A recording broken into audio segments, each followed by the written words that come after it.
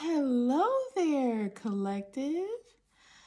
I want to wish you a very, very happy Friday and welcome back to my channel, Akashic Rhapsody. I'm so glad to have you here. This is my second general reading for the collective and my very first pick a card reading. I'm totes excited, hoping that this goes extremely well, but we'll see. Spirit be with me. I've had a few technical difficulties here and there trying to get all this set up. This is my first time doing it, so bear with me, guys. But right, so allow me to explain what we're going to do here is I have 3 piles for you to choose from. I have taken some time to meditate over the energy for each individual pile and kind of took some notes on the spiritual messages that I obtained from the divine as I was concentrating on the energies for each pile, which we will go over as you pick one and we actually get into the reading. But to look at each of the different piles we have, the first pile we have, each one comes with a animal totem as well as a special crystal. So first we have the spider totem and the bismuth crystal. We have the horse totem and the emerald crystal. And then we have the wolf or coyote. I'm considering it a wolf totem with the garnet crystal. All right, so take a few minutes to just pause and meditate over the energy. Pause the video if you have to. See which pile or which piles resonate with you. It's okay if you are called to more than one. Spirit might have messages for you in, each of the individual piles, 1 or 2 piles, or possibly all 3. So just take a few minutes, meditate, let it come to you, select your pile, and then we can begin the reading. Welcome, pile 1. You chose the spider totem with the bismuth crystal. Let me just move these other 2 piles out of the way here and put you guys in the middle. Before I actually start, I'm going to explain a little bit about how the reading is going to go. So I've got an assortment of decks here. What I want to do is to help you guys to figure out who you are at your core, what sort of archetype you embody, how that aligns with your soul path, your higher purpose. Find out what that is. Maybe take a deep dive into, are there any, potential blockages or other things getting in the way of you, moving into a state of ascension and really following on that particular path. I want to look at both the light and dark attributes of your soul's soul path and purpose. I also want to get some indication from spirit as to how to, if you have any special like spiritual gifts or other things that you're meant to do in this journey, how to actually go about activating those abilities, getting the right tools and things in place that you need to be able to move forward with that.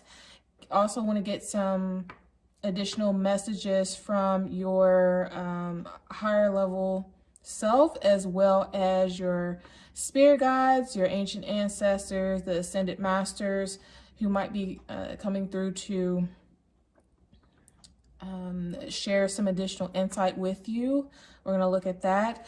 I do have a deck a starseed deck, and I'm only going to pull from that deck in the event that if we were to shuffle the archetypes and the Starborn card happens to pop out, which is one of the archetypes, that gives me a quick indication that, you know, you might be a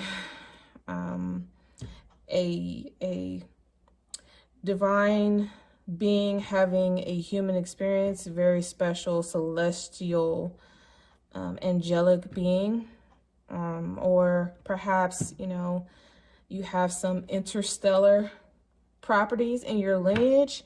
If that card were to pop out, then I will pull from the Starseed deck specifically, because that'll be a very, very specific message for somebody. I also have a Angel Answers deck, so if there's a particular question that you want to ask, keep that in mind for closer towards the end of the reading, and I will pull something from that deck. Hopefully you get some clarity on what it is you're asking about. And then I also have some brand new set of dice that I recently ordered. Very, very pretty, from Amazon. These dice, for those of you who are into numerology and astrology, who follow your birth charts and taking that information and allowing it to lead you to where, to better understand, you know, what's going on in your life and things like that. These dice, I'm going to roll these dice to get some more information on particular zodiac signs, houses that you might be interested in looking into, as well as, I think this cube is the sun, moon, and the planets. So if there are certain planetary alignments that come out, we'll be able to see that as well. That'll just give you an even more clear indication of if this particular pile is going to resonate with you. All right, let's get into it. I also have a special guest. This is my Queen Mother Isis statue. Isis is an Egyptian goddess, all-powerful sorceress of magic, protector of mother and children, fertility goddess, and she is one of my main deities that I work with. So I've asked her to come and oversee this with us. And I also have a Reiki candle here. You can see it. Let me try to adjust this. It is white. And this candle is very, very special for going on ancestral journeys. I'm going to activate it now with my little saying here, which says, I trust the universe to provide me perfect guidance as I continue my journey in both mind and body. All right, go ahead and light that.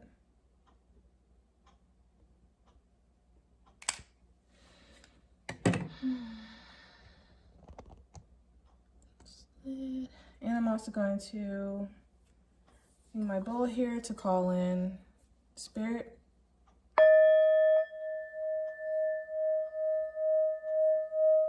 Spirit guides, holy angels, ancient ancestors, please come through and help me channel this message for the collective. Pile 1. What do we need to know?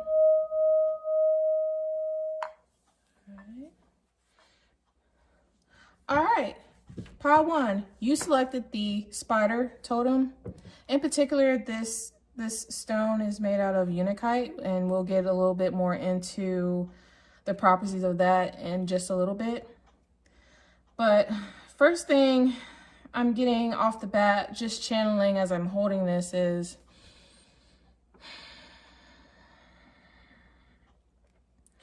okay, so I'm not sure who I'm talking to, but somebody here has very, very serious anxiety, possibly chronic, and to the point where it might even be debilitating.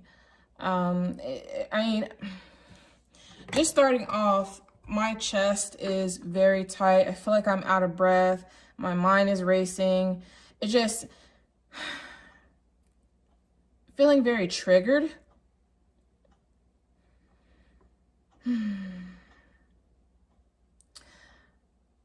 Which is it's interesting, because if we think about the spider as an animal, a creature, spiders, when we see them, if and when we see them, typically, you know, they say you're never more than 5 feet away from a spider. Usually they are creatures that kind of stay out of the way. They stay hidden. Lots of ninja-like vibes that I'm getting from this pile. You know, out of sight, out of mind. Very stealthy, sort of flighty individuals, just like the spider. You know, spiders, if we do catch them out in nature, moving about, even in your, whether it's in your house or any other, you know, place that you go, that you reside, they usually they're in the middle of traveling from one place to the other, and they're doing it very, very quickly. They want to make sure they get to their destination safely. You know, they don't want to incidentally run into one of us, dare I say, a human who who, you know, they don't necessarily know what's going to happen in that sense. You know, spiders typically are creatures that may invoke fear or panic or, you know, phobia in a particular individual. And so you don't really know whether, you know, as a spider, you're going to get caught and released back out into the wild, or you're going to get stomped on, squished, sprayed, you know, all other type of fatal events. So it's best to get to where you need to go quickly and stay out of the way. You know, also, you know, spiders are very intelligent creatures. They're very creative, you know, building webs, building very beautiful, intricate houses for themselves, which also they tend to do that, you know, out of sight, out of mind, out of the way, because they don't want anything to happen to it. They don't want, you know, to get it destroyed by a human, the weather, so on and so forth. I get it that pile one, you're the type of person that might be very good with your hands, very creative, very skilled. You could be into basket weaving, crocheting, knitting. Perhaps you like to do things like work on cars, build model ships. Let's see what else. Yeah, just very creative person. Spiders are really connected to ebb and flow. So you might be also someone that's very good and skilled with their words. Perhaps you might be a poet.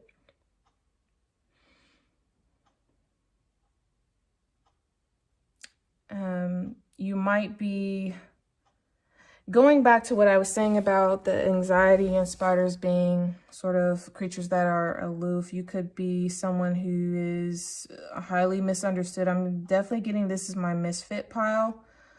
I'm hearing land of misfit toys. You are someone that doesn't necessarily feel like they belong. Might be the black sheep of your family. Someone that kind of is an outsider looking in and it stays to themselves, stays out of the way, loner type vibes. Yeah, very aloof, shy, quiet, but also very, I'm getting pile one, you guys are very attractive individuals in a alluring, almost ensnaring type of way. You know, people are very drawn to you. They like to be in your energy. They like to get to know you more and understand why you're so aloof, why you're so flighty and in and out. You might be the type to be in and out of people's lives. I don't get for the majority of you, that it's in a malicious type of way, or you're just purposely being sneaky. I think you're just, something about interactions with people causes you a great deal of anxiety. It could be triggering. And you're just maybe a private person who doesn't like to put a lot of their business out there. You're afraid of what people will think, so you kind of really keep to yourself a lot. And I think because of this demeanor, people might have preconceived notions about who you are as a person and misinterpret you as, you know, maybe a player or someone that just can't be trusted.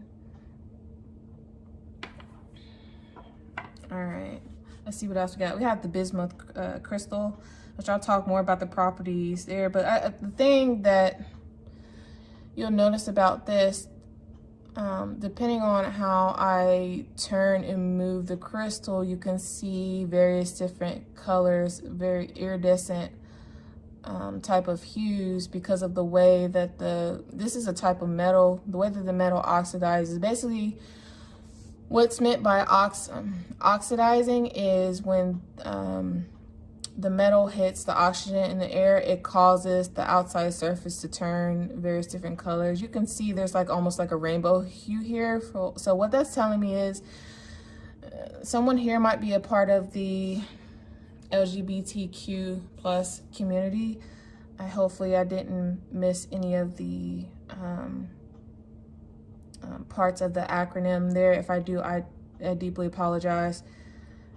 Someone could be part of the community, or because this is actually looks kind of like a labyrinth, maybe they're keeping it hidden, or they might just be curious. Don't really know as of yet.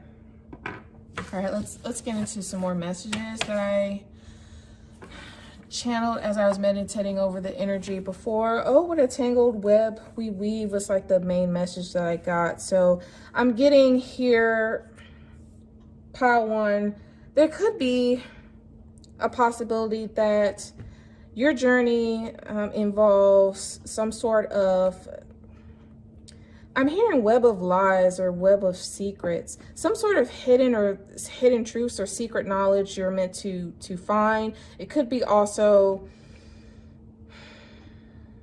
I'm getting, perhaps there's something in your ancestral line, in particular, for some reason, I'm getting from your paternal side, some sort of possible generational curse or underlying issue that needs to be resolved. It could potentially block you from your soul purpose. So let me see, I got more about the spider totem. It's represents feminine energy. So in spirituality, gender is fluid, so energies are fluid, gender is fluid. You can be a male that embodies feminine energy, a feminine male, or, you know, feminine female, vice versa. Take it how it resonates. I am getting heavily that in this pile, there's both I'm feeling a feminine male as well as a female here. So spiders are creative, weaving intricate webs, patiently awaiting their prey.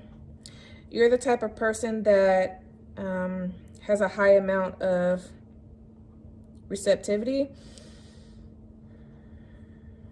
Because of the nature of the spider, again, like I said before, you have both a shadow self and dark aspects of your life and your personality.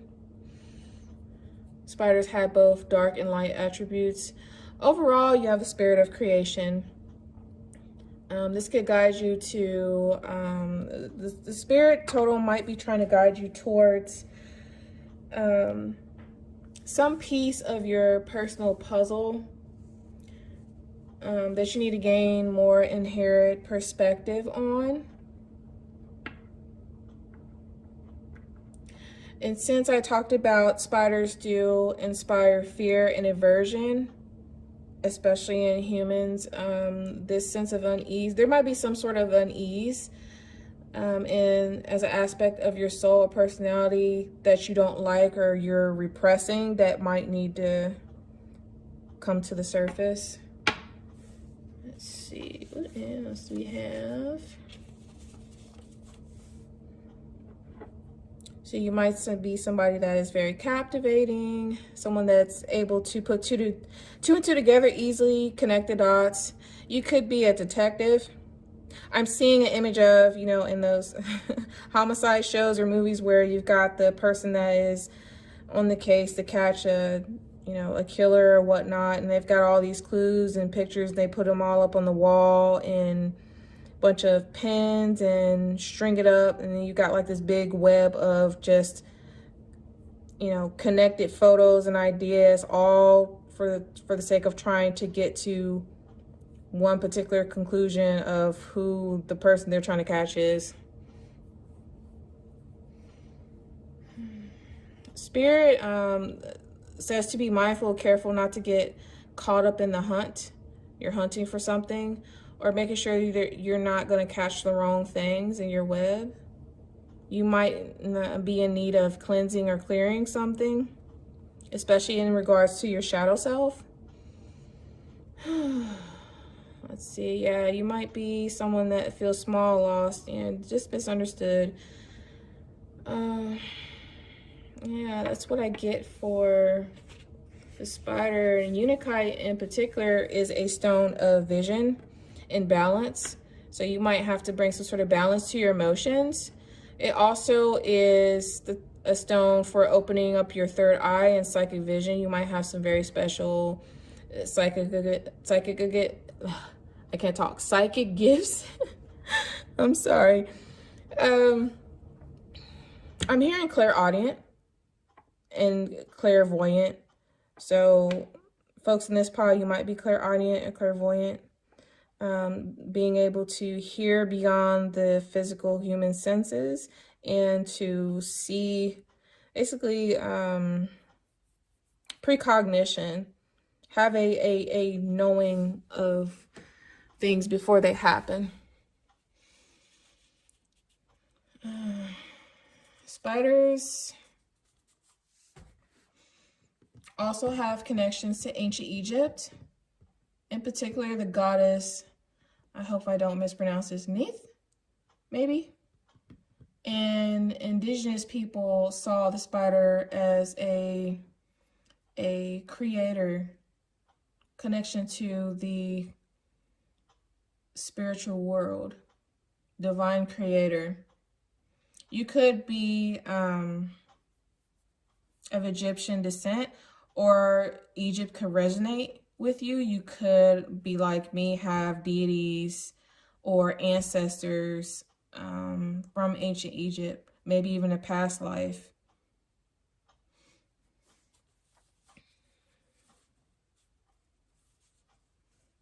All right, let's see what else we have here. There's a lot going on with this pile. More about Unakite specifically.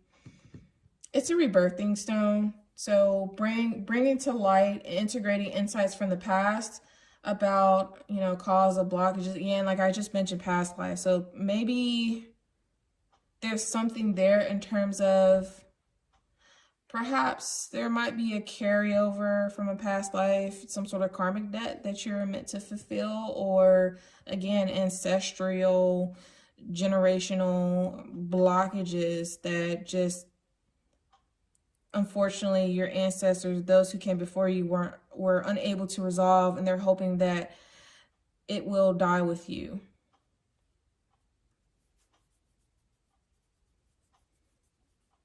Unakite also helps with releasing that which is inhibiting you. Again, helps with past life healing, karmic debt. I just mentioned that. Ancestral, clearing curses. In particular, like I said before, I'm getting strongly that there's something on your paternal lineage, your bloodline, that needs to be healed. In particular, I'm getting something to do with possibly relationships.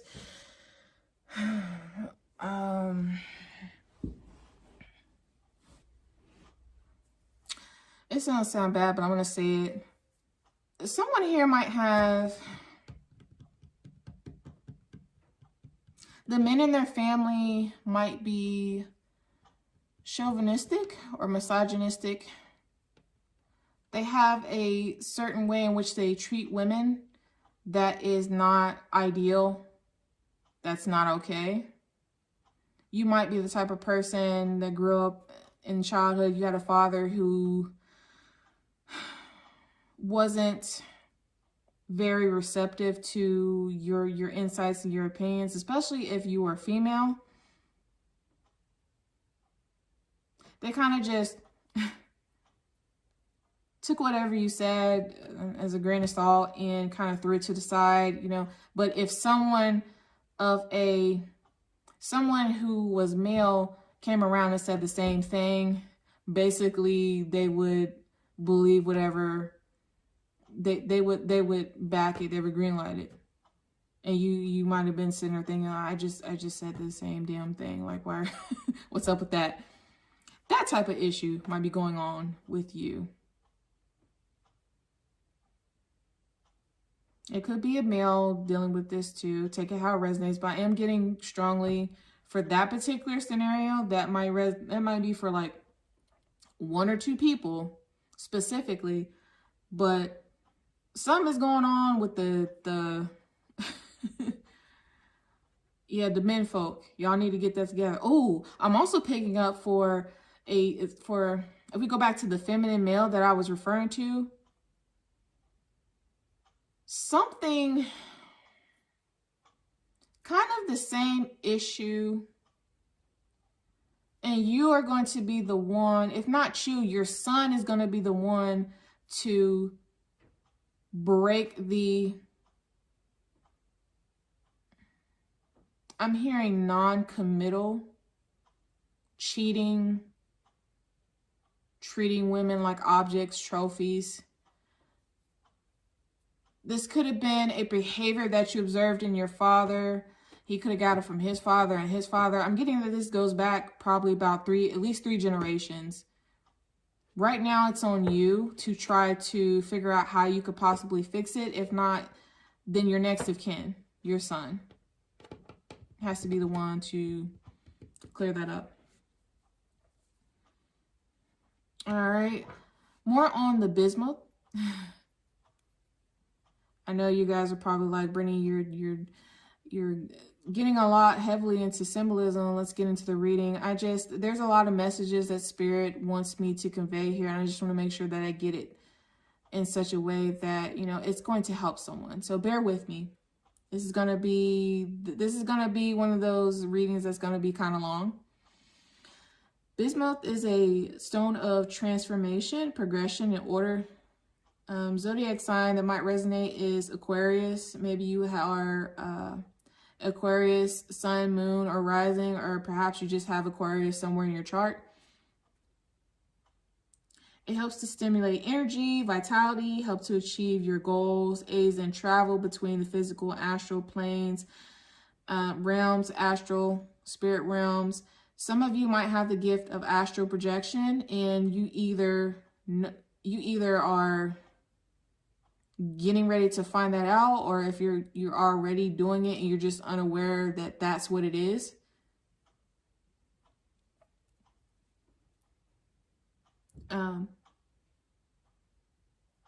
Also, this stone is thought to help with visualization. Could help with like shaman, if you're a shamanic practitioner, journeying in between worlds. This type of stone would help with that. Since it's like a rainbow bismuth specifically, it aids through ease in transition, calm acceptance of change. There definitely is some change that is in order for you to progress and move forward. Other thing I want to point out about bismuth, I'm not sure if this is actually naturally occurring. I think it's more of a man-made metal. It is solid at room temperature, but it's easy to melt. It's pretty malleable there. Which, what that tells me, you might be the type of person that might be wearing a mask or giving off a facade like you have everything together, like you are a certain type of person, but underneath the surface, you're actually very sensitive and fragile and can break easily. Depending on what triggers you or the person, the people that come into your life. And then,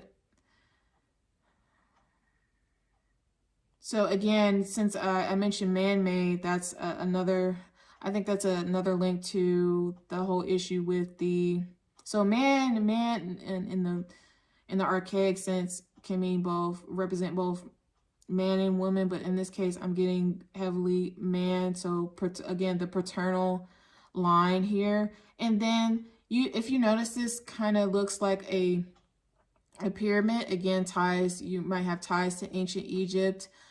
Pyramids are, you know, these big stone structures that house that are basically in a tomb for the pharaohs. So they house their body, and as well as a lot of treasures and other things that their soul is going to take into the next life. So what that's telling me, definitely there might have some spiritual gifts hidden, like I said, that are waiting to be unlocked. All right, let's get into your reading. A lot of symbolism there. Hopefully this will actually go a lot quicker. So I'm going to start off with the wild unknown archetypes. Let's see. Let's get an archetype for you. Archetype is basically a sort of blueprint for your core being. So if you want a definition here, arc plus type equals the original of its kind, the first image, the inherited emerging pattern, the initial and eternal energy. So basically, this is a type of energy that you embody from birth.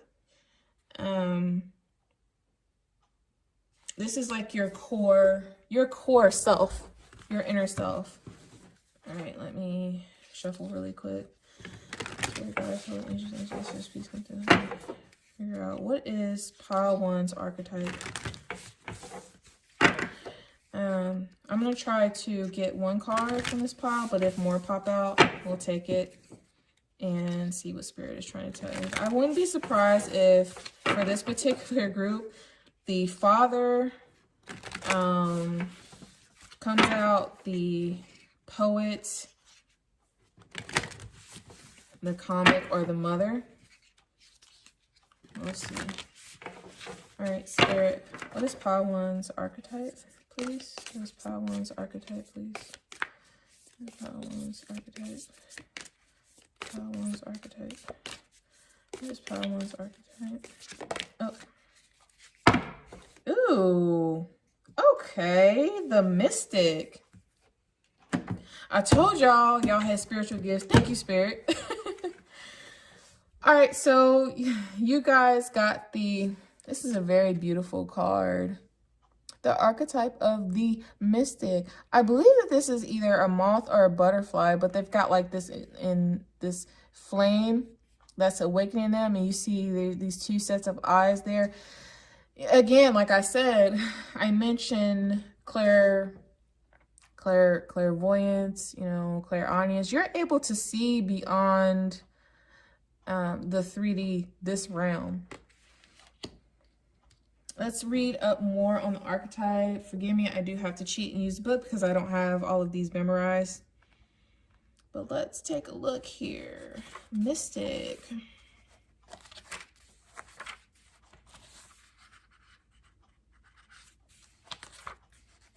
You're definitely a type of healer. someone who is meant to help and heal others, I would look very much into Reiki. Maybe you have a destined path to be a Reiki master. So looking at the archetype for the mystic. So we have the mystic, the seeker, the light worker, the dreamer. The mystic is often misunderstood in our culture, depicted as a wandering or lighthearted daydreamer. Yet like Shiva, the true mystic plays a critical role in society, remaining fearlessly dedicated to the path of transformation. Again, I mentioned transformation earlier. In order to save the earth from darkness, Shiva swallows the poison of the world and holds it in his throat, slowly transmuting the liquid into nectar. This is the work of the mystic. They do not fear darkness, but rather sit in the presence of it, harness the potential and latent energy behind it, embedded with light. They are patient and prudent change makers. Seeking growth above all else, unanswerable questions are the mystic's lifeblood. The mystic revels in mystery. Again, you know, spider, flighty energy, ninja, practice the art of invisibility, being mysterious. The mystic revels in mystery, in the great riddle of life, dancing with the forces of light and dark upon its wings. We have, it may seem that the mystic is inward facing, yet its light beams back to the world with the strength of 1,000 stars. And like any light worker, the mystic must build a relationship with fire, hence the fire here. This begins by awakening the inner flame within.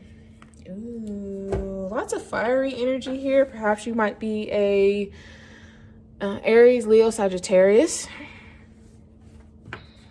Have it in your chart. Yeah, you are a light worker, baby. You are someone who is meant to, you know, not only invoke the inner flame and light within yourself, but be a guiding light for others. I think that's one of the reasons why this comes naturally to you. Even if you're not actively fully awakened or aware of what's going on in terms of this, your spiritual gifts here.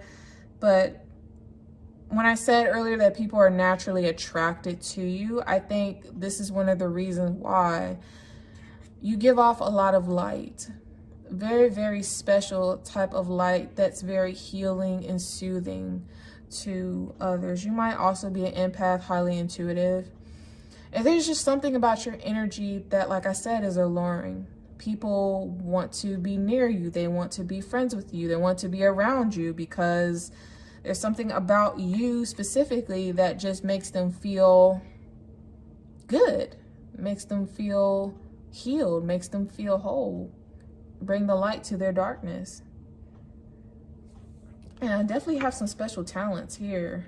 I'm curious to see, now I'm going to look into, I'm going to pull from the Soul Journey deck. So this is a brand new deck that I just got. I'm actually pretty excited about it. So what this deck I'm hoping will tell us is, now that we kind of know what archetype you embody, and the fact that you do have a path as a light worker, spiritual healer, and you have gifts, let's expand on that a little bit more and get some guidance at the soul level, some inner wisdom as to, you know, guidance to make sure that you're making the right choices in your life when it comes to this.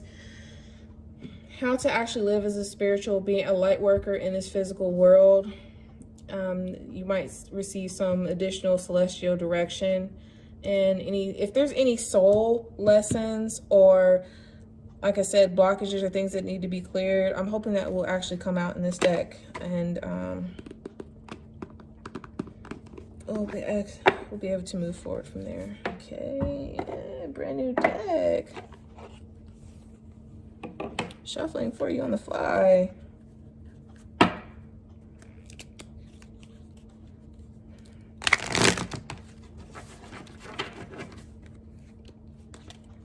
Yeah, it's a brand new deck, all right. Smells like a brand new deck. And it's stiff. I love the smell of a fresh oracle in the morning. It's really, really early. It's like probably 1 o'clock. I need to be in bed. Spirit guides, holy angels, ancient ancestors, please come through and give us some more indication as to what's some sort of additional inner wisdom that pile number one's higher self wants them to know about on this journey. One card, Spirit. This deck is really stiff. One card, Spirit. Ooh, friendship. Okay. It's at the bottom. And at the bottom of the deck, imagination. I embrace and nurse the creative aspects of my, like I said, you guys are creative individuals, very intellectually sharp, very powerful there. So your soul path card is friendship. It says, I understand that a friend is in my life for a reason. Okay, so you have pile number one, you have a special friend that is either already in your life or is about to come into your life. And Spirit wants you to know, baby, that they're there for a reason. They're there to possibly teach, ooh, I'm getting that it could be something about this particular person that might actually trigger and activate an awakening for you to get you to actually really open up and start to act on these particular gifts, or at least help you become aware of it. And let's get some more clarity on this. I'm gonna cheat, go to the book. All right, let's look at friendship.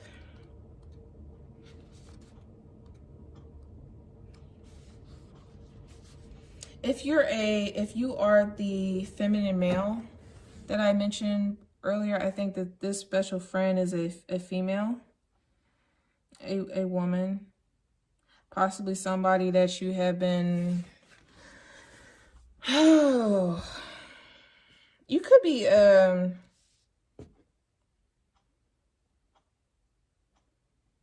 I'm getting that this is this could be a person that you actually know, you've known for a while, but you, like I said, something about this person is very triggering to you, to where I think you might have been self-sabotaging this connection and actually pushing this person away.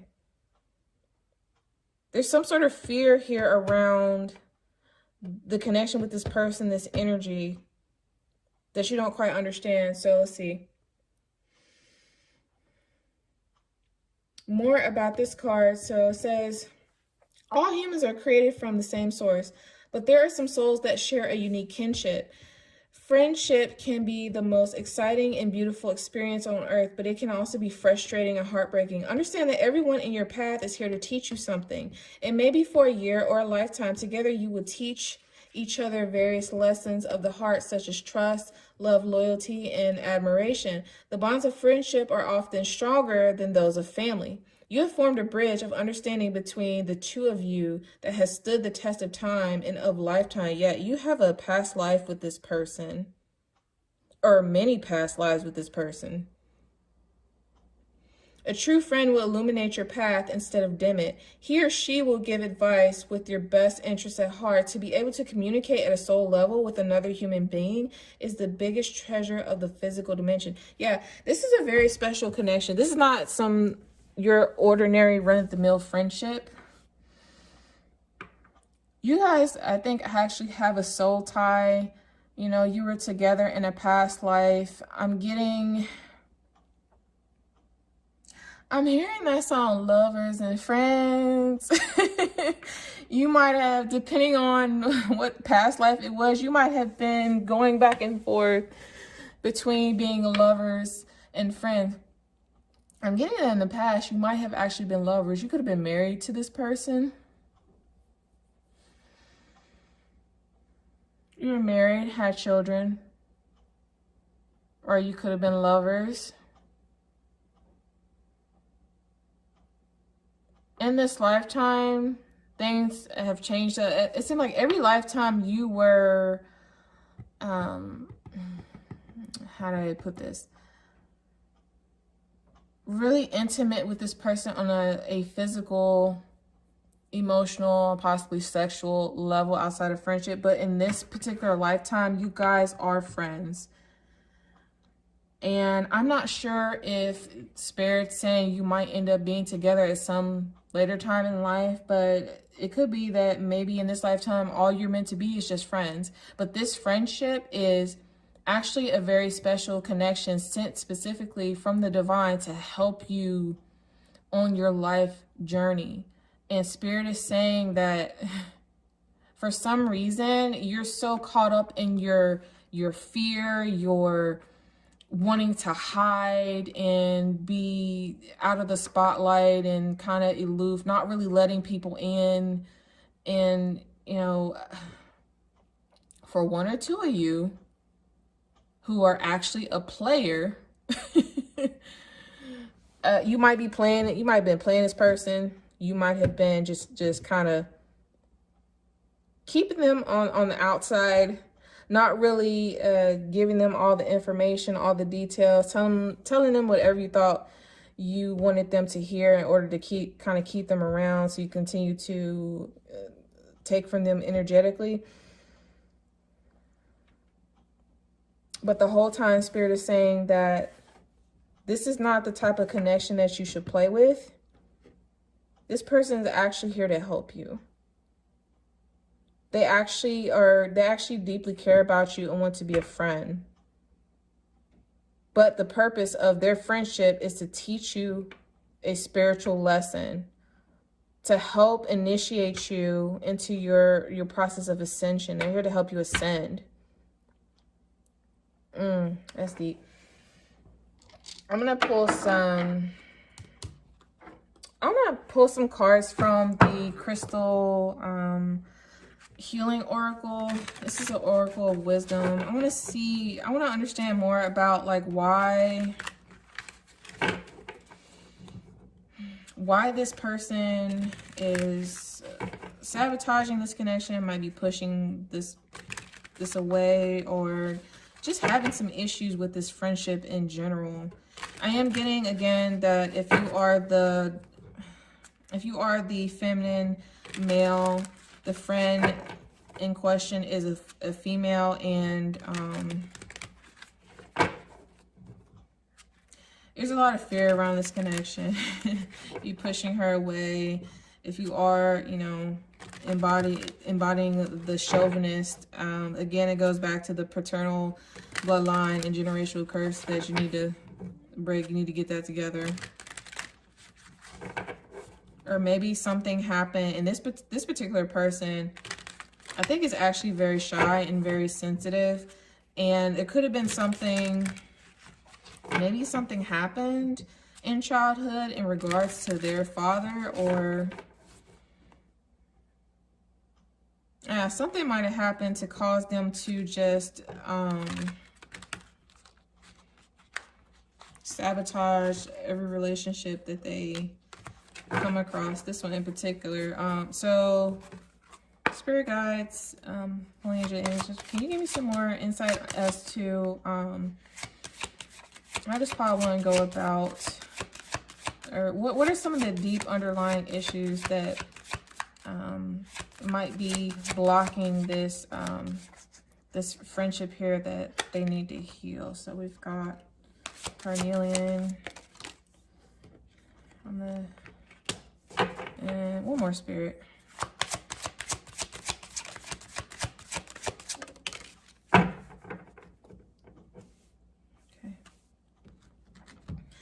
All right, so we have,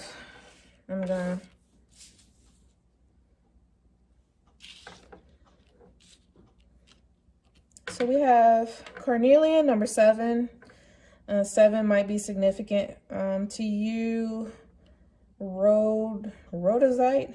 I don't know if I'm pronouncing that correctly. Number 43, which also breaks down to a 7, so 7. Let's see, and then Brandenburg Amethyst. 38, which also breaks down to 11. 7-11 might resonate.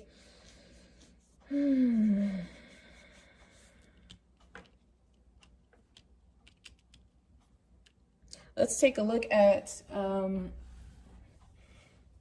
the carnelian. So one thing to keep in mind about these cards, they're broken up into various different categories of frequencies. So you have, let me see, cards that are purple, like the carnelian here, embody multidimensional variations of earth energy. So essentially what that means, crystals with an earthy vibration operate well in the physical world and bring things into manifestation. An earthy vibration is not a lesser vibration. It has equal value with the highest. Useful, protective, and manifesting crystals. Earthy crystals ground energy, cleanse the past, and make things happen. Something in regards to manifestation. Maybe you've manifested this person into your life and now you don't know what to do with them. Okay. So carnelian, creativity. Carnelian protects against glamours or spells, envy, and the evil eye, bringing good fortune to the wearer. It prevents blood from rushing to the head and cause precipitate action. So the self-understanding for this card is you have the ability to remain calm during disputes and self-control not to follow the crowd. Courage in the face of danger comes from inner strength, not foolhardiness. Your family means a lot to you. Your sexual drive is strong. Lust or aggression has been a problem in a past life. Directed toward creativity and raising Kundalini. So, sexual drive. Maybe this person, so in terms of past life, maybe they're, in terms of the karmic debt I was mentioning before, maybe in the past life, if you two were in a relationship or married, maybe something happened to break that up. You fell into the hands of temptation. I'm getting some third-party energy here. And there's some sort of that karmic debt needs to be paid. You're probably paying that in this lifetime. Maybe this person coming back around is reminding your soul deep down inside that you have karmic debt to pay, and that's why you are feeling the way that you're feeling, like you want to run and be very flighty in and out this person's life. It's because at soul level you owe them something. Also, I think you're very sexually or physically attracted to this person, and it's so strong that it really just kind of like takes you aback and you kind of really don't know what to do with it. So Spirit is saying be eloquent, creative, and bold. Do not back down. Trust your intuitive perceptions. If you have an intuition about this person, Spirit is saying to trust it. You are a mystic, so you do have you're highly intuitive and you do have spiritual gifts. I get that you might actually be one to fight your intuition or ignore it. Most of the time, the Spirit is saying you need to stop doing that. Follow your intuition. It's not going to lead you astray. So entrust your intuitive perceptions. Distinction in your career lies ahead. Be a mentor, alleviate stress, take time to play. You are a tower of strength during sorrow. Stay anchored in the present. Let go of emotional ties or outdated projects holding you back. Yeah. So in this lifetime, in the 3D, I get that this person, you could have been hurt or had your heart broken early on, and that caused you to kind of look at any new person that comes into your life under a lens of, is this person gonna be just like that person that hurt me? Especially if you feel like this particular person has characteristics that kind of mirror the person that you were involved with before, and that scares you, so you kind of keep them on the fence, like you don't, like you want to let them in, but at the same time you're very cautious, like I don't know, because you might turn out to be just like so-and-so. Okay, I just heard Taylor, Janine, Stacy. Maybe these names resonate with you. Yeah, you need to let go of emotional ties to outdated projects holding you back. Beware a charismatic person. I'm not getting that it's this friend, but there might be another charismatic person around you that you're entertaining along with this friend that you need to be cautious about. So some healing insights. Sufficient, you need to work on getting sufficient vitamins and minerals to support your metabolism for optimal well-being. Again, this frequency is earthy and it tends to be high. Chakras that might be out of alignment are your base and your sacral. Timing, so Taurus, Cancer, Leo, Virgo, or Scorpio season might be significant for you. And overall, like your soul path is to expressing your soul vitality. All right, let's take a look at rhodozite. 43.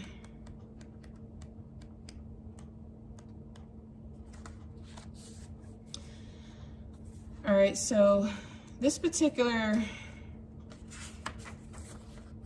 crystal, this is an interactive vibration. So crystals with this vibration are dynamic, energetic healing tools for transformation and well-being. They take hold of your energy and purify and rebuild it. These functional cards combine particularly well with the healing suite.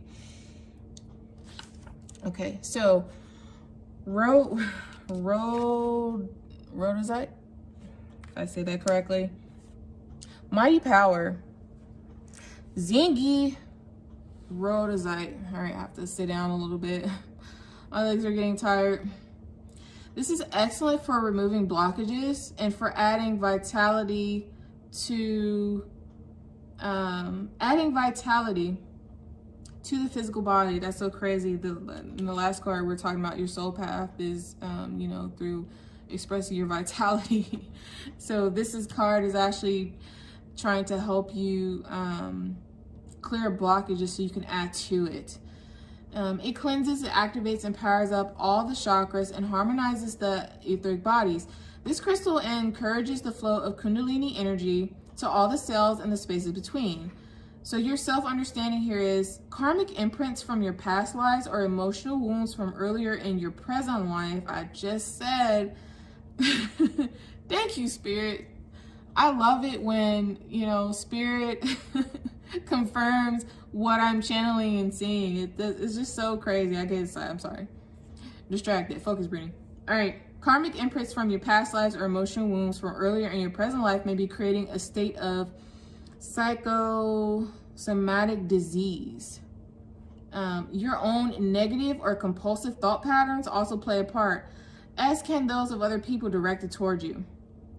So again, like because of the issues that you've had in, you know, the past lives as well as your current life has kind of affected your mind in such a way to where you're I'm just getting that you're constantly self-sabotaging your connections, and especially this one in particular is a very beautiful connection that if you just gave it a chance and let things unfold naturally, go with the flow,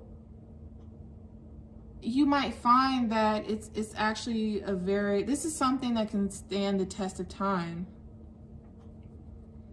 But you cannot continue to project your negative past issues and things like that onto this person or any other person in your life, which I get the sense that you've been doing that pretty frequently. So Spirit is saying, check out the harmony or lack of it in your environment. Earth energies may be disrupting your well-being. The ground around your workplace and your home may need healing and stabilizing by planting suitable crystals in the earth. Some additional healing insight. Living in a healthy, stable environment creates a stable physical body. So the frequencies, earthy and high, chakra, we have earth star, solar plexus, casual vortex, timing, something around autumn. I'm getting there's going to be an event that's going to be happening around autumn that will be significant and possibly in regards to this connection. Or maybe something happened in the last year around autumn time.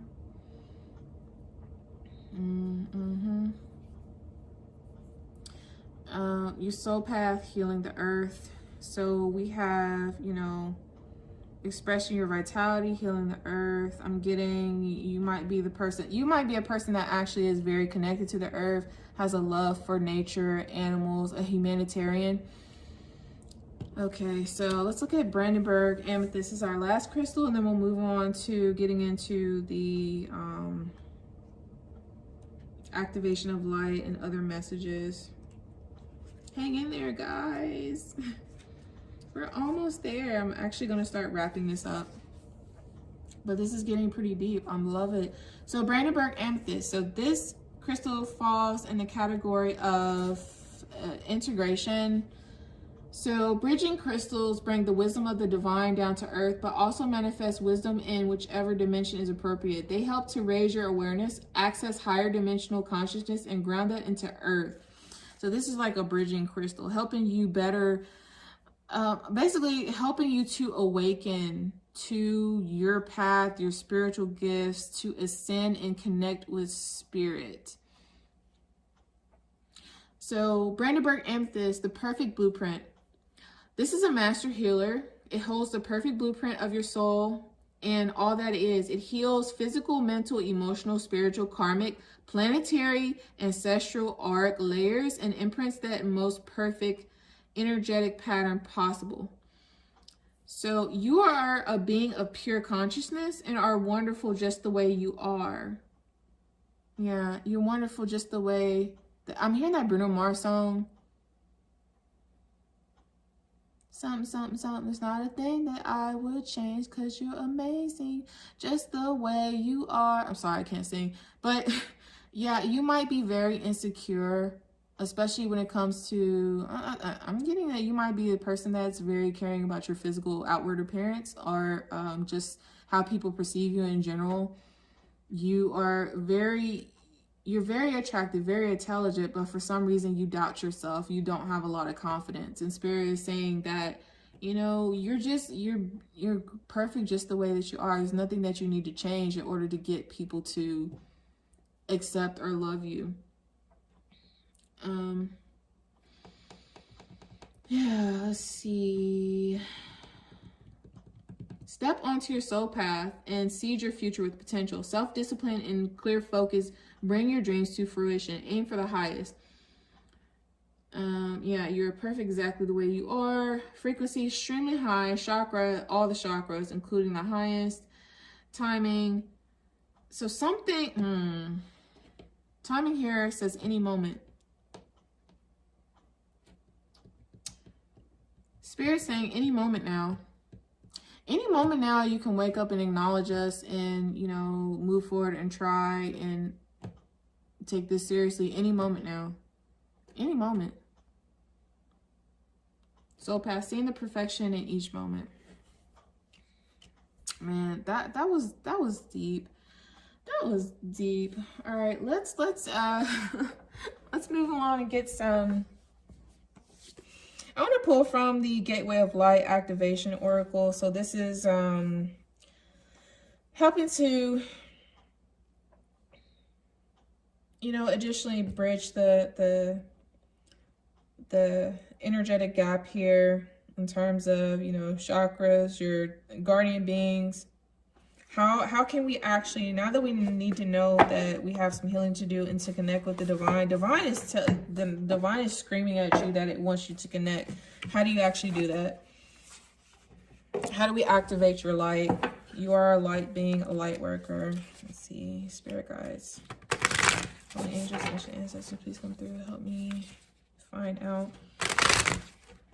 How can we activate pile 1's light? How can we activate pile 1's light?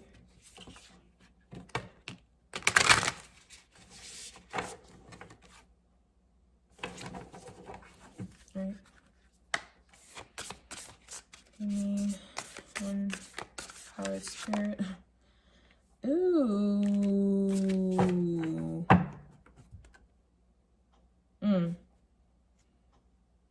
So the card you got was Palladian activation.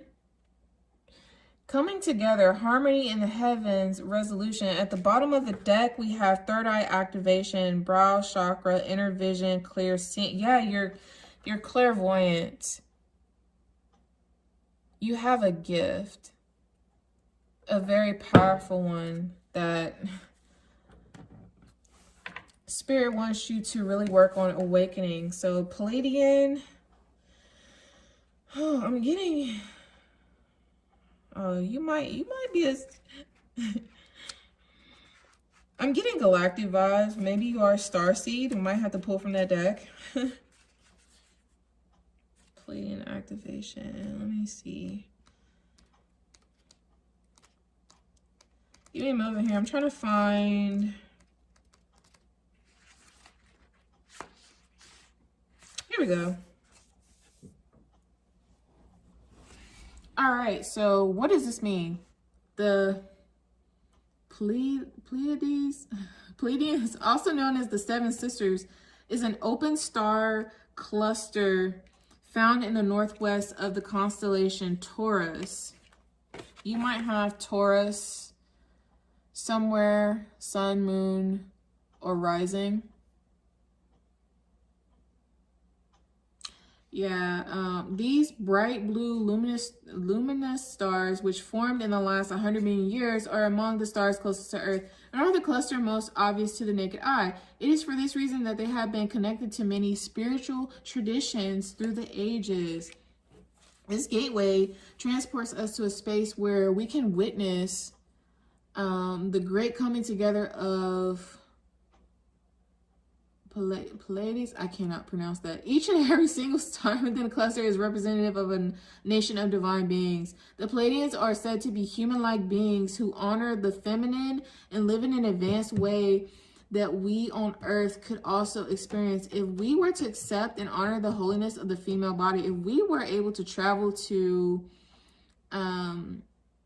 Pallade in the third dimensional world, we would not find these beings. However, for they have transcended the physical state and operate on a higher vibration. Oh, you're like an earth angel. No wonder folks are so attracted to you. You can find this in the night sky, or look at an image online, then say, "Great Palladian guides, thank you for showing me how to heal the matriarchal line and honor the feminine so that I can support a more balanced and evolved form of existence." Palladian energy is about coming together in peace and in harmony. You are blessed to receive this gateway, for it is a powerful message of assurance that whatever uncomfortable energy you're experiencing right now will soon be washed away. The Pleiadians are beings who live in complete honor of their planets and their people. They acknowledge that in seeing and connecting with one another, they have an opportunity to see and experience the divine. They also know the consequences of disrespecting others. It's for this reason that this is no longer possible for them. If you're being challenged by loved ones now, aim to shift the dynamics of this relationship through a loving approach. The lesson you're facing at this time is the opportunity to heal old wounds and operate from a higher state of being. Yeah, you need to let go of the past. You need to, sit with it, heal it, let it go, so that way you can move forward in your relationship, especially the relationship with this person.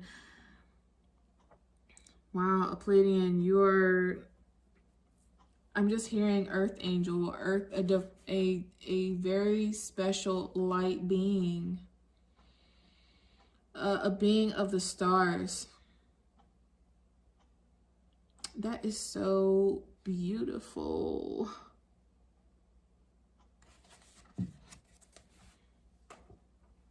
Okay, let's get some more spirit. I'm gonna pull from Work Your Light Oracle deck.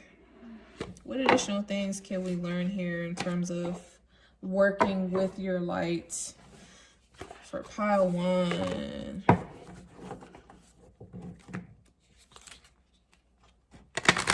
Hang in there with me, pile 1. It's a long reading, but it's going to be helpful. I mean, this is soul path ascension type of information, so I don't believe that this is something that can necessarily be rushed.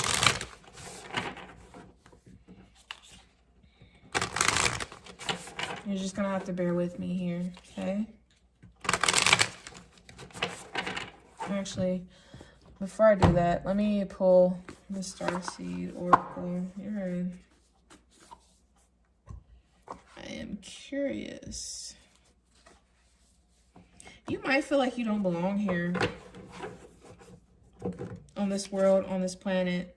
Like, here is not where your actual home is. You're actually,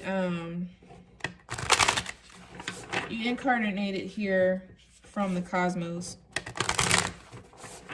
before your time on Earth, but you, Starseed Soul. Let me get a card. Spirit, Holy Angels, Ancient Ancestors, please come through, help me channel some guidance on this person's path. It's probably one a starseed or starborn person among the stars. What additional message can we get, Spirit, regarding that?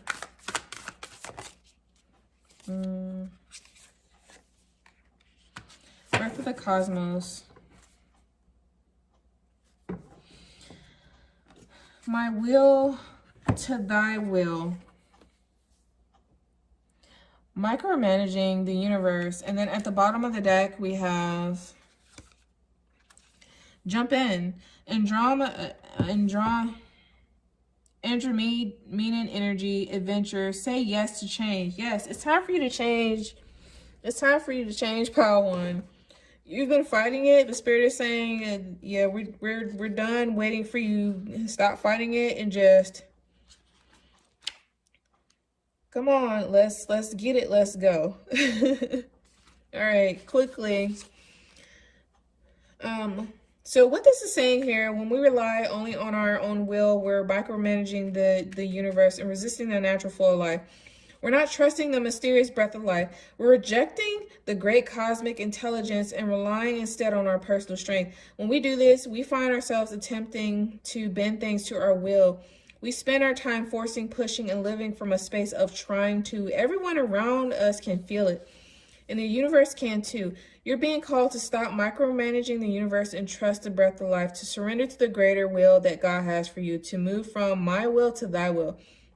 When you surrender to the greater will of life, you begin dancing with the rest of life. When you bow to the great mystery and say, please use me, please show me the way, little by little, you find yourself living your most fulfilling, authentic life. When you surrender your personal will, when you relinquish control and release the way you think things should be and surrender to the greater will, you find yourself being led. You begin breathing the breath of life.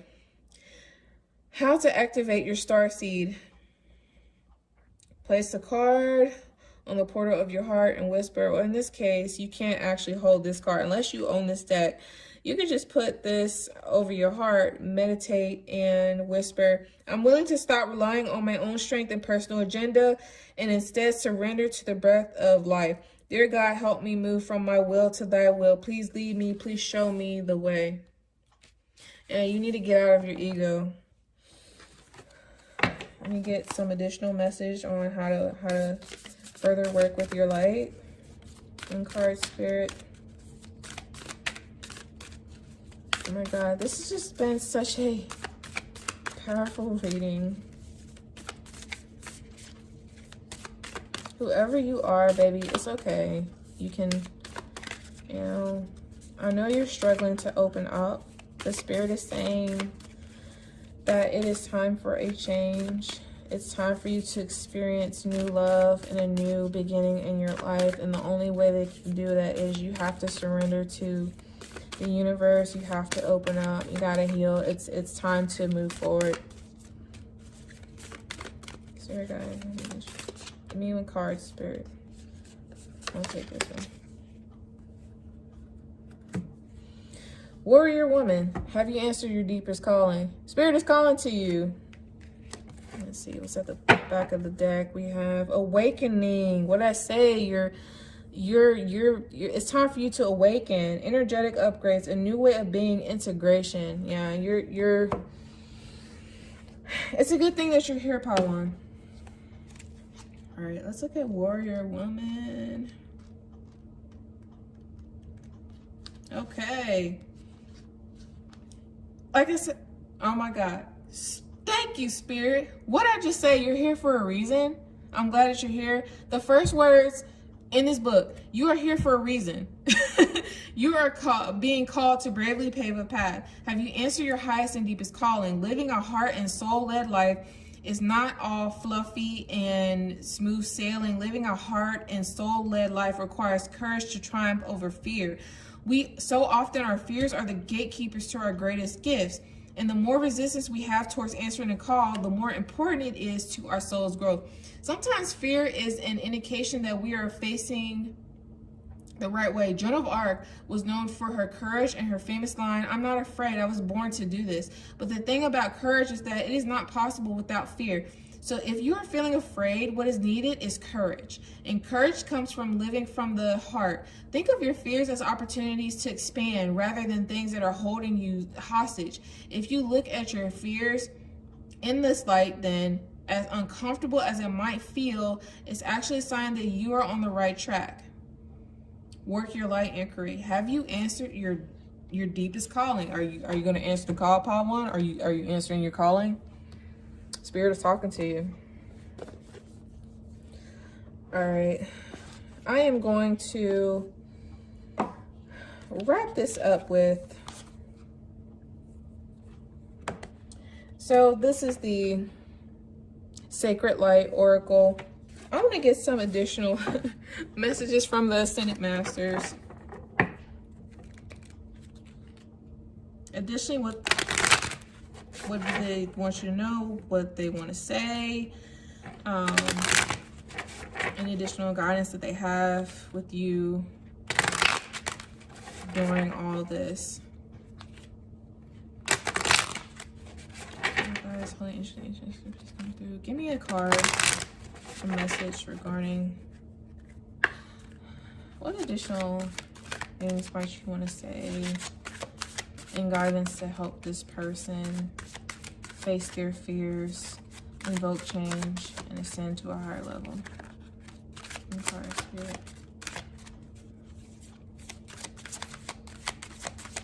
I'm gonna take it. Oh, dang. We were talking about past lives. What came out? Past life. Number 24, past life.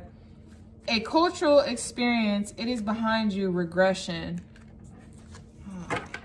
And we have at the bottom of the deck, number 3, Archangel Michael, Heart of a Warrior, Divine Protection, Synchronicity. So you're divinely guided and protected. Archangel Michael is one of your Ascended Masters that's watching over you, that's helping, guiding you through this. At this point, as you start to ascend, you're going to be seeing a lot of signs and synchronicities, a lot of angel numbers, a lot of things that the Spirit is basically trying to send you messages along the way. So let's look at what the past life card is trying to tell us. Yeah, you have a past life with this person. Some sort of karmic debt you got to clear up. So Reincarnation is a belief held by many different religions and cultures. Deep attractions to foreign cultural items such as clothing, animals, and architecture are just some connections to your past life memories.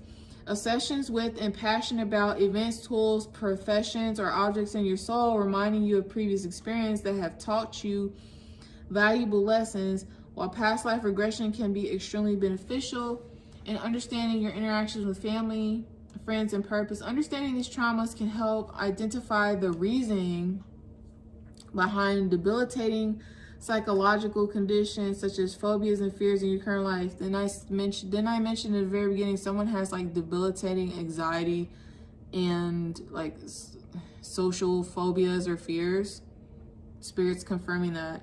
Obsessing over past events and experiences highlights the soul's need to activate equilibrium in the present. You need to let go of a past hurt in order for you to move forward. Cosmic Master Lord Krishna calls your mind to address the past, bringing healing and closure to unanswered chapters of your life. These unexplained and sometimes irrational emotions represent the challenges destined to enlighten the soul on its divine path. Be present. Serving on the second ray, Lord Krishna asks you to heal and address past life memories and karmic issues now. Questioning authority and fear of failure will highlight these fears as you can free the chains of the past. Meditate. Avoid being mentally stuck in the past, as the time is now. Affirm your soul's desires to the sacred breath of the universe. Internal desires lead to temptations. Send your prayers through the cosmos. Sacred crystal, Shiva Lingam. Affirmation: I am grounded in the present. My heart is centered and focused on today. Yeah, it's time to really heal and let go of the past, babe, and focus on the now. You deserve love. You deserve happiness. You deserve to, you know, there's a lot, this person, there's multiple people. In particular, I keep getting this feminine male, this person has a lot of fucking talent that they're just sitting on. A lot of great abilities that they're sitting on because they're afraid. They don't like the spotlight. They don't like, you know, people seeing them and judging them. They don't like this. Yeah, I'm not gonna harp on that. It's time to wake up, baby. And I'm gonna get some angel answers. I think this person, Power One, you have a question for the angels, and they're here to give you an answer. So think of your question. Go ahead and think of your question now. What is it? If you could ask the angels anything about, you know, this journey, your path, maybe this particular person, go ahead and ask it now and we'll get the answer for you.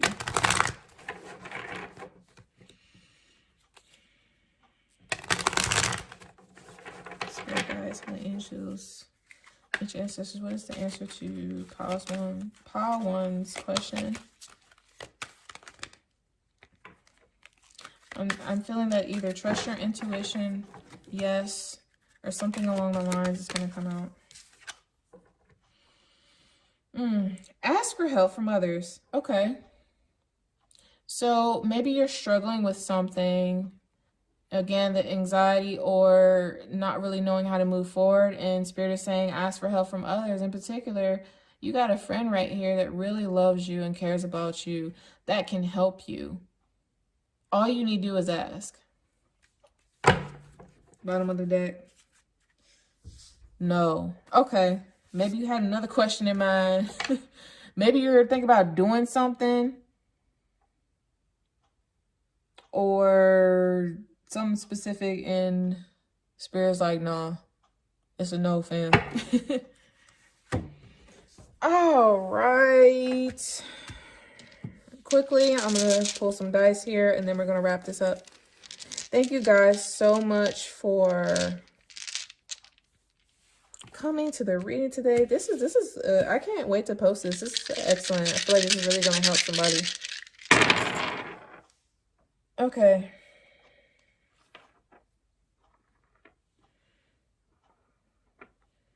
I'm gonna just kind of put these in groups as they fall and make sense of them.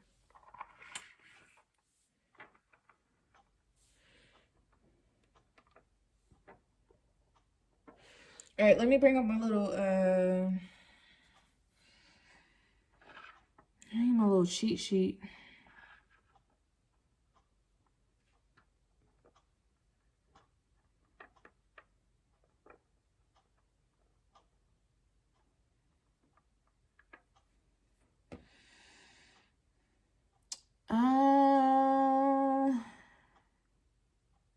Shoot, I don't have my cheat sheet, so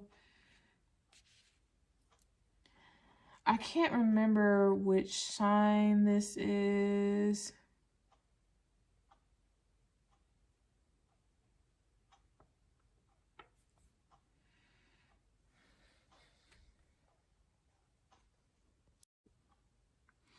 All right, sorry about that, y'all. I had to go and get my cheat sheet together because some of these symbols your girl was struggling with. All right, anyway, we have, in terms of astrology, checking your birth chart will help you get even more information as to, you know, how all of this resonates. So we have, you could have Sagittarius. Looks like we have Sagittarius in your 5th or 11th house. And then we have, I believe this is Neptune in your 8th house, or possibly your, your south node. Let's see, we have in the 9th house, there's Pluto and some, looks like some Taurus energy. And then last but not least, Sagittarius and Leo energy in Venus. All right. Pile 1, that was your reading. And what a reading it was. I actually think that I'm going to I might not post all of these piles at once. I might just do a separate post for each one. But thank you so much for coming, and I hope this resonates and I hope it helps. Peace, be blessed. Namaste. Blessed be. Take care. Oh, so one more thing, pile 1, before I forget. In the angel in the angel messages, in regards to this no, what Spirit wanted you to know is, whatever question you ask, the response to your inquiry is a firm no, meaning that you need not worry about whatever it is, though, as you will see why this was the perfect answer as time goes by. And then the, let's see, ask for help from others.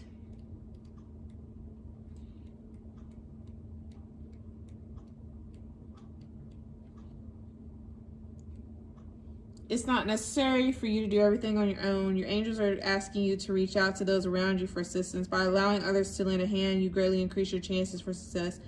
Your plans will begin to move forward. The help you receive may also include important information provided by knowledgeable individuals. The stress of doing too much can create both physical and emotional health challenges for you. Surround yourself with loving friends and family who are willing and able to lighten your load, and you'll begin to feel much better. Yeah, basically Spirit is saying relax, it's all gonna be good. Okay, that officially is it. Thanks, pile 1. Hello, pile 2, welcome to your reading. All right, so right off the bat, I'm getting big dick energy. excuse me for being a little vulgar and racy there. I apologize, my printer is going haywire. Confirmation. Thank you, Spirit. Yeah, Pile 2, you're sexy and you know it. I'm also hearing that. Very confident, very attractive individual. Someone who knows what they want, knows how to get it, means what they say. Very Spitfire energy I'm getting from this pile. You chose the horse totem. Horses are very wild, majestic, beautiful creatures. I take you, pile 1, as someone who likes to... I'm hearing she's a runner, she's a track star. So you might resonate with pile 1 a little bit from the standpoint of you are also have a little bit of flighty energy. From the standpoint of you're the type of person that doesn't like to be tied down, doesn't like to feel like they're constrained or controlled, really values their freedom and independence.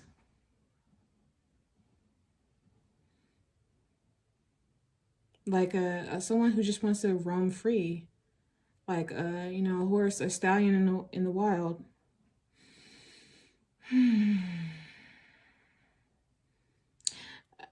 The other thing about this particular totem is the stone that is made out of is Jasper. Jasper, the red color of the stone resonates with the, you know, your sexual organs. I'm getting, dare I say, some of you might have a high sex drive. Just throwing that out there. Like, that's what Spirit is telling me. Someone that likes to be on the go a lot. Or even if you're not on the go, people perceive you as such.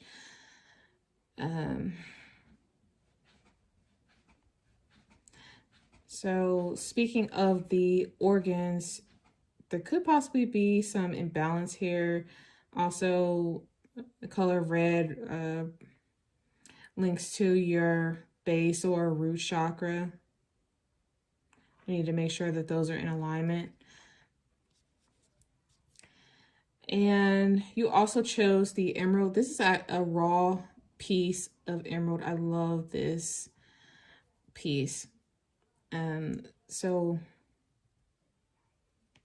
you take me as the type that are naturally abundant. Abundance just comes to you really easily. You could be in a high-paying job or position. Possibly descending from royalty. Ancestrally, you might be tied to royalty.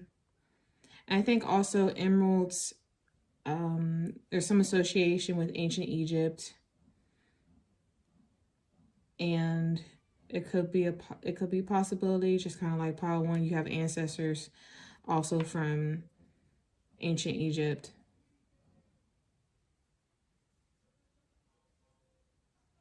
I just heard Tutankhamun.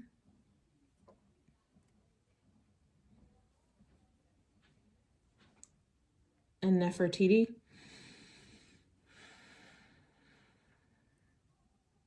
Cleopatra. And so the thing about Cleopatra is, if you've studied ancient Egyptian history, Cleopatra was actually not of Egyptian descent. I don't quite remember where she was from, but she was foreign to that land, but ended up becoming queen at some point. Anyway, with the combination of the horse and the emerald,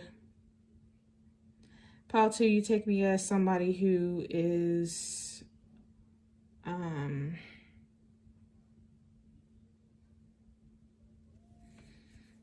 just very rich and wealthy, not necessarily in the financial sense. You could be, like I said, some of you have high-paying jobs, but spiritually, you're very rich and plentiful. Some of this might actually come out in your charts. So check your natal, your birth chart. We're actually going to pull some dice later about that to possibly confirm. See what else with the horse.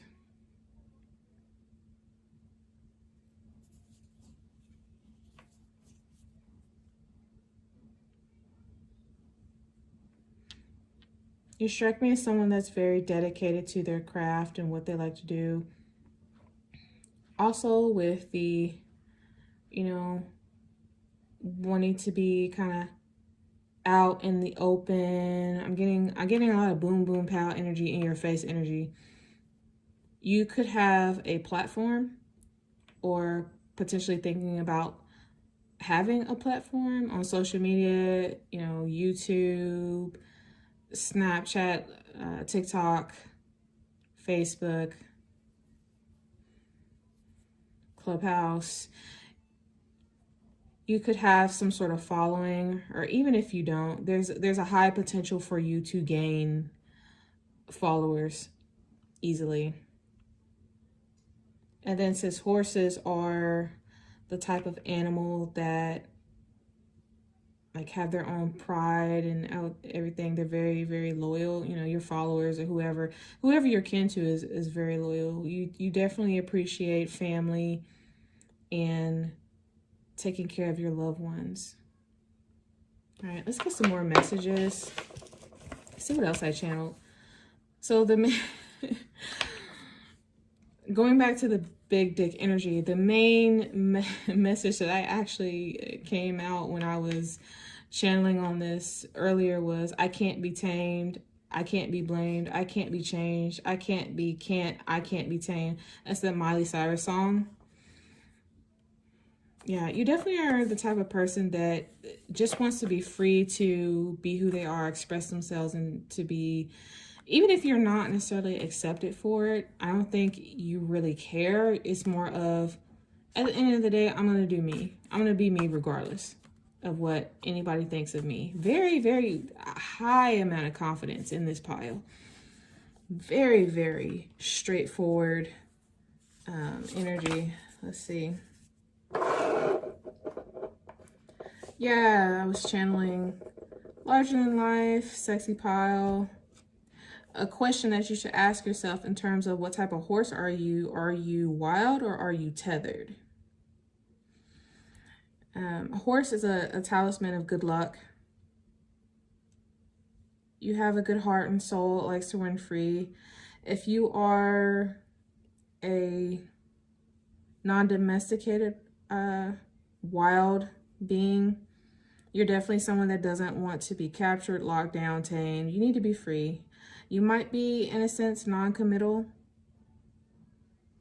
but that's only if you feel like the situation that you're in, you are being backed into a corner or forced into a spot where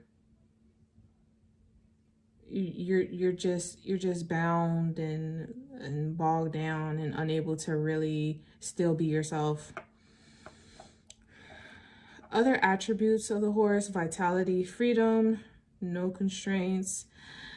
Horses enjoy the company of family and friends. You have a lot of personal power and able to master things in life. You have a lot of natural gifts. This represents success and self-actualization. Now, if you are the type of horse that is able to be tamed or tethered, meaning you're fenced in, constrained, restricting, you might be constricting parts of your personality, especially your when it comes to your sexuality and your urges. If you're more of a tame mare, then you are basically someone that likes to be in service of others, very trusting relationships.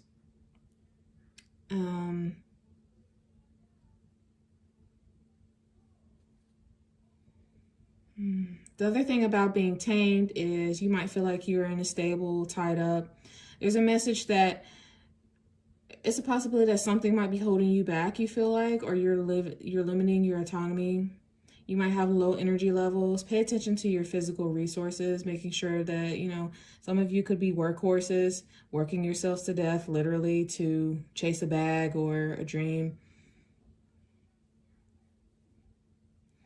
Other thing about horses is that even though they're very strong, steady creatures that can, you know, have a high amounts of stamina, they do at some point carry so much, you know, you can only carry so much before you get weary and it becomes a burden.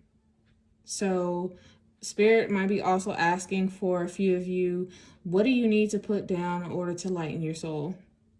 What are you carrying that's no longer serving you? You know, this could be an omen, a call for freedom, galloping into a new beginning or a new world. Power of endurance.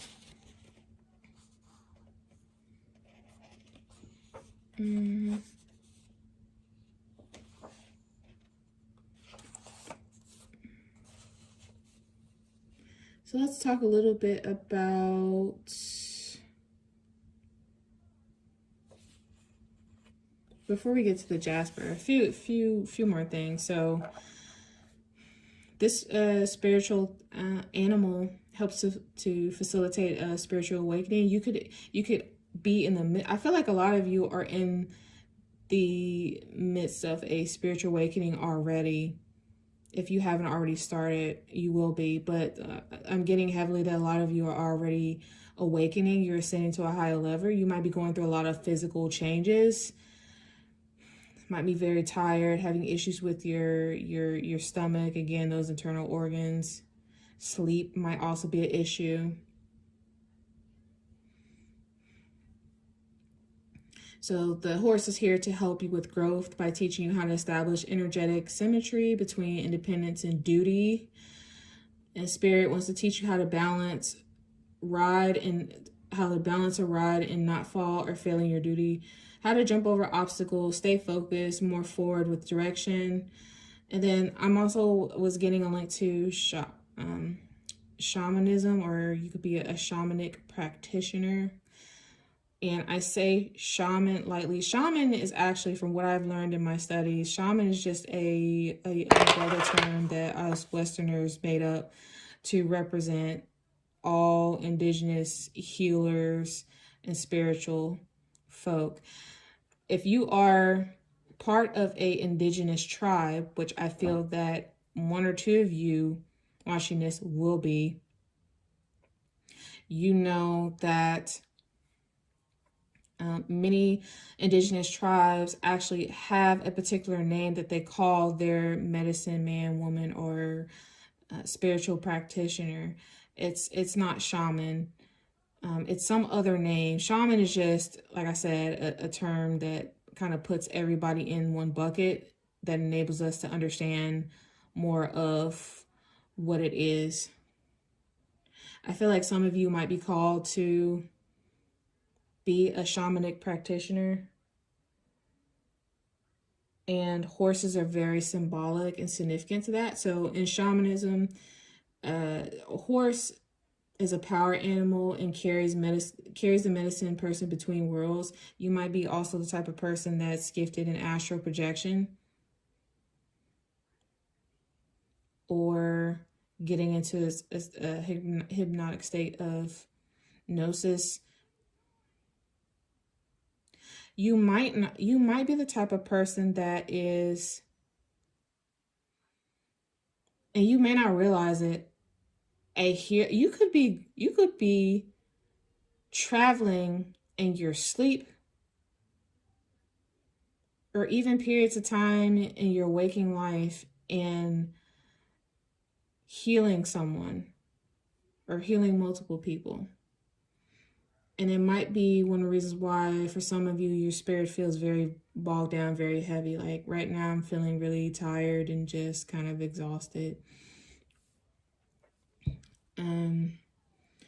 Also, a horse.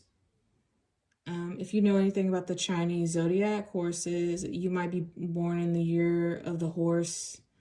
Very attractive, popular.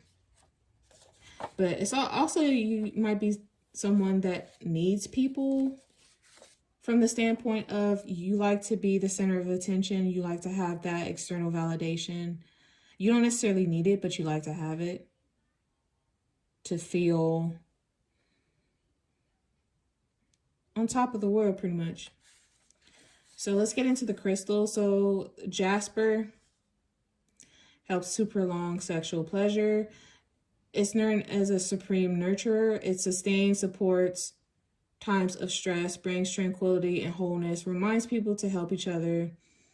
Again, facilitates shamanic journeys and dream recall. If you are not already keeping a dream journal, I suggest you probably should do that. There's a lot of messages the spirit may be giving you in your dreams that are very significant, that are going to give you some of the answers that you've been seeking.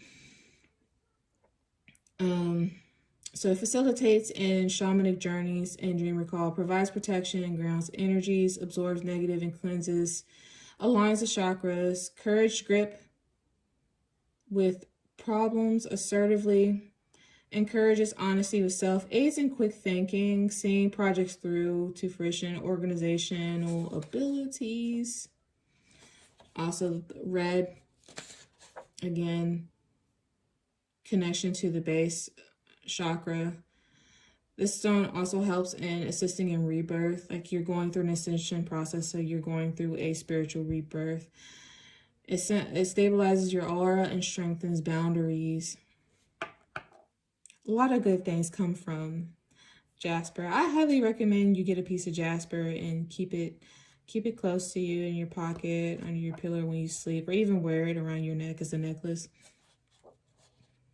And for emerald, this is a stone of inspiration and infinite patience. Spirit is asking you to be patient with someone. That's for somebody. Someone's testing with a race. You feel like a racehorse with a particular person. Someone's testing your patience. The spirit has asked you to be patient. Emerald is also life-affirming, a stone of successful domestic bliss and loyalty. It enhances unity, unconditional love, partnerships, and promotes friendship. It opens the heart chakra. Green is connection to the heart chakra. I just heard green with envy. You might have some haters. It also helps to focus in tension and raising consciousness, positive action, enhances psychic abilities, opens clairvoyance. You all may be clairvoyant or have other psychic gifts. You might have a lot of mental wisdom. There are also ties. I think this particular stone there's ties to India, Austria, Bolivia, the United States. So you could possibly be located from there or from those lands, or have ancestors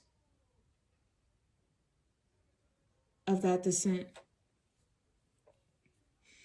It's a wisdom stone promoting discernment and truth, aiding in eloquent expression. It helps to bring to the surface what is unconsciously known. Dedicated in ancient world to the goddess Venus for its ability to ensure security and love. It's a symbol of eternal life in ancient Egypt, a gift of thought, god of wisdom. It's a favorite jewel of Cleopatra. Like I mentioned Cleopatra before. It's another confirmation. Thank you, Spirit. You definitely are a descendant from royalty. Somewhere along...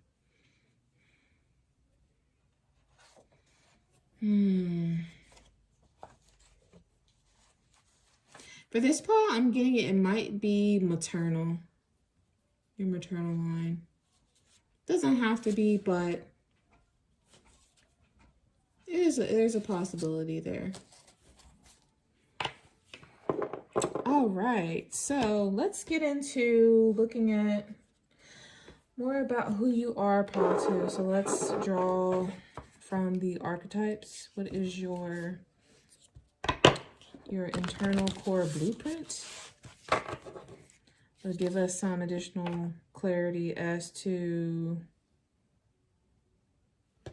what's going on here. Hold on, let me make sure that I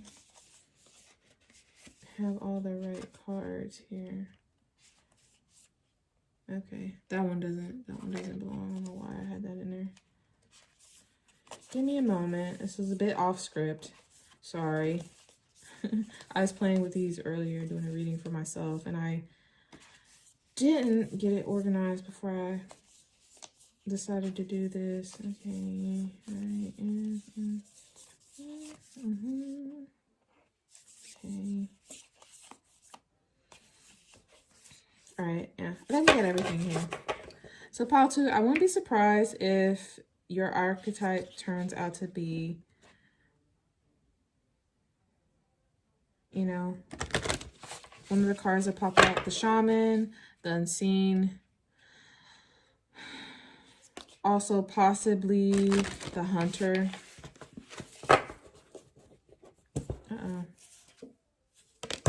What did I just say?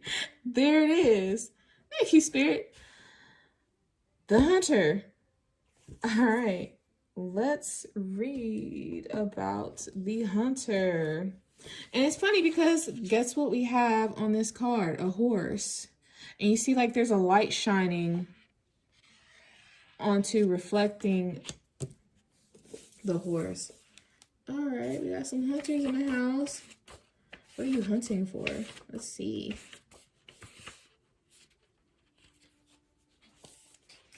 All right, so the hunter, the seeker, the pursuer, the predator.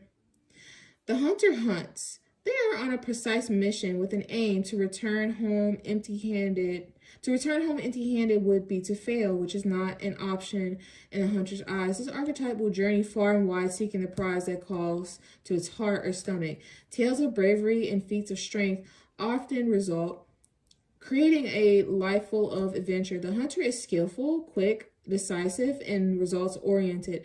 Like the great hunting goddess Artemis, who carries her quiver upon her back, the hunter typically has a weapon of choice.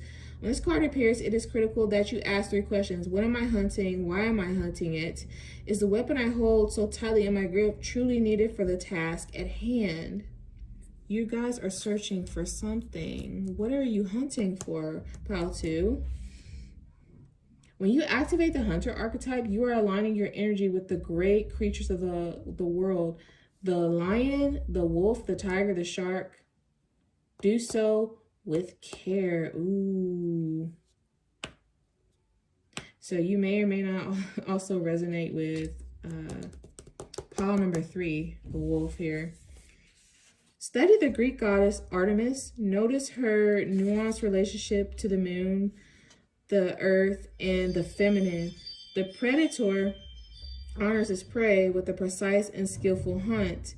The hunter deeply reveres the life it aims to take. That's really interesting. All right, actually, you know, Spirit has asked me to pull one more. So I'm gonna pull one more. Oh, the king.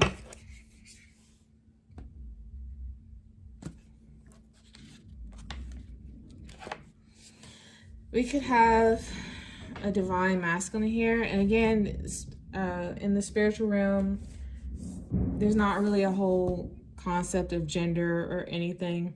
You could be a woman who embodies the divine masculine energy, or a male, vice versa. Take it as it resonates. I am picking up on a masculine energy here. So let's look at the king. What does the king have to tell us?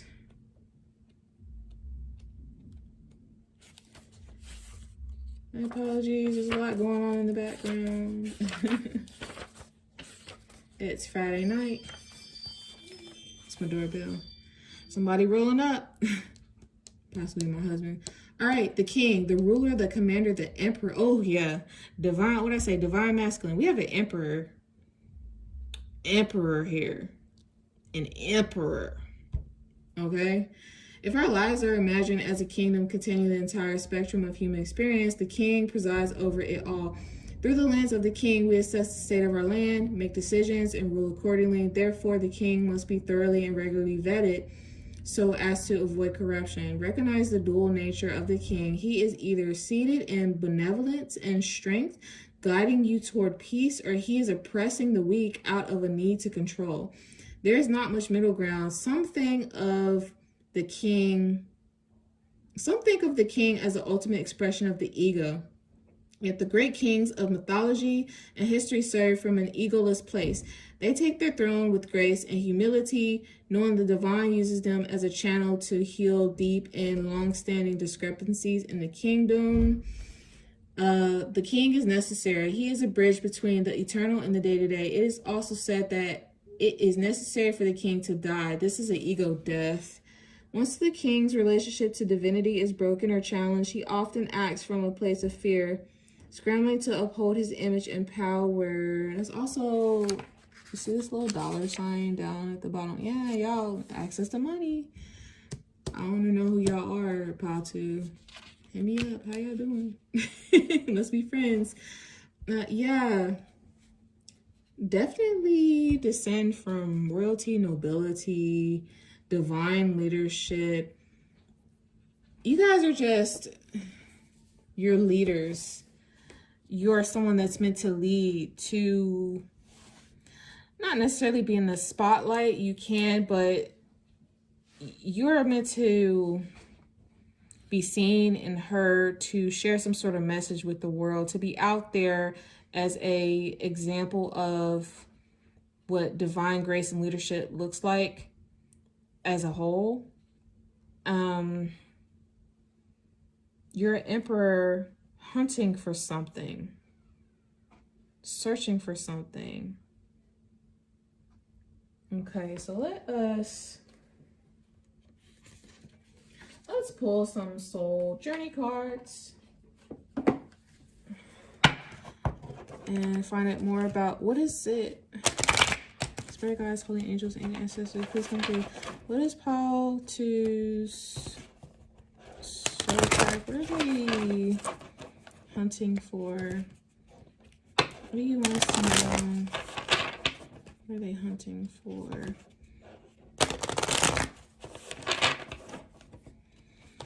Okay, there are a couple names coming through as I'm shuffling. I'm hearing Barbara, Logan, Jennifer,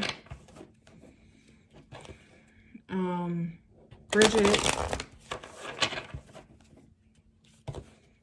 Brooke, Brooklyn, Rick, Ricky, Damien, Chaz, Chase, Casey, Addison, Madison,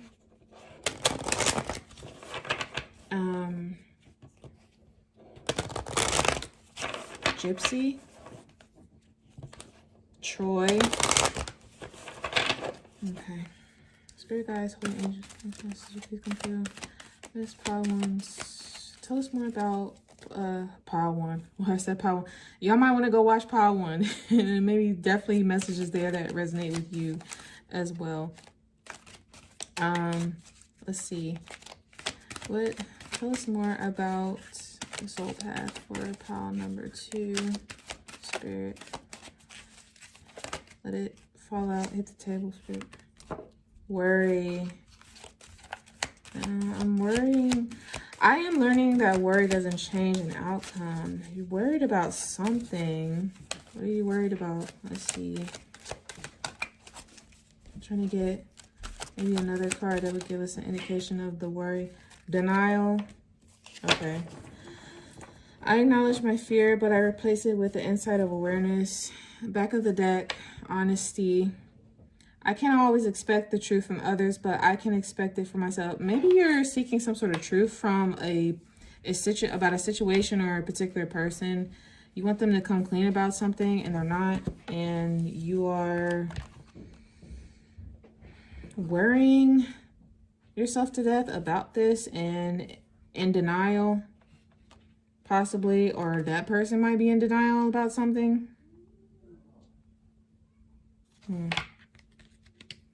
Let's let me actually look more into the book here. I'm gonna cheat and see if there's any additional answers. So for worry, we have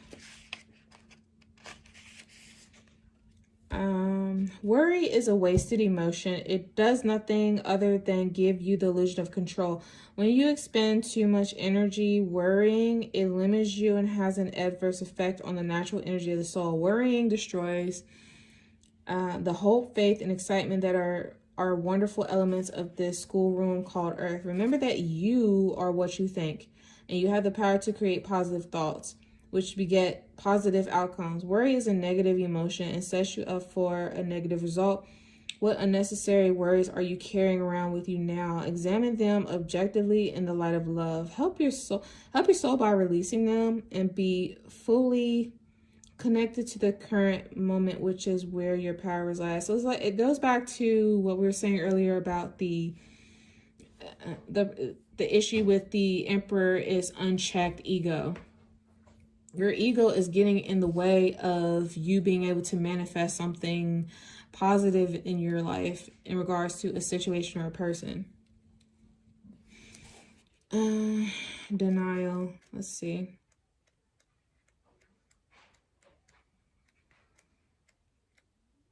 Denial.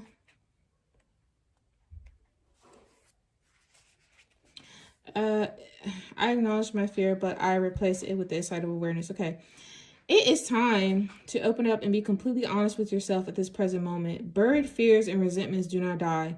They merely fester and cause disease. Only by bringing them to the surface and examining them in the light of day with love and compassion will you banish them from your life. It may bring you pain and heartache to reflect upon these situations again, but you are only giving them power by suppressing them. The dangerous seeds of denial will grow and spread and manifest unless you uproot them, examine them, and release them. This is the only way to become whole and healthy. Learn not to bury painful emotions in the first place. Deal with them as they come and take all the time you need to neutralize them without hiding them. Your soul wants to live honestly and authentically in the now. Don't hinder it by placing emotional landmines on its path. Yeah, whatever the situation is, Spirit is asking you to be honest with yourself. You may be in denial about what's really going on. I suspect that your intuition has already told you the truth, and you're ignoring it for whatever reason, because you're waiting for some sort of, I'm hearing closure. I'm hearing contractual agreement, promise.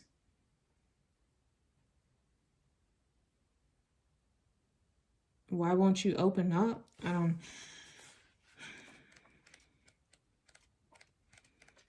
Back of the deck, honesty. Being truthful with others is a slippery business. You are expected to tell and expect to be told white lies. No one wants their feelings hurt, but sometimes a strong dose of reality is needed. So perhaps it means you're giving somebody a reality check, which I think that you are. And Spirit is saying that don't be in denial about being assertive about whatever this is and worrying and stewing about it. Just be honest and open. No one can tell you definitively in what circumstances an untruth would be better, but honesty is usually the best policy. You and only you know in your heart when the time is right to be totally honest. The only time you must be absolutely truthful is when you are addressing yourself. You must at all times present yourself authentically to those around you. Only by being yourself do you draw in the people and circumstances that you most need to learn from. Why I feel like I'm channeling myself. This is my pile. I claim it. Yeah, okay, so pretty much, maybe you have folks or situations in your life where you feel like you gotta tiptoe around someone, or things are just not going in such a way where you can be your full authentic self. The Spirit is saying, you know, don't worry about it. You can be honest and open. Honest.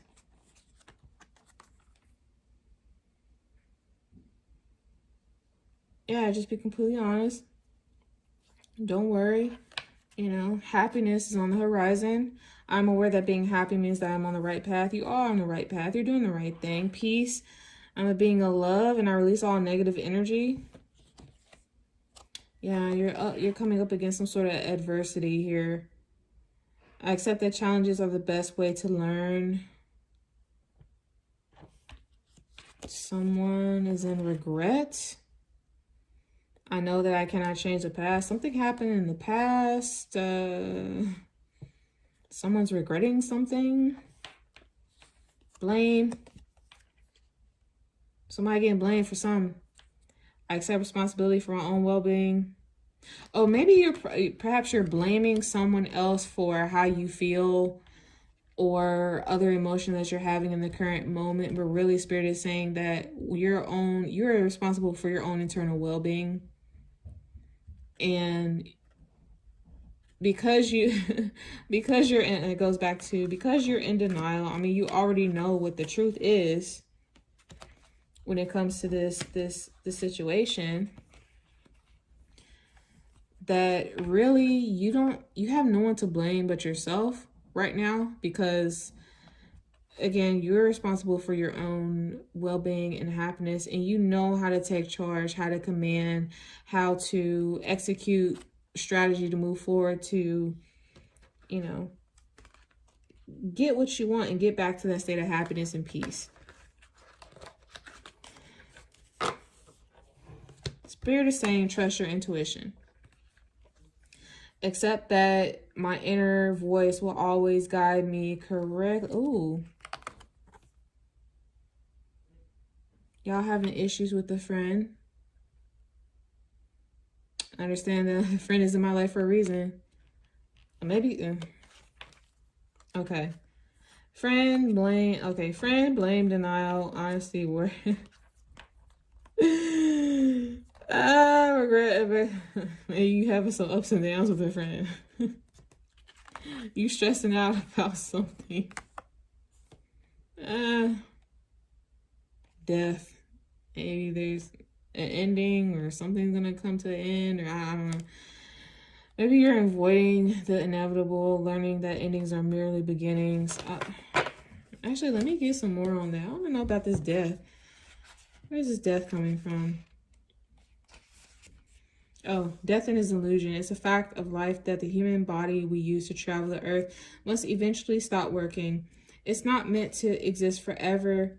The energy and consciousness that inhabited that body is free and returns to its natural home, but it never abandons us. Learn to view death as merely a change, and everything must change, because stagnancy extinguishes progress. The same is true for a relationship or a career. What did I just say? Something is changing. Something needs to change in regards to a relationship or career. In this case, I feel like it's a relationship because friendship came out here. A soul lesson may be completed, and it's time to move beyond this point of familiarity and expand into new horizons of learning and development. This is a wonderful opportunity to thank those other souls in your life who have shared part of your path and taught you so much. Yeah. Okay.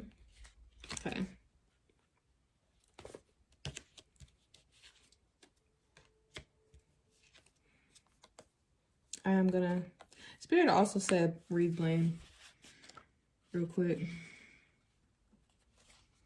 It is so easy to give away the power to transform your life. Certainly, there have been people along your path who have shaped you into who you are today, but you are solely responsible for your own happiness, like I said. The ego can be a very fragile thing, and if it comes under fire, the first instinct is to blame an outside force.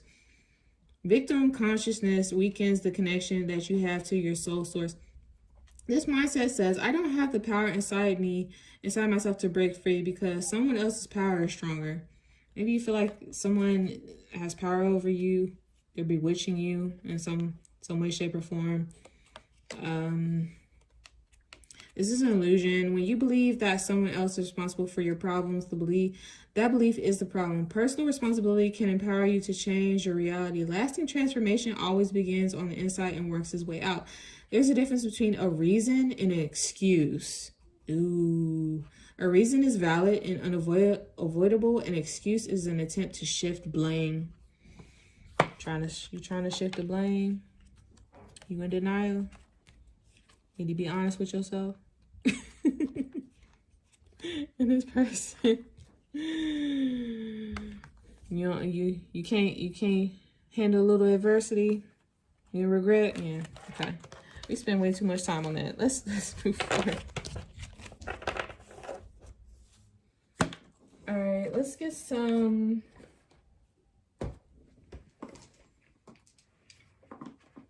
I'm gonna deep a little bit more into this issue that we're having with the ego and worry and stress, not getting what we want, uncertain about a particular relationship. Let's see what we can do to potentially do that. Spirit, give me some crystals for healing.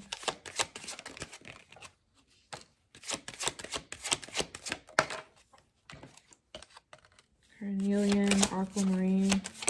Interesting. I think carnelian came out in pile number 1. Oh, that's a lot. That's a lot, Spirit. They said take on. Okay, I'm gonna be obedient. Oh. Carnelian, aquamarine, tiger's eye, citrine, blue lace agate, and black tourmaline. I'm getting heavily from this already. Boundaries. Somebody need to set boundaries. Energetic boundaries. Physical boundaries, maybe. All right, let's look at carnelian.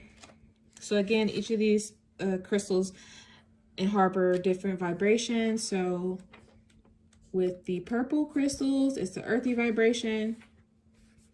So let's look at carnelian, number 7, creativity. So this protects against glamour, spells, envy, and the evil eye. You definitely got some haters. Spirit just confirmed it. Bringing good fortune to the wearer. It prevents blood from rushing to the head to cause precipitate action. Self-understanding. You have the ability to remain calm during disputes and the self-control not to follow the crowd. Courage in the face of danger comes from inner strength, not foolhardiness. Your feeling means a lot to you. Your sex drive is strong. And like I said in the beginning, y'all got a high sex drive. And therefore, lust or aggression might be a problem for you. It has been a problem in the past life. Directed toward creativity and raising your kundalini. So for divination purposes, be eloquent, creative, and bold. Do not back down. Trust your intuitive perceptions. Distinction in your career lies ahead. Be a mentor, alleviate stress. Take time to play. You are a tower of strength during sorrow. Stay anchored in the present. Let go of emotional ties or outdated projects holding you back. Beware a charismatic person. Maybe the charismatic person is that friend that you're in denial about that you might need to let go of. Just saying. Healing insight. Sufficient vitamins and minerals support your metabolism for optimal well-being. Chakra, base and sacral. Timing. Taurus, Cancer, Leo, Virgo, Scorpion seasons might be significant, or you might have those zodiac signs in your chart. I'm hearing Taurus moon. Someone might have Taurus moon placement. Scorpio rising. North node in Cancer. Doesn't have to be, that's what I'm hearing. So this card is telling you to continue to express your soul vitality. Express yourself. Don't be afraid to back down from who you are.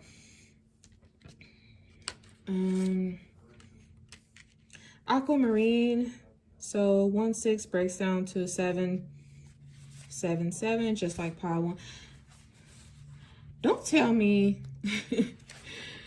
Y'all go watch pile 1. So there's an issue in pile 1 also going on with the friendship. Don't tell me that pile 1 and 2 are the friends that are getting into it. One's a runner, pile 1. Pile 2 is the chaser, the hunter.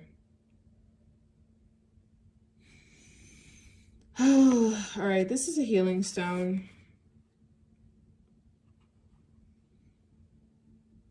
Well-being, again, think of well-being as a state of mind rather than a physical condition. It does not imply a cure per se, but these crystals lift you out of mundane world to gain a more detached perspective on everyday problems.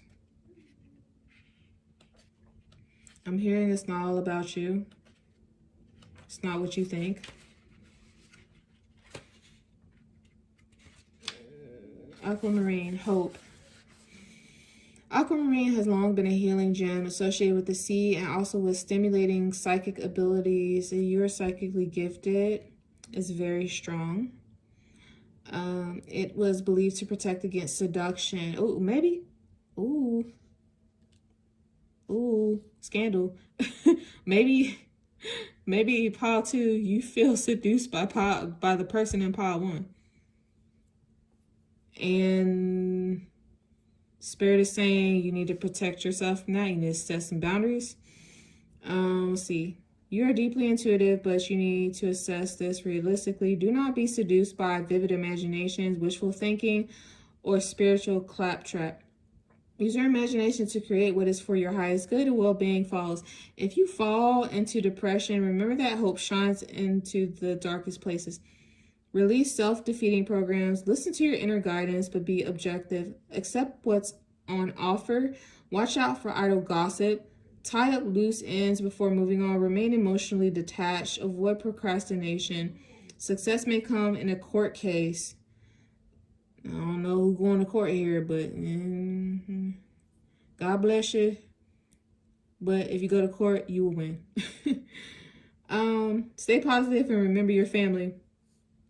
Healing insight. There's no reason to lose the hope in your heart since well-being is a state of mind. Okay, so any spirit saying you might be very frustrated with this person, this friendship. The spirit saying don't really give up and lose hope on it. Just become detached in order to guard and protect yourself. Frequency is high. This corresponds with the throat chakra, the third eye. Timing, we've got Aries, Gemini, Scorpio, Pisces.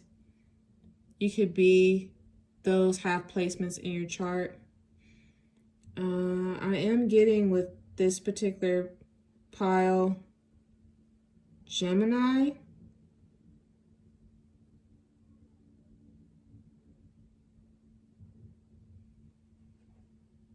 Scorpio in the South Node.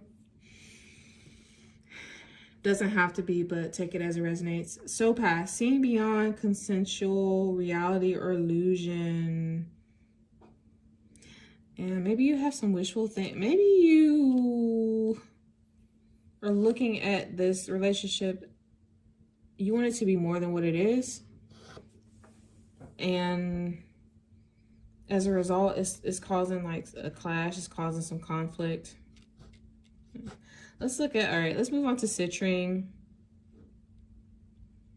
Just like you got two different types of quartz here. I think carnelian is like a reddish quartz. Citrine is a yellow-orange quartz. Number 18 breaks down to a 9. 9 is a number that is almost at a state of completion. So you're and I think that actually resonates with the death card. Something is coming to an end, possibly a cycle. I'm not saying that necessarily that there's going to be an ending with this particular person or situation. It could just be the state in which things are is coming to an end to bring about a new beginning, a rebirth, a change. All right, let's see. Citrine, abundance. This is a stone of joy and abundance. Citrine helps you to interact creatively with the world. It promotes inner calm.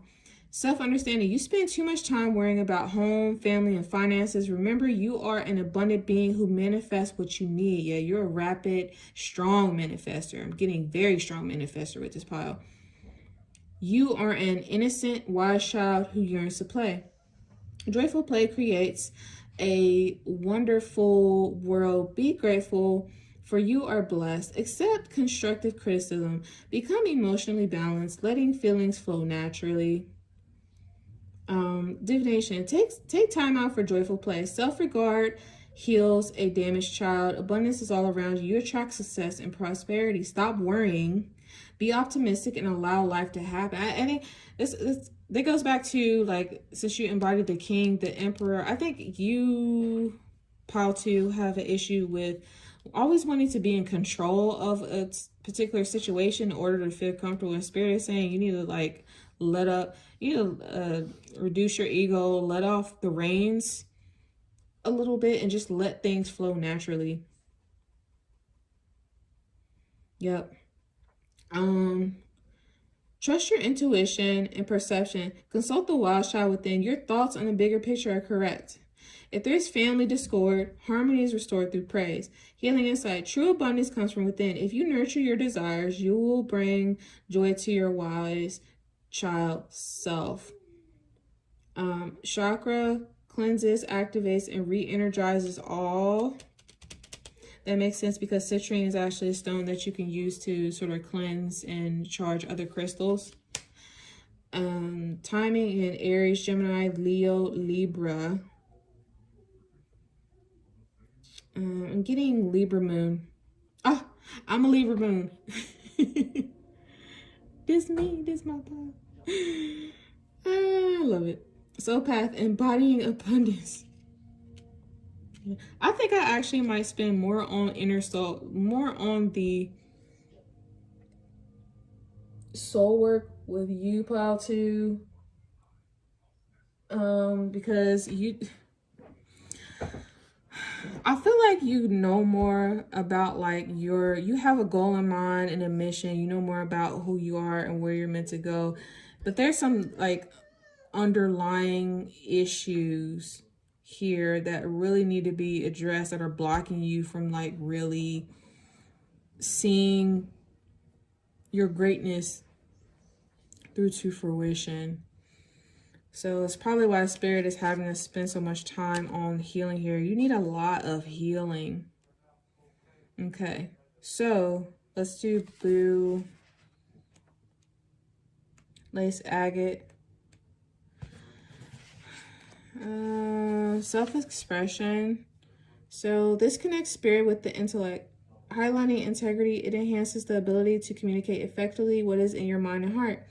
Attune to your inner being to express the fullness of who you are. Be confident when speaking in public, as you have much to share.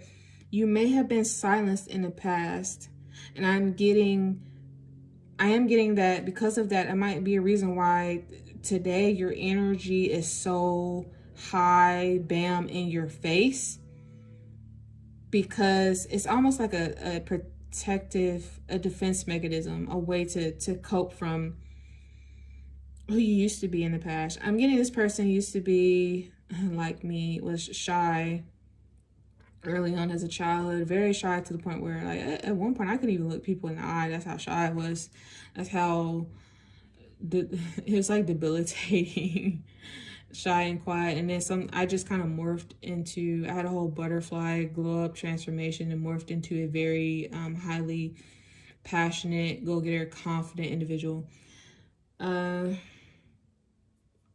Yeah, Spirit saying you might have been silenced in the past. Repressing thoughts and feelings causes throat problems. So speak your mind gently, honestly, and clearly. You have the gift of serenity. Use it wisely. So you definitely don't be the type of person to feel like you have to tiptoe around other people's feelings in order to get or you have to repress what you're feeling in order to be in accord with someone or a particular situation. Spirit say you don't have to do that. You can speak your mind, do it gently and honestly, clearly.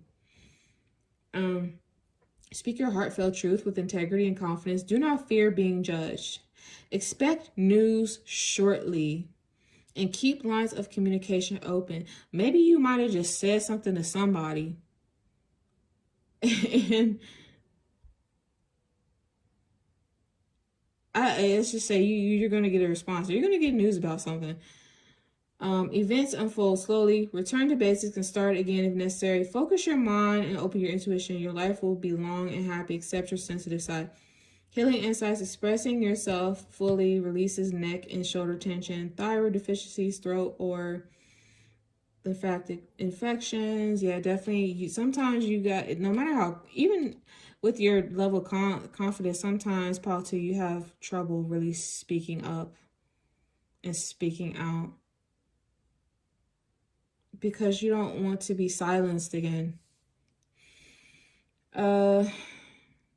So we talked about the chakra. So throat, third eye, heart, and crown. Timing, again, Gemini. There's a lot of Gemini energy, man. I don't know how I feel about that. And Pisces, a lot of water and air. Jeez. Express, soul path, express yourself fully. Right. We have 9 tiger's eyes. So we got 7, 7, 9, 9, 10. Interesting. Or if you add 109, that breaks down to a 10, 10, 10. Those numbers, spiritual numbers might be significant. Okay. Empowerment. Tiger's eye symbolizes prosperity and encourages right use of power. It balances your needs with those of others, finding solutions. A child of the sun and earth with untold powers, you make your own fate. Assert yourself wisely. Yeah, literally this pile, the power of life and death really is in your tongue. And I'm not saying that to just be cliche. It's just like your power, your manifestation powers are so strong that even the slightest things that you say is going to have can cause a chain reaction. So just we're saying being mindful and wise of what you say. Bring hidden talents to the forefront. Accept your imperfections. There is a tendency towards obsessiveness or becoming spaced out. Ground yourself. Explore your past lives to discover causes of these traits. Deal sensibly with day-to-day reality and face challenges boldly. Her divination, unlock your creativity, find prosperity and lasting success. Long journeys and celebrations lie ahead. Your personal power, confidence, and energy are high. Yes, very, very high. Use them wisely. Commit to goals. Distinguish between wishful thinking and what you really need. Assist friends to gain their heart's desire. Past lives throw light on current situations. It could be not just like your situation with this particular person, but in general, there could be your relationships might be affected with karmic debt or things that are spilling over from your past lives. So it's like what you're going through is really nothing new. But Spirit is asking you in this life to take a different approach to it and heal it. So chakra, solar plexus, third eye, timing, Leo, Capricorn. Soul path, becoming empowered. What about use your voice, becoming empowered, be true to who you are. And finally, last but not least, tourmaline, protection. Spirit saying you're protected in whatever you do. You are protected. There's no reason to worry or be fearful. Trust in spirit, trust in yourself. Black tourmaline absorbs negative energy and affords excellent energetic protection, enhancing your physical vitality. You are adaptive, adjusting to new places and new situations. You have clarity of thought and analyze situations rapidly. Let go of overcautiousness, but stay protected. You sense it when people wish you ill. Yeah, you're very highly intuitive, Paul, too. Very, all the clairs. Clairvoyant, claircognizant, clairsentient, clairaudient. All the clairs. No one's getting anything past you, period. You pick up on shit like that. Your BS radar is high. You may be carrying a family or past life curse, creating disease. Ooh, there it is. Past life curses. Recognize that negative thoughts and actions harm others and yourself. Strengthen your protection. Consolidate plans and be realistic. You'll soon see the way through obstacles. Ensure you are well protected. Ill wishing or envy may be directed your way. Neutralize bad energy without harm to others. Watch your thoughts. Again, you're a rapid manifester and things come whatever you think will manifest, and it will manifest quick. Attend to practical manners, be generous, and give others freedom. Healing insight, neutralizing toxic energies from your environment, shielding yourself from ill-wishing, EMF stress, and detoxifying your body supports well-being. You might need to do like a bath, get you a bath cleanse, Epsom salts, maybe some rose petals, possibly do some chakra adjustments with Reiki healing. But you do some sort of ritual in order to cleanse your mind, body, and soul. And chakra, earth star, and base. Timing, Capricorn. And soul path, appropriate energy shielding and enhancement. Yeah, you guys got a lot going on. Let's see. Where do we want to go, Spirit? We don't want this to go on too long. I want to pull from... we didn't do this for pile 1, but we'll do it for pile 2. Let's do the secret language of light. I already get that you guys are not just leaders, but some sort of light worker. You already know this, so I don't need to pull additional cards to tell you that. But I am going to pull some cards to find out what your soul is transmitting here. That deep down your soul wants to tell you about your journey. I'm getting this pile is very tense. Also might suffer from anxiety, just like pile. It's interesting because these two people, pile 1, pile 2, it's like they're polar opposites, but at the same time, a lot of the stuff, they mirror each other. I don't know what that's about. Spirit guides, holy angels, ancient ancestors, please come through, help me. Give me some secret language, some transmission, some soul transmission. What are some of the soul things that we need to master or work on that can help kind of clear some of these blockages, this anxiety, this needing to constantly be in control and have all the answers. Okay. Vesica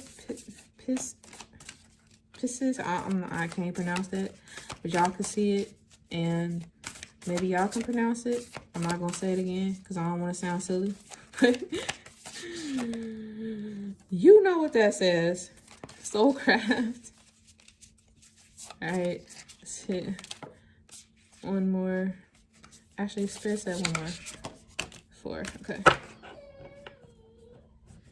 Back of the deck. Soul Rat. Okay.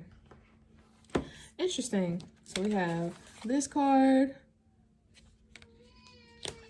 We have Soulcraft, number 10. We have Awakening. Definitely, like I said, you guys are, going through an awakening. And we have Expansion. It came out in reverse. I don't know if I want to take it in reverse, but let's get some more about what the message actually means, and then we'll determine what to do with that. So 26. So it says, creating soul truth in the world. The outside world feels more real than the inner world because we have been encouraged to focus more on what is outside of us. We have learned to give things that can be seen by others or touched by us more importance than what we feel. Making decisions can become difficult when our awareness is focused away from our inner needs and wants. When our internal and external realities are integrated, decisions are clear and easily made. This leads to satisfaction as there is no resistance to your fulfillment. When we scan the myriad possibilities open to us in the manifested world, we will know what we want and will not feel overwhelmed. In this space, we become grateful for the decision we have made and all the ones we will make in the future. So this word right here is a symbol that shows how consciousness splits to know itself and expand life. From this place, it can reflect upon itself, seeing itself rather than just out from itself. It is the basis of the seed of life and the flower of life. No matter how many times it splits and moves outward, there is always a link back to itself within the intersection of circles. Place a hand on this edge, gently close your eye and breathe deeply. Imagine you are sitting in the middle of a circle. This circle contains the eternal path of your soul and your consciousness. When you decided to come to Earth to play in the physical and you created another circle, imagine another circle forming you next to you to represent your physical self. Part of the second circle overlaps the first. Sit in the overlap and feel your body, your soul and physical body at the same time. You are aligned and balanced in your heart and love and enlightened. Feel how free and peaceful you are. Be in this beautiful space you have created for at least 1 minute. When you are ready, breathe back into your physical self and know you are rebirthed each day through the cosmic womb that is the overlapping circles. You enter each day in truth in the overlap, then shift towards one of the realities depending on your thoughts at the moment. Come back to your center. Your life is happening now and you're constantly weaving its direction. Where would you like your life to go? Create a new path. Open your eyes and smile. Yeah, a lot of you like stay in dreamland or open your head and are constantly focused on like what's going to happen in the future and not necessarily spending as much time in the now like you should. So some inspired reflection and actions. Imagine you are the overlap in Vesica Pisces. I can't pronounce this. For 1 day, meet every experience in person that comes your way without judgment. Turn off the television and tune into your inner glow of creativity and entertainment. Speak your truth. This does not mean pushing your judgments. It means allowing yourself to say something to someone without blame or needing anything from them. If this makes you feel vulnerable, it means you care more about what others think about you than what you think of yourself. Journal work. Draw or write about 3 things you would like to reboot or rebirth in your life. I'm gonna quickly go through these other ones. There's a lot here, but I don't want to spend too much time on it. So craft. Life happens from you, not to you. So the things that you're going through, Spirit is saying, it's happening not to you, but for you. The thoughts, ideas, and topics you incessantly discuss are crafting your life. So focus on ones that make your heart smile. You're ready to receive answers from your soul about any topics, thoughts, or ideas you want to change. Be wise in your crafting, and the path of least resistance will call you. Different soul vibrations will inspire different actions. If you're feeling tired, your inspired action will be to rest or sleep. If you're feeling love, you will be inspired to do things that emulate love in your day. We all sense with our soul, but often override it with the rational mind. Trust your soul is bringing you the most up-to-date information. An interesting inspired reflection or action. At night before you go to bed, step back from your life. The larger your view, the clearer your action will become. In the morning, as you wake up, stay in the larger view of your life and note what inspired actions drop into your mind. Journal work. Draw or write about 3 things you want to do in your life that others can't talk you out of. No matter what anyone says, you know you will do or experience these things because it feels like the right thing for you to do.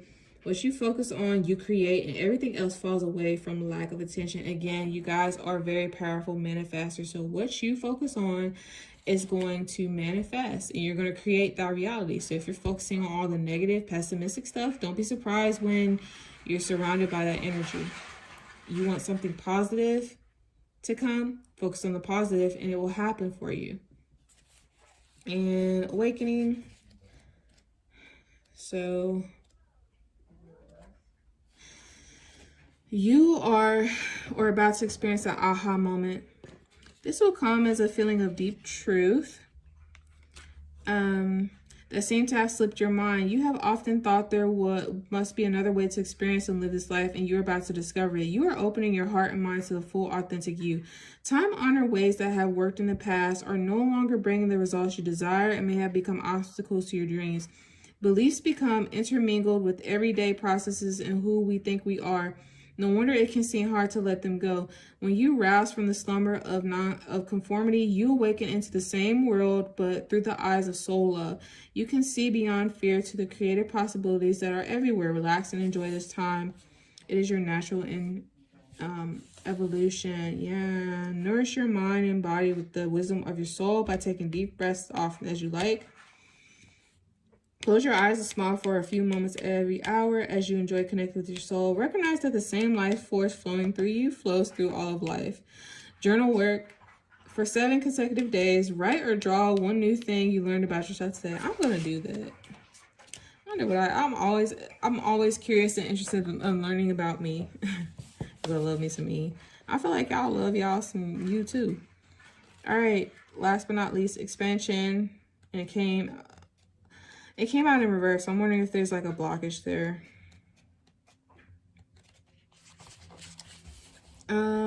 Travel at your own speed of light. Are you keeping up with your life and all you want to create, or are you holding yourself back with what ifs or buts? You limit your life through your beliefs. Everything you say and everything you do becomes true for you and is a platform on which you build your life. The playing field of life is unlimited and loving. You are an unlimited, loving, and wondrous part of creation. You are perfect right here, right now. You are different, and therefore think differently to last week, last year, last decade, yet you will always be you. What you are observing is your view. It is neither right nor wrong, but a way to become clear about what you like and don't like, so you can choose what to focus upon. The events and experiences of your life will grow in meaning as your consciousness expands. Learn to focus and dance in time with the energy and speed of your desires, and they will arrive easily in surprising and satisfying ways.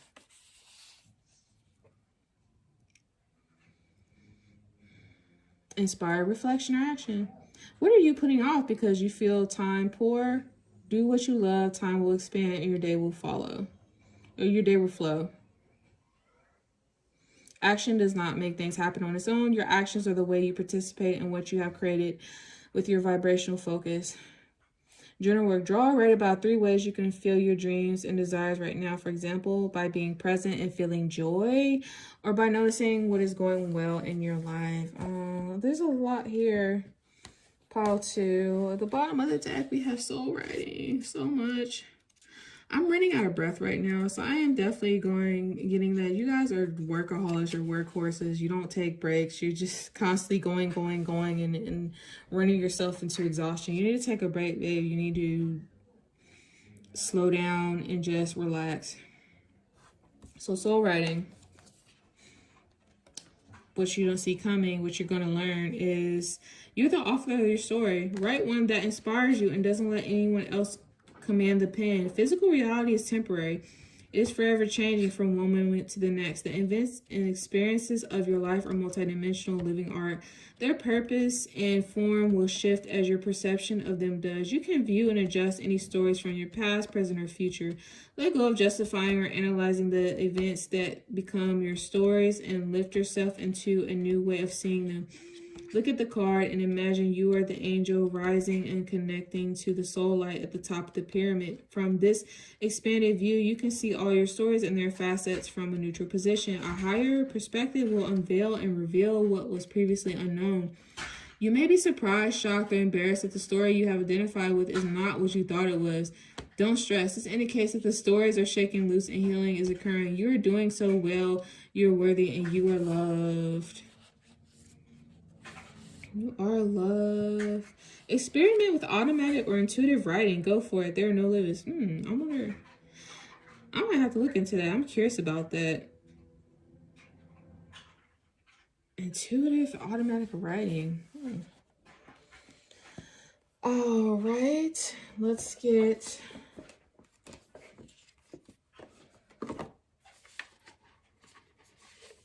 maybe a message from your Ascended Masters.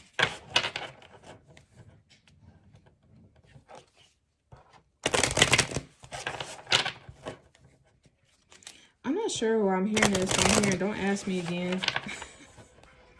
Maybe Tattoo, you might be the type that's been abusing divination or readings lately and consulting with Spirit about some issue, and Spirit is saying, leave it alone. I already told you what it is. Don't ask me again.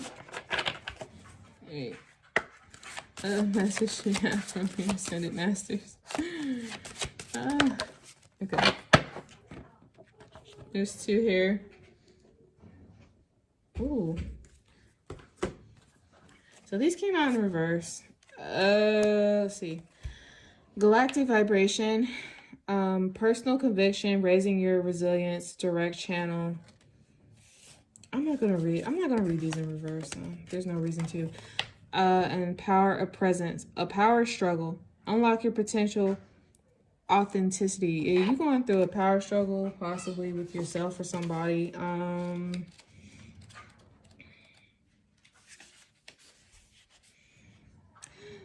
All right. For galactic vibration, was thought to be the first sound heard throughout the universe. The mystical syllable has been associated with cosmic sound and divine principles for centuries. While scientists can only speculate at the age of the universe, its vibrational influence continues to alter the Earth's surface and structure.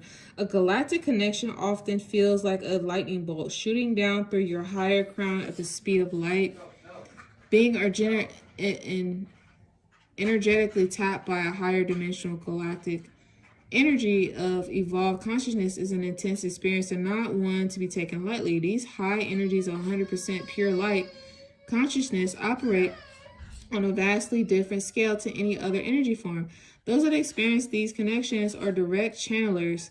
Caution is always required at this level. Yeah, you're very powerful channelers. Possibly you could be gifted mediums.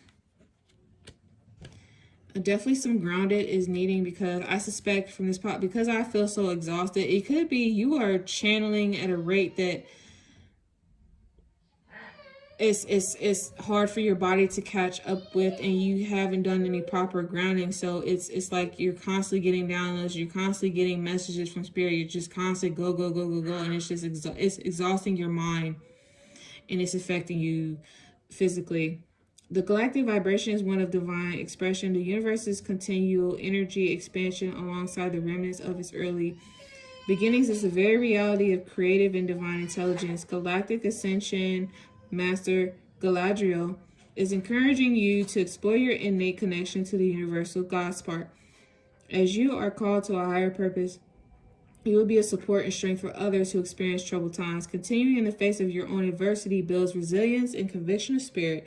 The photographic beauty of star systems will inspire you to further your connection to the stars as you gaze at the wonder of their mysterious universal creation, reminding you to aim high and reach for the stars. So Master Galadriel is saying, helping humanity is also a conscious choice to help yourself. Sacred crystals, Tektite. That's crazy. I just got one of those. Affirmation. I activate my galactic vibration for higher humanity. I speak with informed guidance. You're definitely meant to be a guide, a leader of people. Maybe a motivational speaker. Power of presence. A power struggle is going. To have the power of presence is to hold your heart's confidence in all areas of your life. Those who have the power of presence are often charming and inspiring, commanding the attention of others.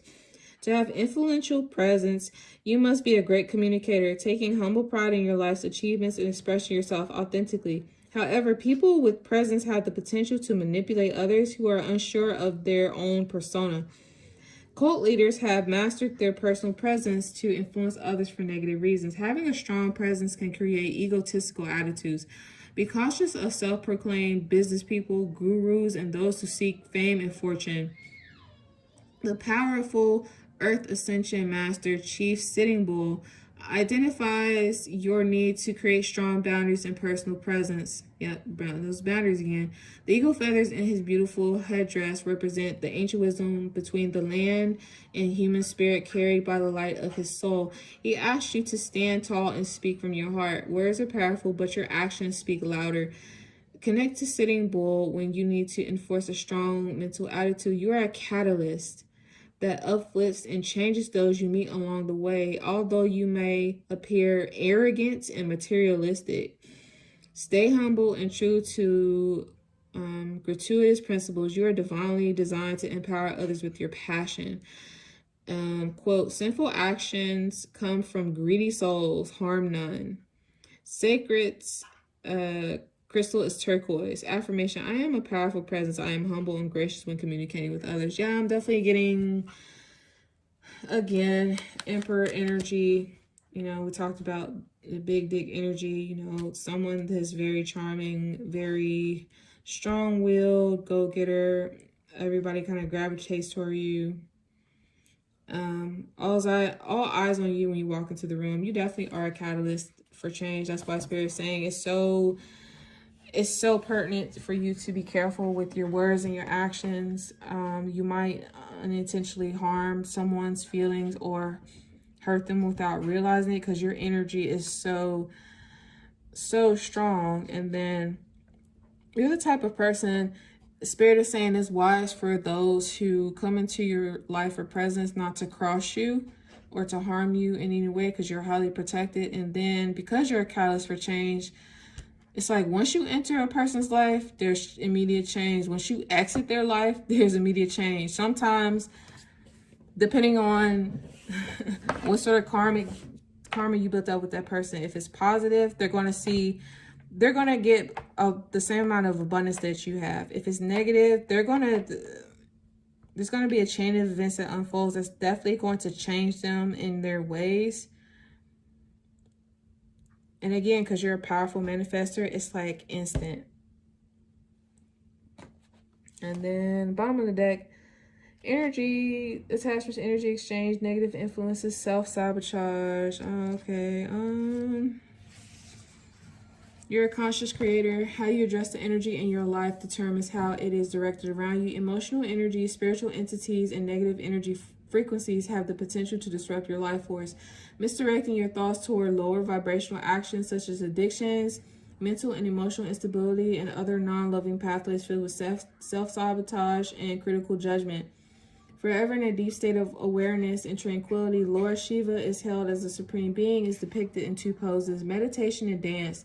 The divine masculine is carried by Lord Shiva as his power and presence encompass a love of all life, choosing to protect those who cannot protect themselves, known for rescuing other gods and spiritual beings by agreeing to swallow the blue poison. Hala hala, he was able to save all living beings and bring order to the world. Any state of fear will weaken your auric field, making it more challenging to keep attachments away and to keep control of your energy. Lord Shiva asks you to address any parasitic connections or energy attachments that have been draining your vitality, influencing and interrupting thought processes. Ascension Master Lord Shiva holds the power of destruction and creation within his grasp, suggesting that you regain control over your own energy exchanges and remove energetic ties that are consuming your life in a negative way. And you possibly need to remove a tie to the friend or situation that came up earlier in the reading. You need to do this in order to reduce spiritual manipulation. Dance and body movement will lighten your heart to let go and free yourself from old restrictions. Holding on to anger is swallowing poison. Be at peace with your demons. Sacred crystals, shungite.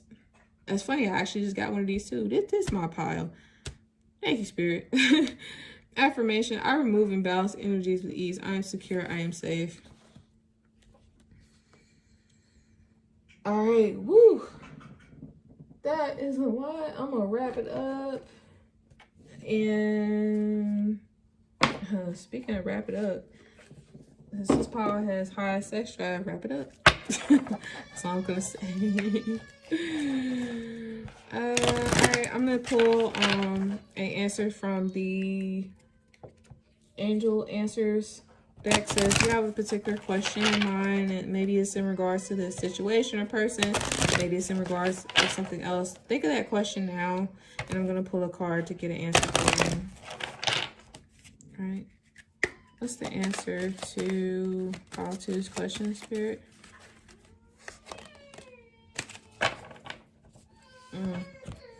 Abundance. So if you had an inquiry about possibly a new venture or job or something working out in your favor, new money coming in. This, I guess, this Spirit's confirmation said you're abundant. Good things are going to come to you. Let's see. Is there anything else we want to say about that? Oh, I'm gonna have to wrap it up soon. My baby in the background. Great abundance will find its way into your life. Your plans will yield prosperity, providing a sense of security about the future. Your angels will be with you as you take the action necessary to manifest your dreams. Abundance is not always financial in nature. You may be seeking to manifest new ideas, a large circle of friends, vibrant health, or romantic love. This card can also reflect an inflow of any of these types of treasures into your life. Open your arms to heaven to receive with gratitude that which you desire. Yeah, manifestors. Everything will happen in divine, perfect timing. And last but not least, all right, I'm going to clean this up real quick, and then we're going to throw some dice and end this reading, because at this point it is going on way too long. Thank you for hanging in there with me, guys. Hope that this helps.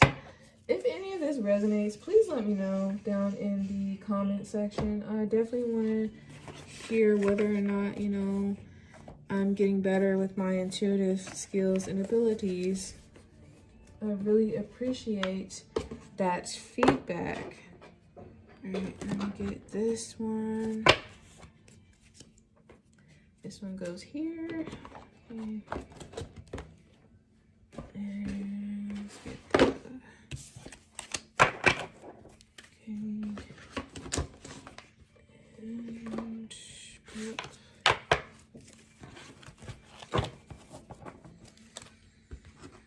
okay, put away the archetype. Okay, now we're going to wrap it up with a little look at my dice. So, and these dice have represent the planets, houses, and zodiac signs. So hopefully any of these that fall out might resonate with you, might be present in your birth chart, help give you a better indication as to, you know, if this really resonates with you.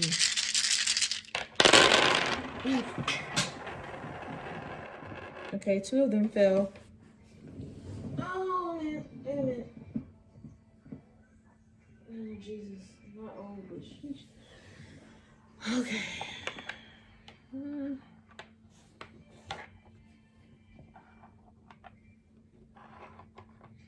I'm gonna put these in little piles here, so. All right, so we have here, and I gotta use my little cheat sheet because I don't have all these memorized. You might have, looks like this is, I want to say, it's Virgo, yeah, Virgo.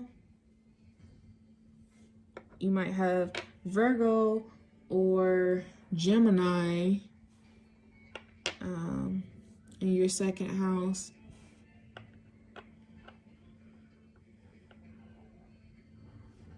Let's see. We have the sun. We have, looks like Venus.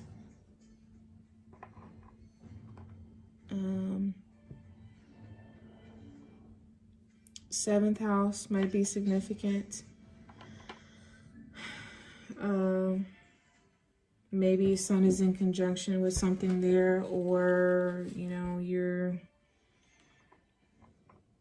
Venus in the 7th house. Over here we have, looks like this is Aquarius, or what is this? Capricorn, Aquarius or Capricorn, moon. So your moon may be in Aquarius or Capricorn. And then we have 11th and 1st house.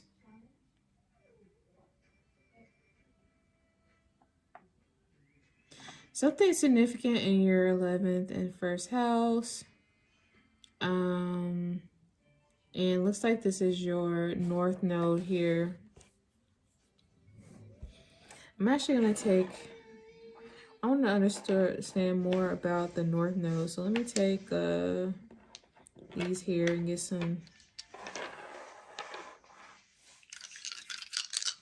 Tell me more about the zodiacs and the North Node spirit. Oof. So we got 2 Capricorns, we have Sagittarius, and then we have Taurus in your North Node. So check these placements, may be very, very significant, and it might just tell you a little bit more about yourself and what's going on. Hopefully a lot of it actually ties into what I've presented to you here today. And thank you so much for coming, Patu. That is your reading. Take care. Namaste, blessed be. And yeah, let me know in the comment section if this resonates with you, okay? All right, bye. All right, hello, pile 3. You are last, but certainly not least in our pick a card reading here, or should I say really pick a totem and a crystal, but it's too late at this point. In general, you get the concept, I think. I'm actually gonna ring my bowl.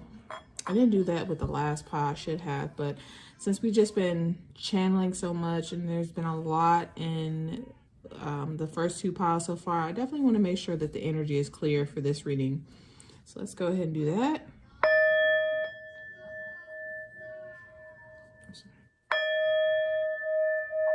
There we go. Really good singing out of it. Spirit guides, holy angels, ancestors, please come through, help us channel this message for the collective. Pile 3. All right, so right off the bat, I'm getting heavy secret knowledge and secret society vibes from this pile. The first thing that comes to my mind with that is for our menfolk who are watching, I'm hearing Freemasonry. It could be a possibility that either you are a Mason. If you're not, perhaps you should potentially look into that, or you might have members of your family who are Freemasons. And the reason why I say men is because, so the Freemasons is one of the oldest fraternal organizations in the world, and it has been heavily male dominated since the beginning of its creation. I highly doubt that there is a female chapter. I would be very surprised if that even existed. You know, and there's nothing wrong with that. I don't blame y'all menfolk for, you know, keeping all your secrets to yourself. You know, it's good for y'all to have something without us jumping in and be like, what you doing? What you talking about? What's going on? Just kind of keep us outside doing our own thing. I don't blame you. Y'all go ahead, menfolk. Go on ahead with your bad selves. Yeah, gotta have something to yourself. All right, I'm also getting from this pile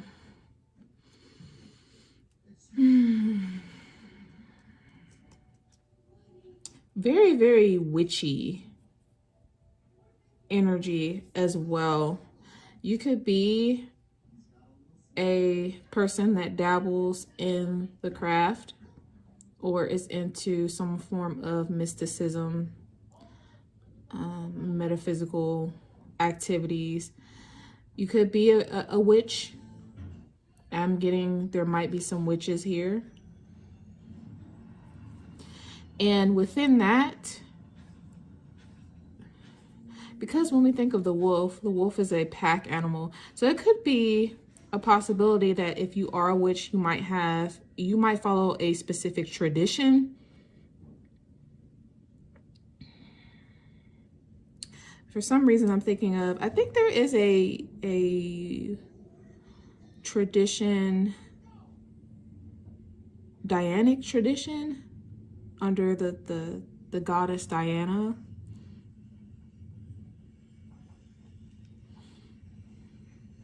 You could be Wiccan or any other traditions that you might follow where there is secret knowledge and rites of passage that are involved. So for many traditional, you know, covens and whatnot, it's not like you can just walk into it all willy-nilly. Anyone off the street can be a part of, you know, the Dianic tradition, for example. It usually takes initiation, some sort of ritual or whatnot has to take place. There's a lot that you have to learn and understand in terms of rules and regulations before you could be considered a part of that group. If you're not, I'm also getting one or two of you might be solitary. You might practice alone by yourself. You could be eclectic, which is meaning eclectics usually are folks that don't necessarily adhere to one specific like religion or tradition. They kind of just they might take bits and pieces from various different philosophies, and whatever they feel like directly applies to them, they will apply it.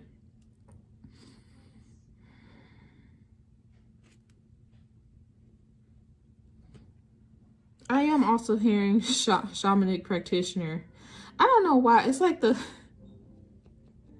seems like all three piles. There's at least maybe there's a person out there who just so happens to resonate with all three piles, whose pathway is to be a shamanic practitioner.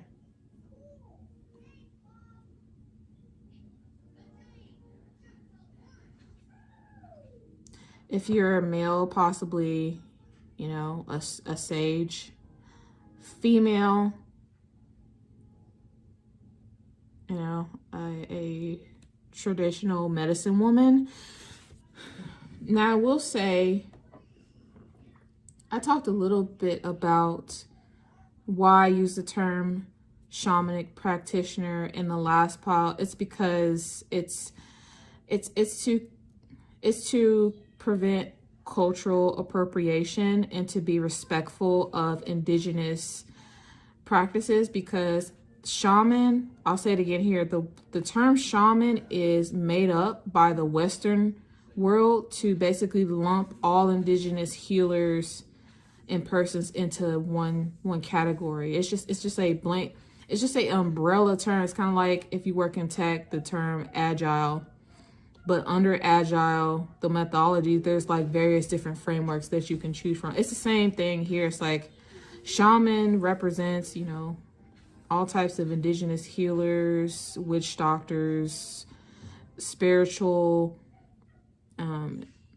healers under that term, so that we can understand it. Because for those who are a part of an actual indigenous tribe, they have their own names and terms for their healers specifically. And you're not going to know that unless you are actually a part of that tribe. The other thing I would like to say about if you are going to get into shamanism, if you are someone that is not of indigenous descent, or you might not know like a elder or have access to someone who comes from a particular tribe that can help guide and mentor you in practice. I think to be respectful, you probably should start out with some introductory reading materials, kind of learn more about what it is, what it's not, again, how to be culturally respectful of the practice, and maybe reach out to spirit, your spirit guides and your angels, and ask them if they could lead you towards someone who is an elder in a particular tribe,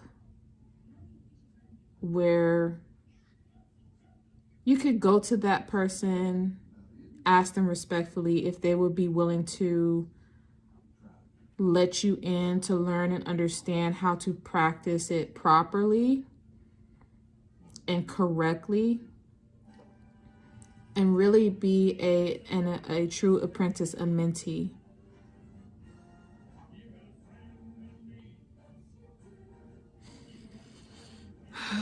Okay, so yeah, so you guys chose the wolf totem. And the stone here is Lapis Lazuli. We'll get into that more later. I'm keeping this as a wolf, although you could probably look at it as like a coyote. Similar animals, both, you know, howl and whimper at the moon. I just heard whispers in the wind. You could be someone who is connected to nature and the cycles of the moon. Perhaps when you go out, maybe you have a special place that calls to you specifically, where you can go out and just ask questions to spirit and kind of listen to what messages come through. There could be messages in the wind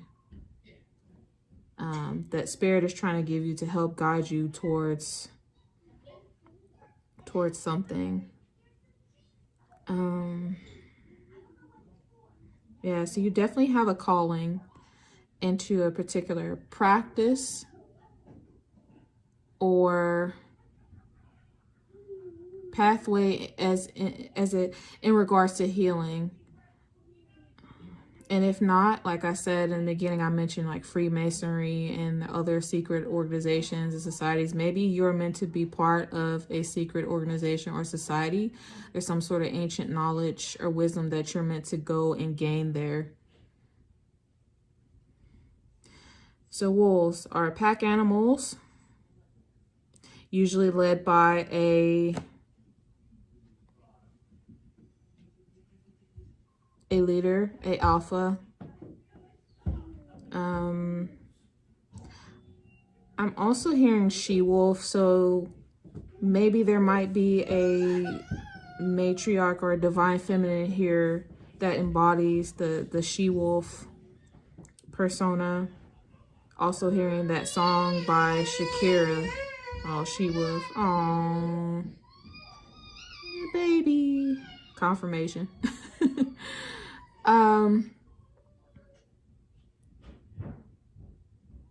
What's the lyrics to that song? It's like, there's a she-wolf in the closet. Something set her free. Oh, there's a she-wolf in the closet. Let it out so it can breathe. Someone might be hiding and needing to let out their inner she-wolf.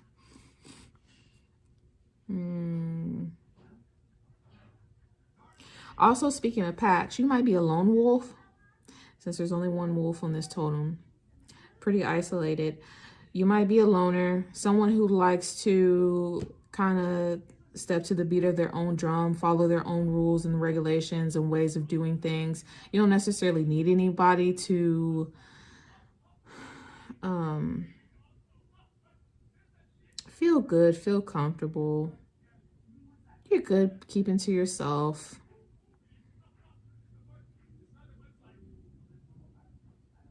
But if you are a lone wolf, you do have a pack. The pack that you're leading is your spiritual team, your spirit guides. I'm getting this pile specifically. Your spiritual team is very, very strong. You have a strong spiritual backing. I'm hearing, try him or her if you want to. Your spirit guides don't play.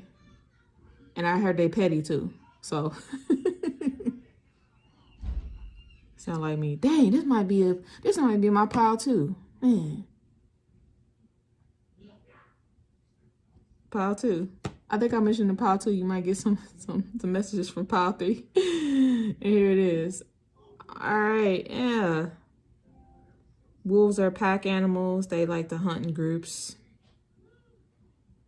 If you're not a lone wolf, but you are Someone that likes to run in packs. You're definitely the alpha. Hearing alpha male for my men's folk. Alpha male, definitely strong masculine energy. So I'm picking up on a she-wolf, divine feminine, and a alpha masculine that are in this group. We also have the crystal garnet.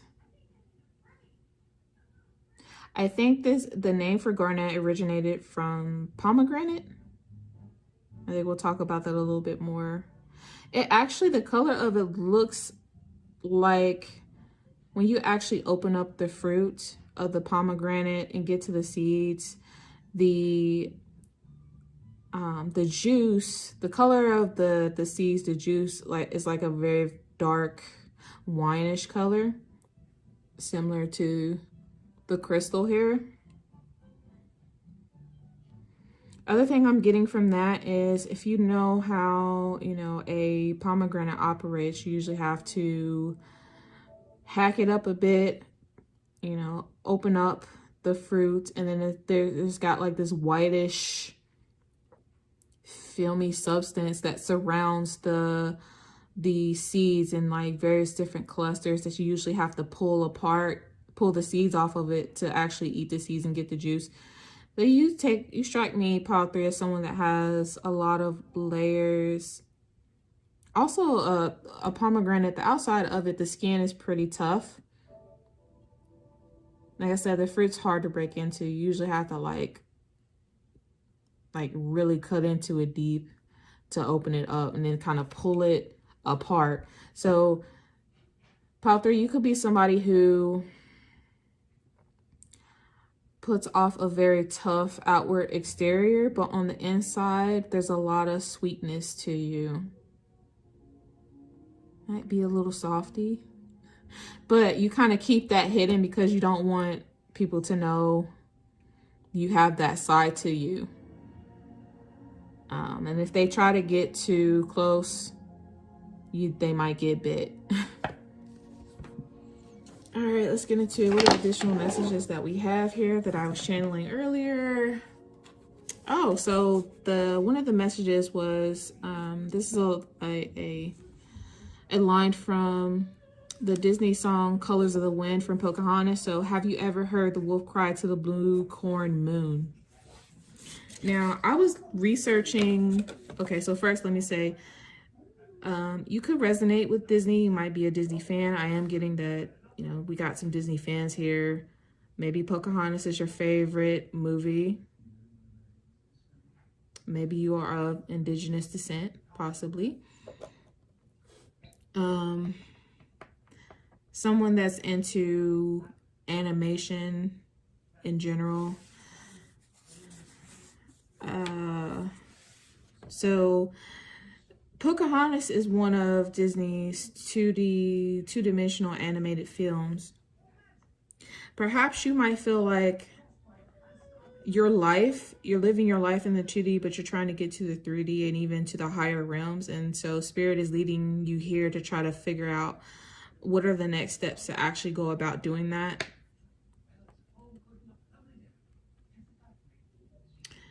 More on the wolf totem. Wolves represent loyalty, family, friendship, teamwork, protection, the wilderness. You might be someone that loves the outdoors, loves to go hunting, love to explore, camping also. Someone that likes to be under the night sky and look up at the moon. Also represents freedom, instincts, playfulness. Someone that's very noble, ferocious, cunning, curious. Wolves love to be with other wolves. They have deep, close-knit bonds with other members of their pack and depend on each other for survival. Yeah, I'm getting, so if you do have a pack, you probably have you probably have a group of people that you're very close to, possibly, you know, you all share a sort of kinship. Maybe you grew up in the same hometown or community, possibly have known each other since you were young, childhood, maybe even teenage years, and you've been friends ever since. Your bond is very strong and not easily broken.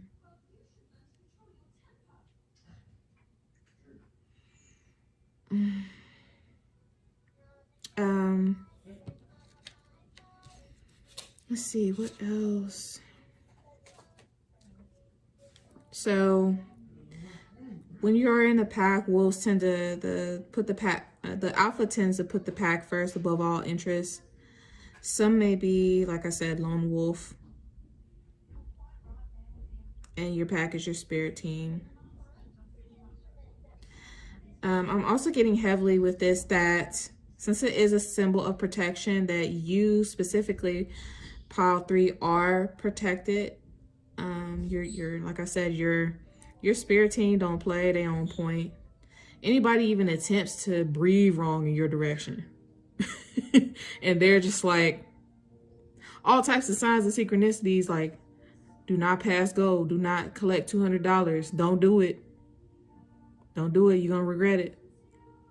Part 3, your ancestors are well, I feel like your ancestors are the type of ancestors that will roll up and put somebody else's ancestors on trial over something petty that you either already did or even thinking about doing. Like, they just show up on trial like, okay, here go the evidence, here go exhibit A, B, C, and D. Here you were up to some fuckery in regards to our person, our girl, our dude, and we want to understand, you know, make it make sense, who, what, when, where, and why you thought this was okay. Here go all the receipts. Make it make sense. Do you object? Do you plead guilty? And it's like, any little hints of hesitation, well, we don't see what happened was, oh, bam, restraining order, spiritual restraining order. You ain't gonna do it again.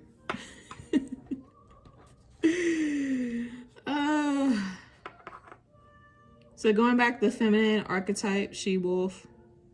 If you embody this archetype, you're the type who likes to protect those you love, stand your ground, protect your own personal boundaries, very physical, emotional, sexual, spiritual boundaries. And then again, if you're the male alpha wolf, you claim power over your pack, yourself, the situation, marking your territory. If you're, and this also applies not just to your personal everyday life, but if in the workforce, your career, if you're the type that, you know, you put in a particular setting where you're unable to be the alpha, be the strong leader that you're meant to be, or maybe you're in a position where you aren't the alpha right now, you need to step up. Spirit asks you to step up and to lead, or go off and start your own pack. That could be starting your own business or moving to a new place where you're going to be able to be in a leadership position where they will respect you. So wolves are also wild. They're not domesticated like other canines or dogs. Yeah, you definitely have to be careful not to get too close, or they might bite if they don't trust you. Also, Spirit could be saying that you are not allowing your true nature to shine through or break free because you're afraid of where it might go, where it might lead you to, how people might perceive it. Spirit is saying you need to break free, take some risk. Now getting into, so back to the Disney lyrics when it was saying, have you ever heard the wolf cry to the blue corn moon? So I did some research about the blue corn moon. That actually doesn't exist. That's not a thing. The lyricist for that song that originally wrote that song actually made up that term. They were trying to put something in there that kind of represented Native American culture. And it was supposed to be a mashup between the green corn moon, which I believe is actually a thing, and blue moon. Someone here might like to drink Blue Moon. It's a type of beer. Yeah, so I was getting more heavily leaning towards the blue moon part of this. So the blue moon actually is the second full moon in a single month. And what's interesting is we're not going to have a blue moon for this entire year. The entire year of 2022, there will not be a single blue moon, because there are no months in this year where there will be 2 full moons. But we are going to have one in 2023. So one of the things I was getting from that is, I think whatever you're working on or journey you're going to be embarking on, you're going to start this year, but it's going to take an extended period of time to actually learn all you need to learn, master all you need to master, until you can actually start practicing or going out and applying whatever it is that you're gaining. It might take an extended amount of time, at least a year. The next blue moon is not until August 30th to the 31st of 2023. So next year, August 30th to the 31st is when we'll have a blue moon. That might be a significant date for someone. Something might be happening during that date. For someone here, August 30th or August 31st might be a birthday. Take it how it resonates. But whatever this is that you're learning, that you're working on, definitely it's going to take a while to manifest. You're manifesting something big. Some big change here. And I'm really, really getting heavily that it involves delving into some sort of spiritual practice around healing. And again, the path may also involve some sort of sacred rites of passage, tradition of practice, unlocking spiritual gifts, going back to shamanic practitioner, medicine men, women. You know, if you're a witch, there might be certain magical practices or ritual. You might be taking time to really delve into your rituals, spells, potions, practicing, putting those together, and putting the work out to the universe, watching it manifest, seeing how it manifests over time, becoming really, really good about doing those things. And another interesting thing, for some of you, this is very specific. This rite of passage, or whatever it is that you're going to discover that you are gaining, is something that is ancestral, and your ancestors want you to actually pass that down. Pass that down to your next of kin if you have a child or thinking of having a child. Even if you don't ever have children, if there's someone that you see as like a young Padawan learner, Star Wars reference, or an apprentice of some sort that you could possibly, someone you see as family that you can possibly carry on this legacy, it could be them. I'm hearing also hoodoo, voodoo, different forms of magic. I'm also getting big shapeshifter vibes with this pile. And when I think shapeshifter, I think werewolf. Again, you might be in tune with the cycles of the moon. Maybe connected with the Roman goddess Diana. She was the goddess of the crescent moon, deer, and hunting dogs. The Greek equivalent of Diana is Artemis or Hecate. And then in Egyptian culture, Neith. I think that came out in pile 2. So you might want to watch pile 2. There might be something that resonates with you. So in terms of Lapis Lazuli, this particular stone helps to open up your third eye, balances the throat chakra, stimulates enlightenment, enhances dream work and psychic abilities. You are psychic. Spiritual journeying. So if you are a shamanic practitioner, you know, someone that goes in between worlds, this stone kind of helps aid in that.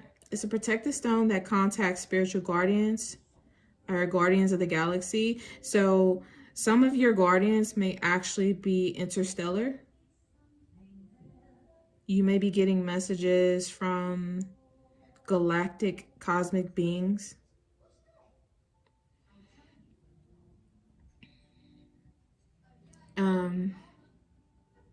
Also, this teaches the power of spoken word and helps to reverse curses. It goes back to being heavily protected. Also, I believe these stones come from a couple, or imported from a couple different places. So we have Russia, Afghanistan, Chile, Italy, US, Egypt, and Middle East. So you could possibly be someone from those countries or regions, or perhaps you are of that descent, or your ancestors are from those lands. Doesn't have to be, but could be.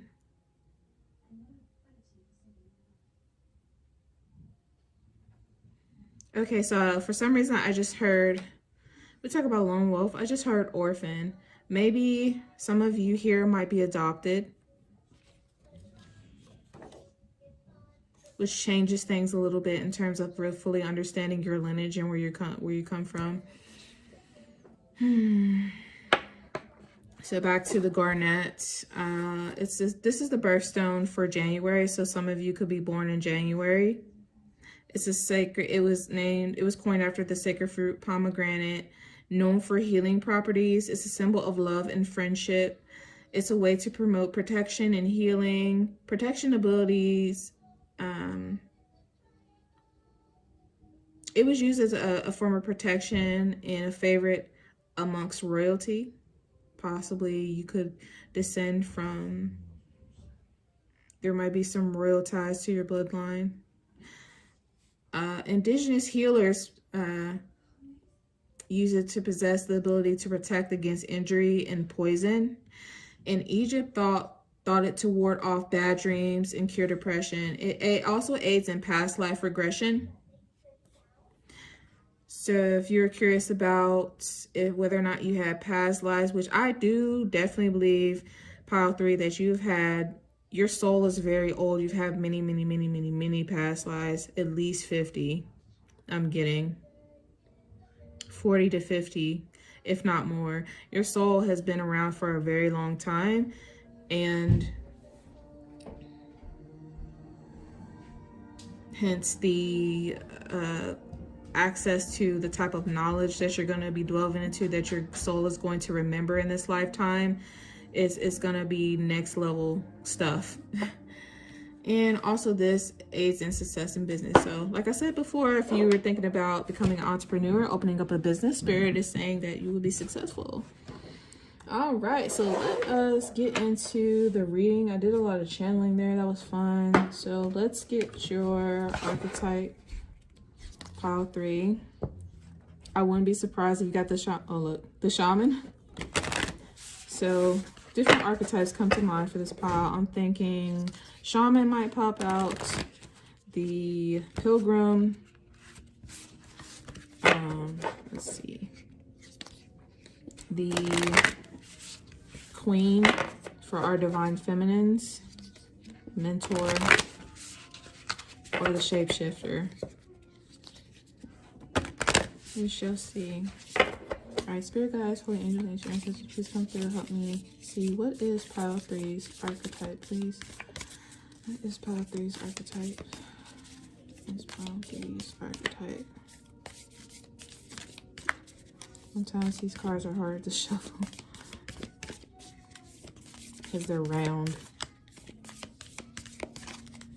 What is Pile 3's? Oh, you got two. Oh, look at that. First card out, the Mentor. Ooh, and the Comic.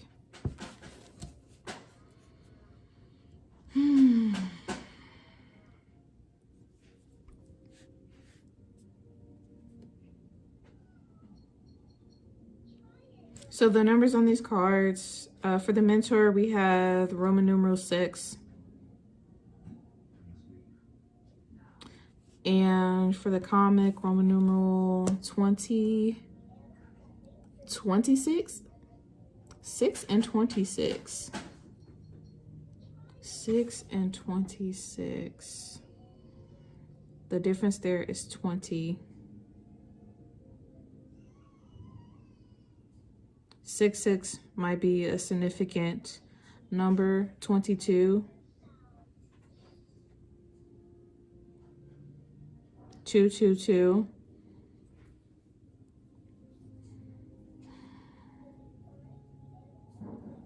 So 26 breaks down to an 8, symbol of infinity. Equal give and take there. I'm also getting from that some sort of, this pile, you guys might be skilled in the art of telepathy. You might have telepathic links with people that are close to you, or just have a very, very strong, open third eye and crown chakra. So you're getting a lot of direct messages from Spirit. I see 8 and 6. 8 plus 6 is 14. 14, which breaks down to a 5. 5 is significant with changes, sometimes not necessarily harsh, but difficult changes. So whatever this pathway is that you're about to go on, this journey that you're embarking on, there might be some difficulties there, just with the nature of what it is that you're going to learn and discover. The Spirit wants you to be aware of that. So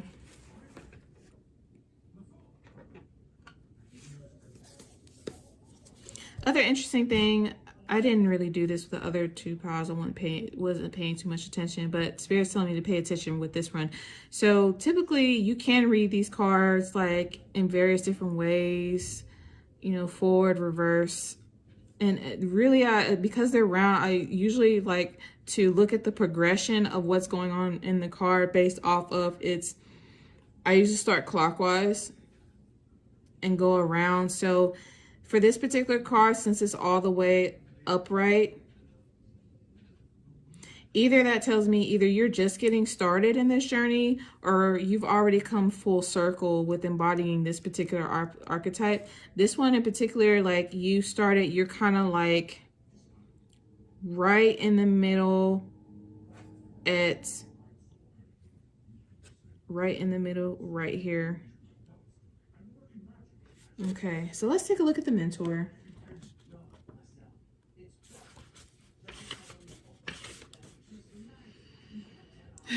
Yeah, Mentor, the teacher, the sage. Didn't I mention sage earlier? And we got a sage here. Okay, then. I think I might be talking to another masculine. And masculine energy has been taken over in these piles. So the teacher, the sage, the guru. It is said that cosmic knowledge pours down on the world like a great illuminated waterfall. This can be an overwhelming force. The true teacher, though, is said to be able to hold this flow of wisdom at bay while the student sips from a focused stream. The mentor archetype has a gift for reading the room, for sensing the exact ingredient that will stimulate growth within the student. Whether pleasant or painful, the mentor may appear aloof or available, harsh or tender, humorous or rigid. Their gift is to know what serves the soul. Ultimately, the mentor is in service of the greater cosmic good and aids in the elevation of consciousness. Anytime the mentor forgets this humble link and mistakes themselves for the source of enlightenment, the archetype falls into shadow. So going back to where it was saying, basically your nature can flip-flop. So it meant you can be humorous or rigid. Because you have the comic card here, I think you yourself, your personality, you might be a little bit more humorous with your delivery and just your personality in general.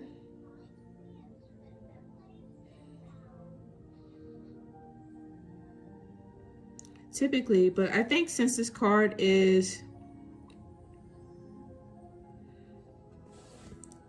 kind of in the reverse here, maybe you might have been someone who has always been really serious and now you're kind of like working on lightening up a little bit, you know, changing your direction and manner of how you use your words, not coming off too harsh, just kind of like soften the blow, so to speak.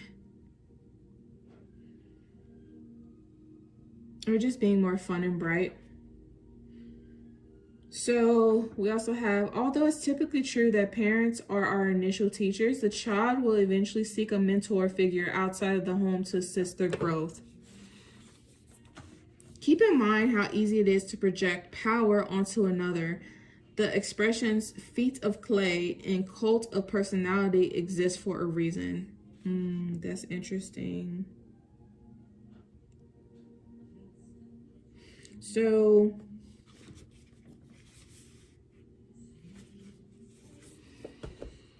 yeah, definitely with the mentor. And it's interesting if you look at that, it looks like an owl here. I think this might be a barn owl. Maybe that's also a spirit animal that calls to you, or you know, birds in general. Birds are messengers. So this is telling me you're getting direct messages from spirit. And the fact that this bird is kind of flying out in the cosmic wilderness, there's a lot of stars in the background, and it looks like they're flying over, this could be a galaxy, or for some reason it's giving me Mars vibes. You're going to be a messenger of cosmic knowledge.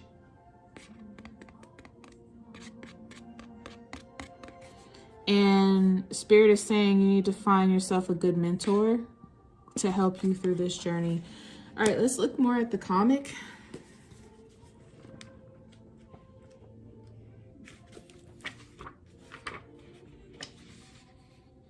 The comic.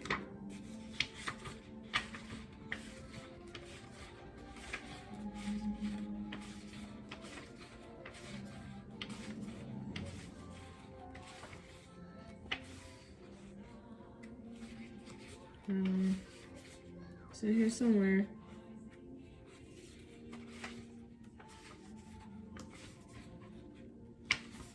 All right, here we go. The comic. It's so cute. You can see that there's a little kitty here. It's interesting because there's a cat up under this cat. There's a mask over. Looks like a gray cat behind it.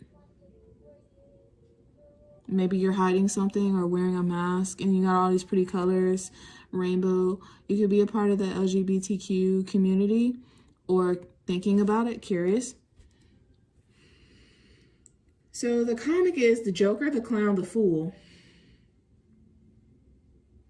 Okay. Yeah. that tells me there might be a few you here that are just embarking on this journey. You're feeling very foolish in the extent that you're ignorant of what you don't know. You don't know what you don't know, so that's why you need a mentor. The comet carries a remedy for all that ails this world. Amid the deepest pain and suffering, there is always the potential to lift up and out of the darkness through laughter. Though dismissed by some as lowbrow or unsophisticated, this archetype actually has a highly advanced mind. Some may use the word genius, as humor requires one to see the situation from afar rather than to be swept away by the drama. The comic sees and accepts the messiness of life, using it as material to be fixed and shaped into a potion to soothe the stress and serious mind. I talked about potions, you know, some of y'all witches here. How y'all doing? They literally lighten us up. Thus, within the comic is usually the sage or the magician. Yeah, I mentioned sage. It's somebody... There's a sage here that's going to be watching this. It's a sage. A potential to be a very powerful one at that. Or the magician, you know, a witch. There are different names to call a witch, you know. A magician, a magical practitioner. And working healing magic upon any audience who will lend an ear. The comic may be the archetype that heals the deep division in our world, one pun at a time. So joy, jokes, and smiles are signs of a happy heart. Be wary of spiritual practices or teachers who leave the comic by the wayside. The comic has plenty of shade to throw on others, and it can fall into shadow at the drop of a hat. Beware of their sharp claws. Yeah, you can be careful, pile 3, about... It's okay to be funny and easygoing and spirited at times, to tell a joke, but you have to be careful not to fall into the trap of coming off sarcastic or harsh.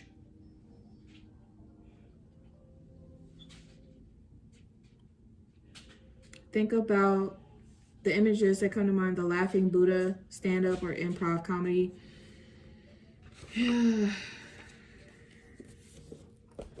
This is giving me heavy vibes of the Fool card in tarot.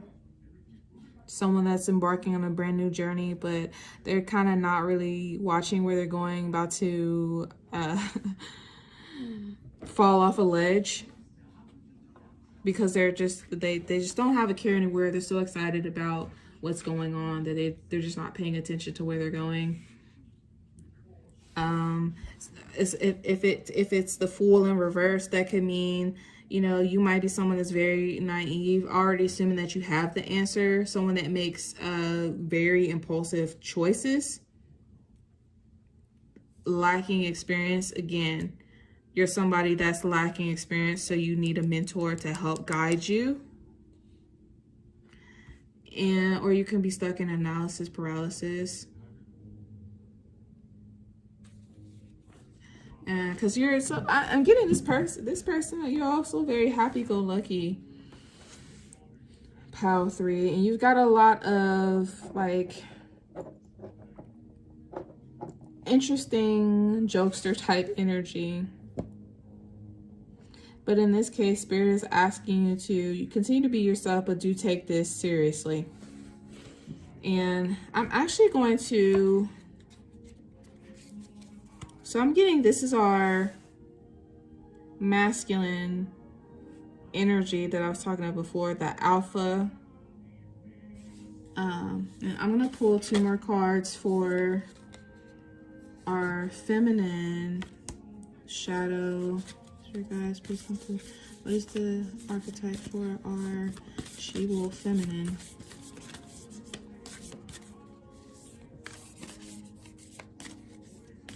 What else do we want to know with the shadow?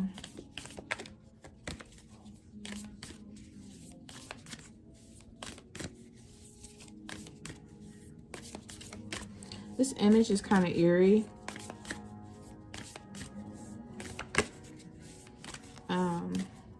Shrouded in shadow. It also looks like, I'm not sure if you could tell if these look like bullet holes.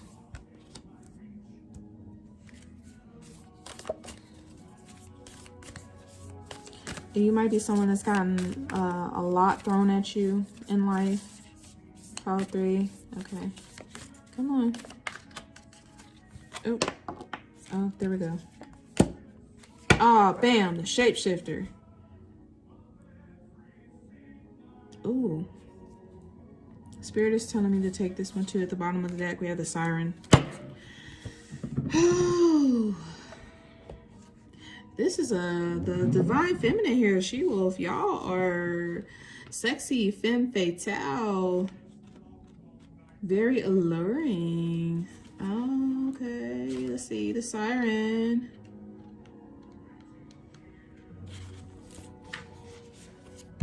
You are the temptress, the seducer, the femme fatale. The siren calls and the world spins. What we thought we wanted pales in comparison to the sweet allure of her song. We find ourselves lost in a spell of desire and longing, perhaps even lust. Whether the thing calling to us is ultimately good or bad is somewhat irrelevant. It's the journey that matters. Didn't I mention in the beginning that you guys were, you know, wolf calling? Something was calling to you. The work of the siren is to take us on a deep psychic descent. Following her song, we go down, down, down to a place where lessons are learned and courage must be rallied to find our way back to dry land. Try as we might, resisting the call may not even be an option unless, like Odysseus. All right, we're back. So sorry, Pile 3, about that. Of course, like right in the middle of me talking, my phone wants to stop recording and scream at me that it's ran out of storage. Of course, though, you know, it's Mercury retrograde, and you know, I've been running into so many issues trying to complete this reading, like so many damn issues. It's just been some ridiculousness. I keep running out of storage, but hopefully we can get through this now. Spirit, help us get through this. All right, back to the siren. What I was saying was, try as you might, resisting the call might not even be an option unless, like Odysseus, we bind our hands to the mast of our ship. It's likely, though, that falling for her call is the only way we will come to live more fully on the surface. Embodying this siren archetype requires that we explore things that are taboo. The siren laughs at conventions and constraints. She eats rules. Other iterations of the siren archetype include the nymph, the mermaid, and the fairy. They often come in sets of 3 as a trinity of temptation. Yeah, so pile 3. So for those who embody this feminine energy that I'm picking up on, I mean, you could be a male embodying this energy, but I'm getting heavily that this is a female. Whoever you are, you real sexy, you're real tempting. You are, dare I say, a tease. Very, very strong in the arts of, or the law of, how do I say this? Very, very strong in the art of seduction and manipulation of the law of attraction. You have a way, you might be a, speaking of songs, you could be a singer, like to write songs, love to listen to music. You could be instrumental, maybe play an instrument. You can play songs, write and play songs. Or you might just be someone that's very good with their words. So good that it's like, it's seductive. Like, you're very seductive. Again, a tease. And it's like, I'm just going to tell you, be careful. This is a great gift, especially when you're trying to work through like business dealings or other forms of transactional agreements where you have to be in a position to really know how to finesse in order to get what you want. However, you know, Be careful not to be the type of person that you're trying to bait somebody in, or I'm hearing bribery. I'm hearing teasing for the sake of teasing, just to see, going and doing and saying things just to see if you can get a reaction out of somebody, trying to see how far something's going to go.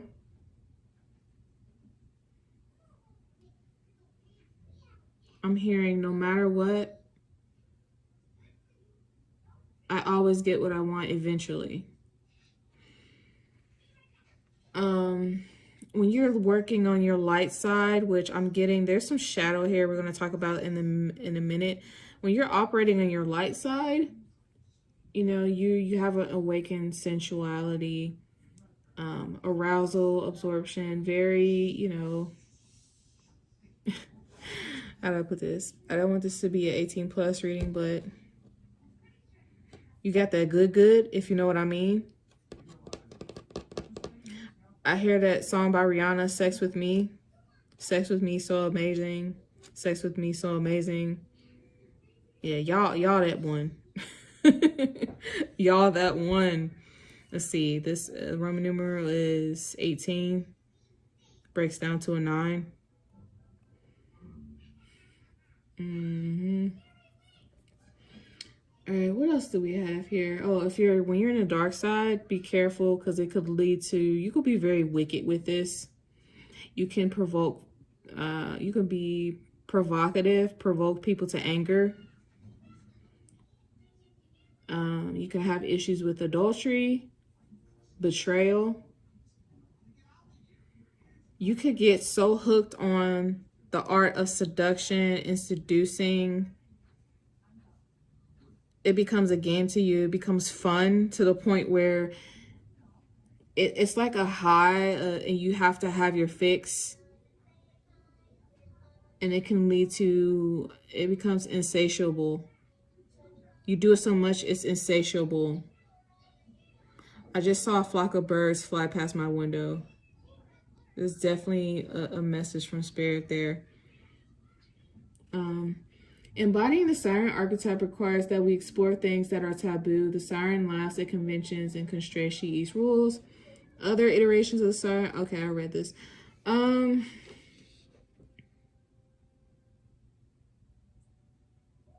What did I? Other iterations of the siren archetype include the nymph, the mermaid, and the fairy. They often come in sets of 3 as a trinity of temptation. Okay. Yeah, very alluring here, whoever this person is. Different than this person. We also have the shapeshifter, and that's ironic. Isn't it ironic? Don't you think? A little too ironic. Yeah, I really do think. I love that song.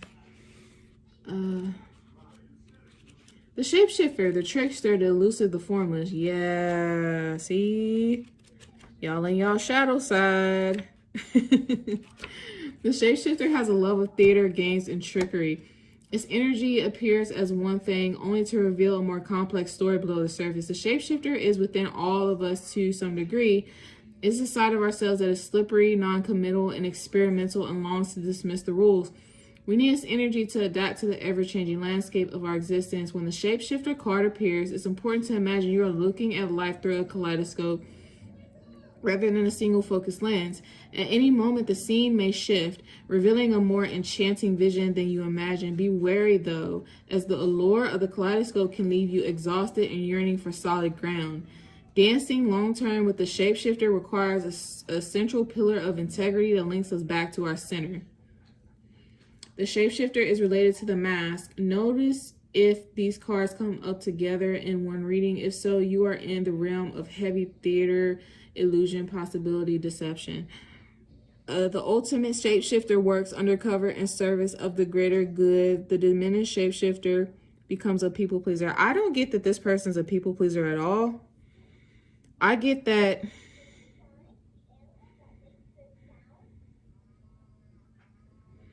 the purpose for the shapeshifting might actually be a defense mechanism. Perhaps this person at one point in time was not in this siren energy. They're a little bit more quiet, a little shy, aloof.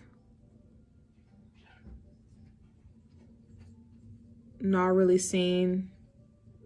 They might have still had that sensual, sexual energy, but people on the outside didn't take to it well. This person might have been bullied, made fun of, teased themselves. People might have taken advantage of this person, and as a way to kind of protect themselves moving forward, they kind of flipped the script, shifted,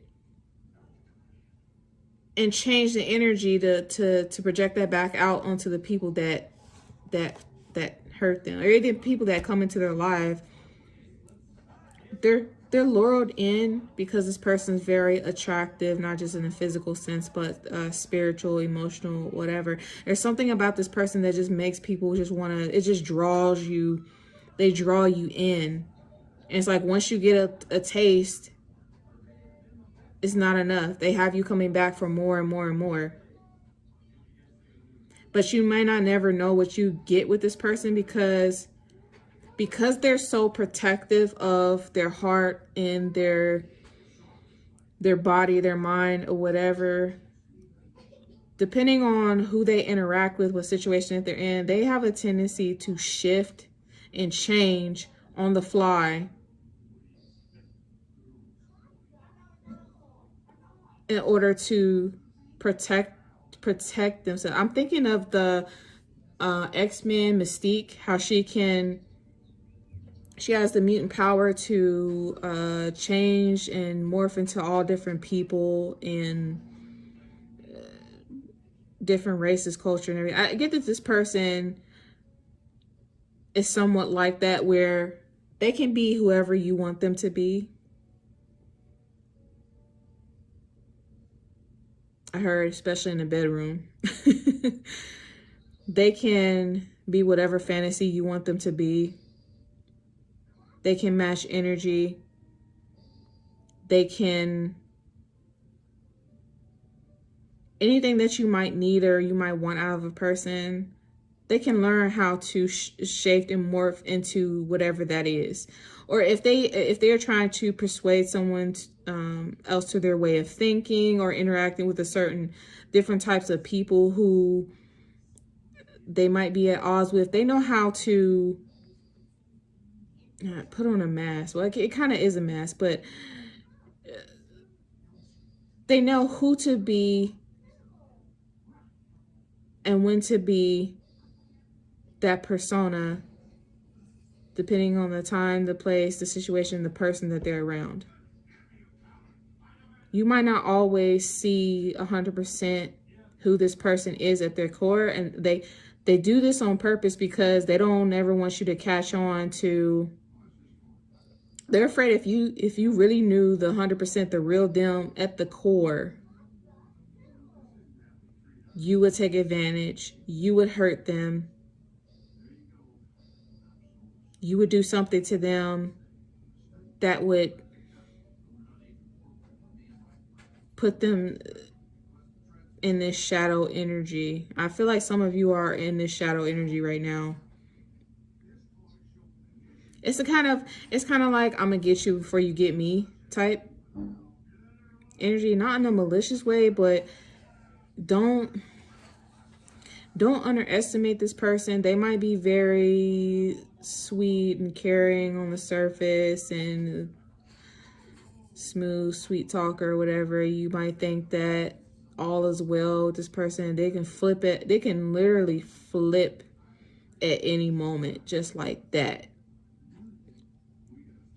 and show you a completely whole different side that you wouldn't even think that this person had. Like go straight savage mode. I'm hearing that song by Rihanna, Needed Me.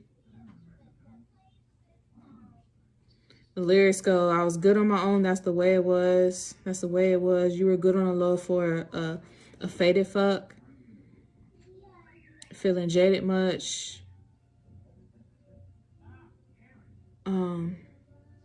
Shit, what the fuck you complaining for? Feel it jaded, huh? I got those lyrics mixed up. Used to kick off that shit I was kicking to you. Had some fun on the run, yeah, I get it to you. But baby, don't get it twisted. You were just another on the hit list trying to fix your inner issue with a bad bitch. Didn't they tell you that I was a savage? Fuck your white horse in a carriage. But you couldn't even imagine. Didn't even know you could have it. You needed me. That's this kind of person right here. Yeah. Oh man. But when this person, if you like I said, you could definitely use this power to your advantage when you're working on the light side to really do it, be in a service for the greater good. Be the type of person to where no matter what audience you're in front of, you have a way of delivering the message to where anybody will listen. Anybody will get it. All right, let's look at the shadow here. What is this shadow?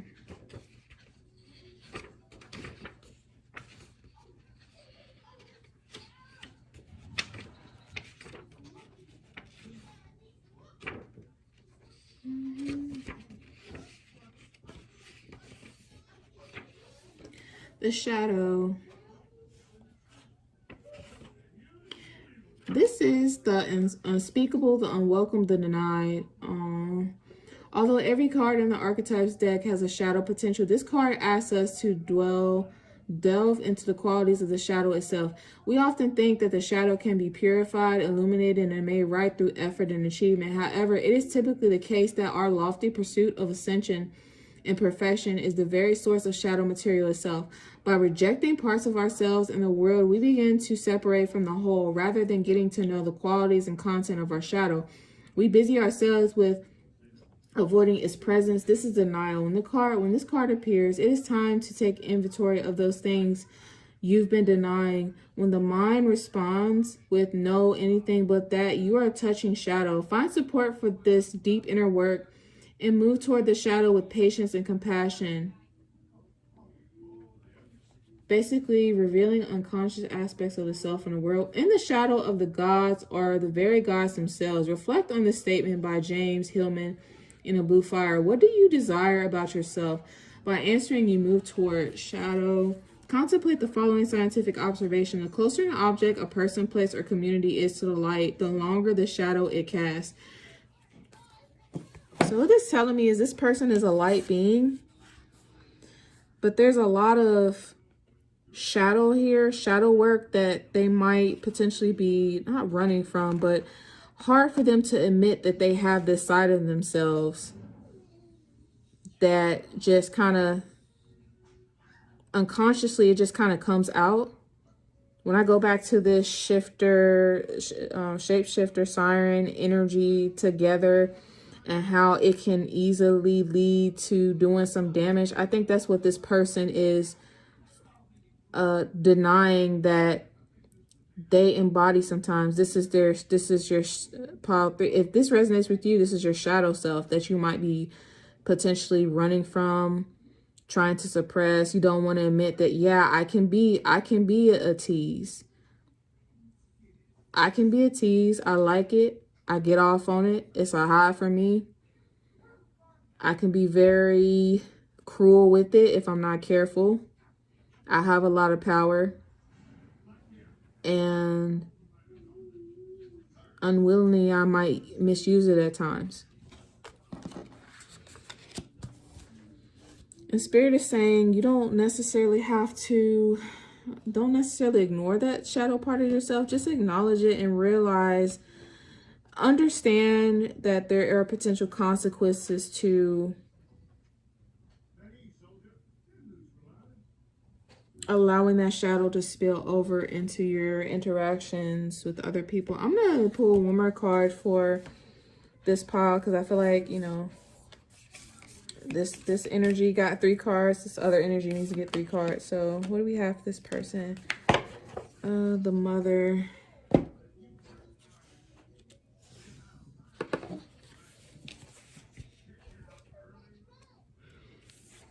So another thing I wanted to go back to with the comic and the mentor, I think this person might actually already be in the energy of I mentioned a sage. A sage is essentially a very wise person.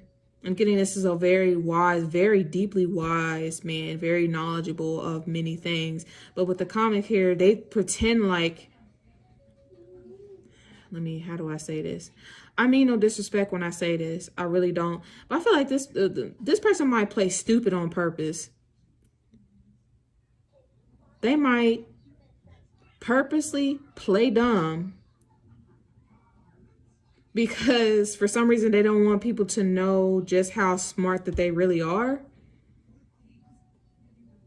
I don't know what that's about. But that's what I'm getting. But this is a very wise person. I have very out of the box, unconventional views about things. I guess they're just afraid to reveal and show that part of themselves. A sage doesn't necessarily have to be someone that has magic or practices magic. Or they could, but generally it's a wise, very wise person. So with the mother here, the great mother, the feminine, the source, we begin our archetypal story with the mother's love. Through her sensual, fertile, and life-giving energy, all creation takes form. Regardless of our birth story, each of our hearts beat for the first time in the warm womb of the mother, where she offered resources from her body for the building of our own. Yet her tale is not as simple as the mother, especially on the earthly plane, contains both light and dark aspects of the feminine. With the best of intention, the mother wraps her loving arms around her creations and begins to grip what she meant to set free. The mother both nurtures and prohibits growth. She gives yet clings. She creates yet restricts. Amid this complex energy, the mother holds the key to the eternal challenge of love. Notice how the mother archetype is expressed in nature. This is perhaps the most balanced and benevolent form of the mother's grace. The mother is part of the trifecta maiden mother crone. Because of the relationship between them, take special note when these cards appear in one reading.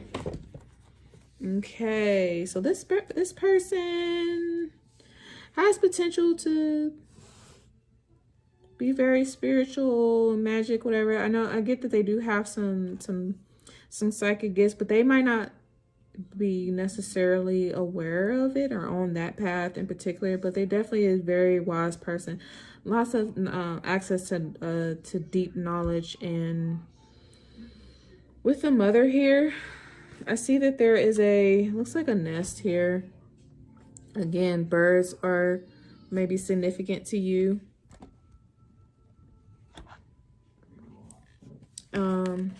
There's a pearl. I don't know if you can see in the middle of this nest, there's a pearl here. I think deep beneath the surface, this person has a lot of hidden gifts, hidden talents. They're very, very, just really beautiful aspects to this individual that they kind of keep secret. I think Spirit is saying it's time for you to let it out. You're meant to be a teacher. Someone that delivers, that takes the energy of this pearl and gives that to others. There also might be something significant about this person's relationship with their mother.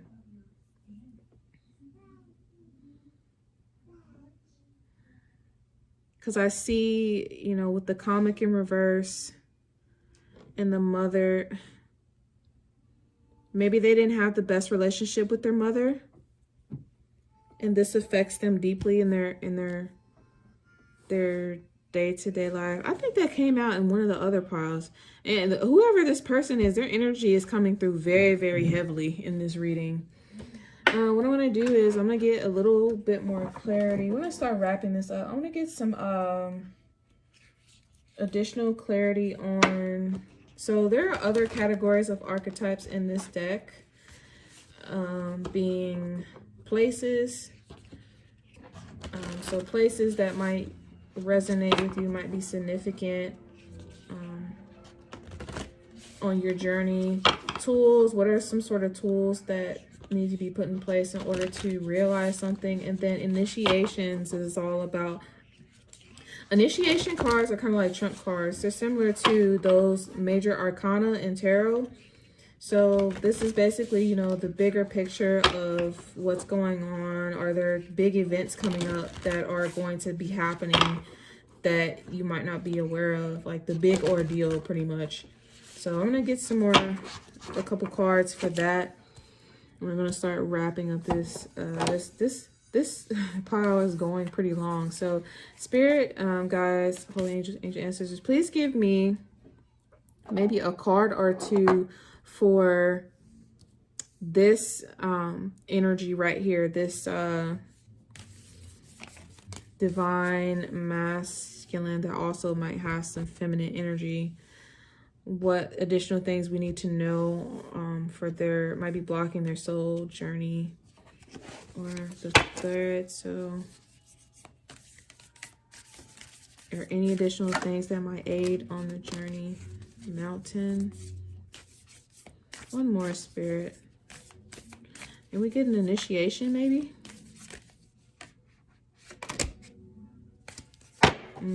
The ring. Interesting. So we have the thread, the mountain, and the ring. Looks like whatever's going on here,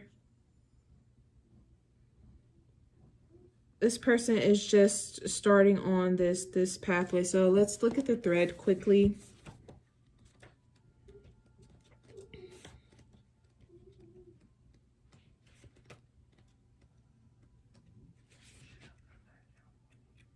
I think the thread is, I can't remember if the thread is a tool or if it's a place. Let's see, what's the number here? We have LXX.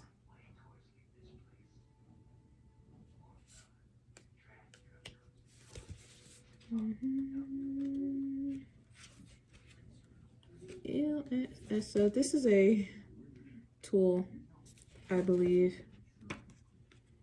A tool this person can use to help kind of guide them on this journey. So the thread, the path, the vein, the circuit. Life is a tangle. So much happens simultaneously and circuitously. I cannot talk. Leaving us grappling for meaning and direction in a network of distractions. When we connect to the energy of the thread, however, we strike the deepest vein in the body. Our whole being responds to its tug. Meaning is pumped through our bloodstream. Our mind and spirits are lifted. We remember who we are and what we came into this world to do. Though this happens on the most profound level, it can be the simplest incident that activates the thread. A song, an image, a conversation heard in passing, no matter how confusing or multi-layered our modern lives become. If we are connected to the thread, we are free. Being tethered to it is the only anchor our hearts require. Recall a moment in your life where you felt fully alive.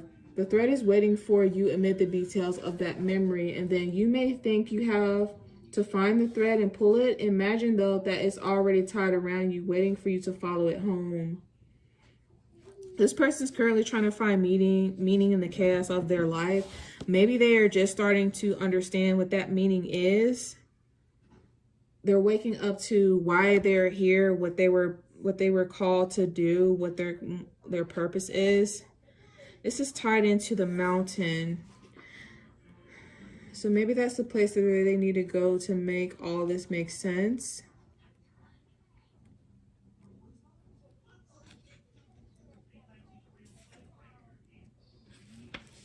Maybe this person has an interest in climbing, or they might want to climb a mountain one day or go and visit a beautiful mountain. The mountain is the ascent, the peak, the insurmountable. The mountain stands eternally in our awareness, Calling us toward his peak, it stirs up stoic and regal feelings, reminding us of the long lines of spirits, sages, sadhus, and gods that made their humble thrones within its snowy peaks. Beware, though, as the mountain can affect us in two ways. It can inspire and enliven us to rise to new heights and peak experience, yet it can also create isolation, competitiveness, and an inflated sense of self. Standing upon its heights can activate the purest and the perfectionist in us, creating separation from those we deem to be below. No matter how high you ascend, remember that it is within the core of the mountain that the gems, minerals, and jewels reside. If you think it's all about going up, you're following the fool's path and missing the miner's magic. Okay, that makes sense. Perhaps this person has a inflated sense of self, and I get that this person likes to isolate themselves a lot, and they frequently get trapped in their thoughts.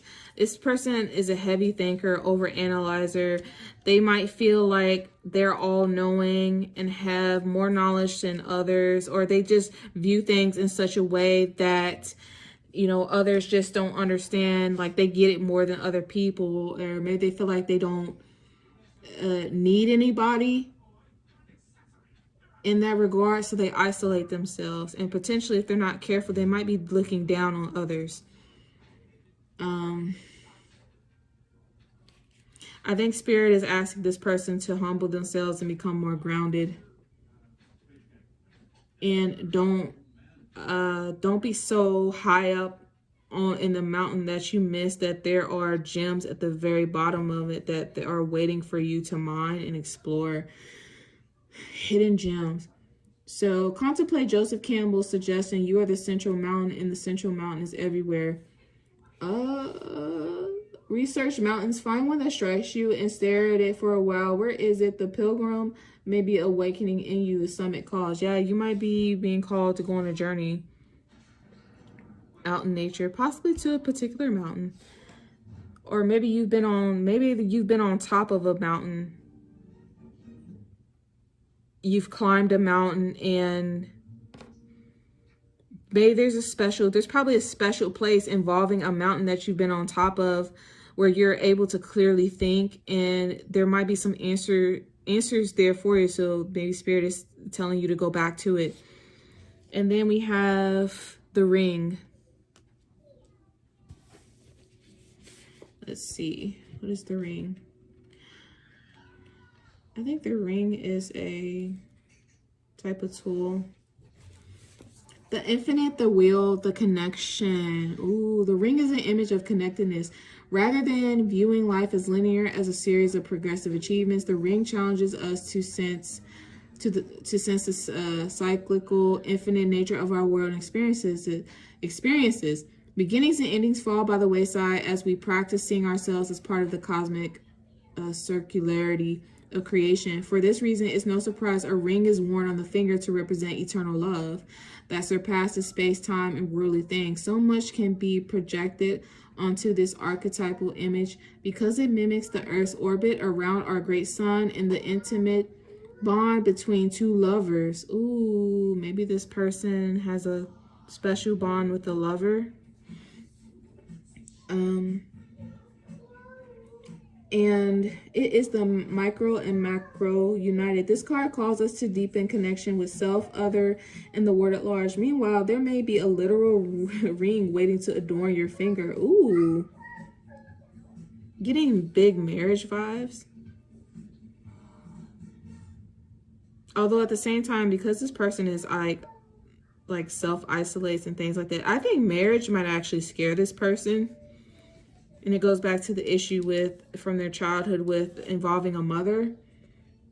Maybe they don't see marriage as something worthy of their time and commitment. Like it's an idea that's archaic to them, and they don't really understand. Yeah. But perhaps that's changing because this wheel's starting to turn. Study images of the mandala, the Unus Mundus, the Ouroboros, and the medicine wheel. Take stock of the jewels you adorn yourself with. Watch out for rings you wear out of habit that keep you connected to the old you. Okay, one thing that's interesting about this card, I don't know if you can see right in the middle of the ring, there's a galaxy here. Perhaps there was a interstellar, maybe there's a connection with a certain type of person. I'm getting a promise that was made. Galactic promise. I'm not sure what that's about, but that's the vibe that I'm getting here. Maybe they owe someone something from a past life. Or maybe, just maybe, since we talked about galactic interstellar knowledge, maybe they're meant to have a union with someone that's on the same wavelength as them. If this is like a star child or a star being, which I believe that they are, there's someone else possibly around them that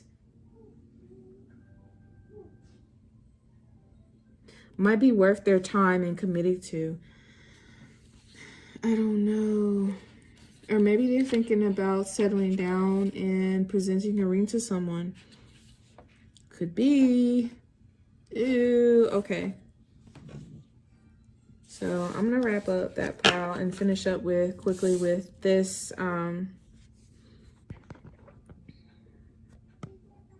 our divine feminine here.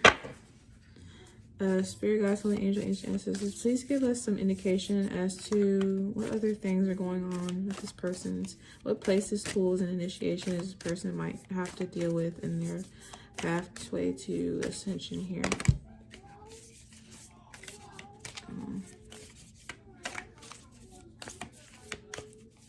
Two more cards, Spirit.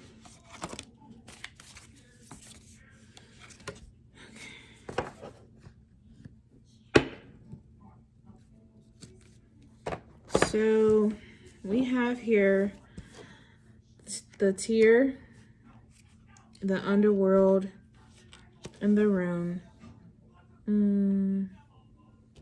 This is a physical tier, and you can see there's an emerald here, but there's a pearl in it. So that's telling me that this person might be currently drowning in their feelings, very sad in regards to something. And whatever they're going through, Spirit is saying that it's happening for you, not to you. And there is going to be a deeper meaning and something positive that might come out of this release of energy here. Let's read up about the tier real quick.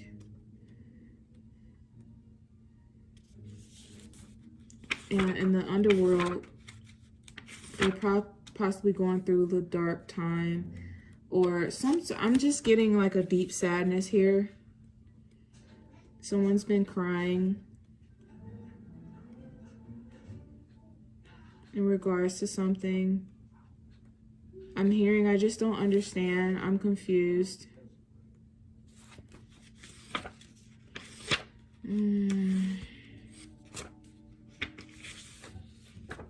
Okay, let me, what's the number here? LI, okay.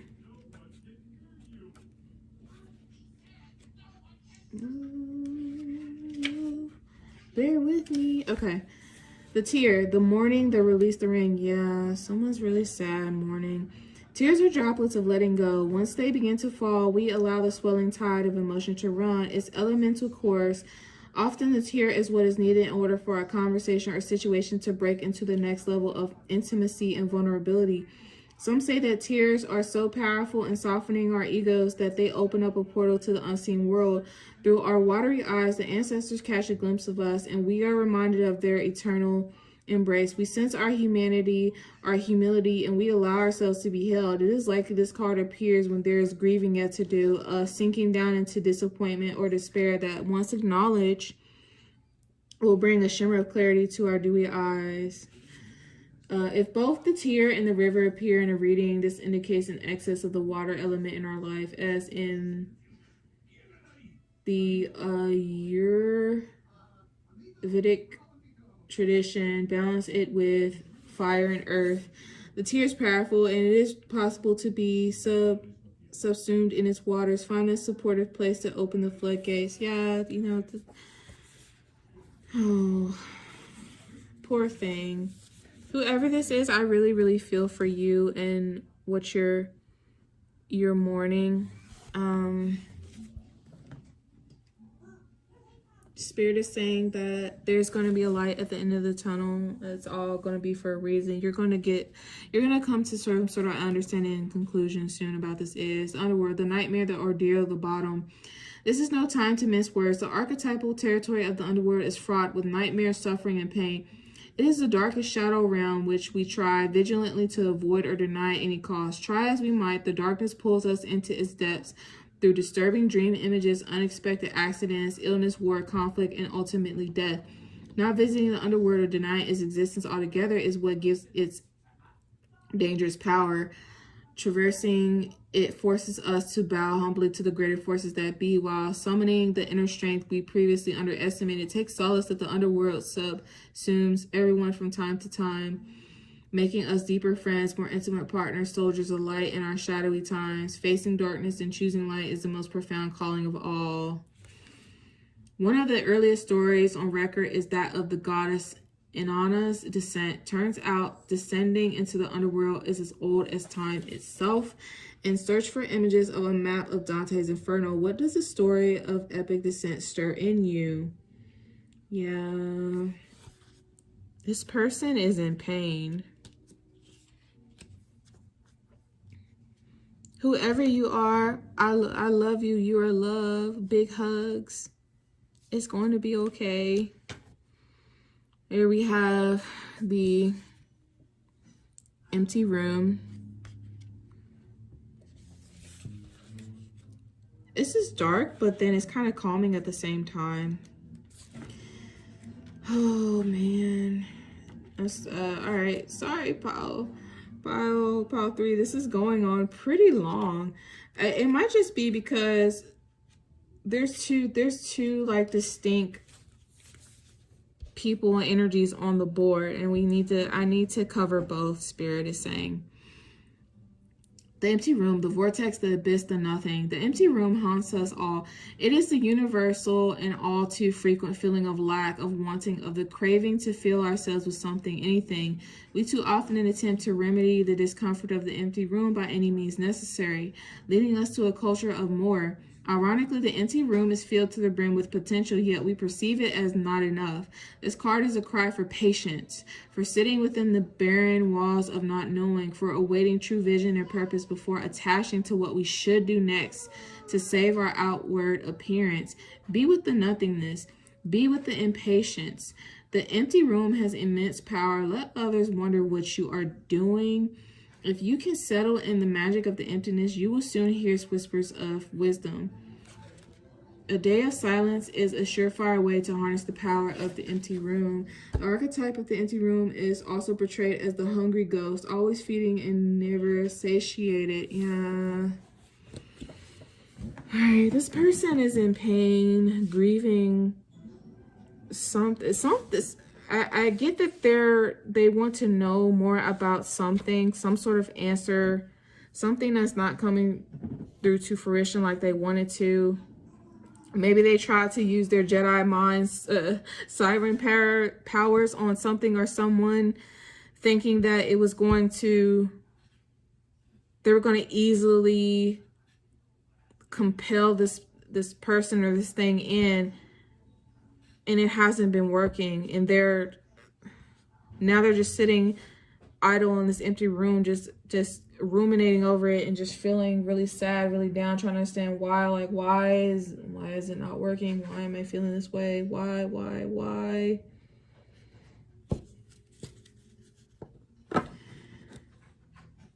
Okay.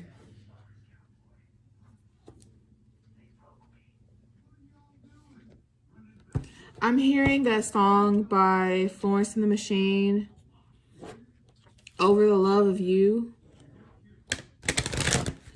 And lyrics say, since I was a child, I turned it over in my mind. I sit by the piano, wore my yellow dress, and cried and cried and cried.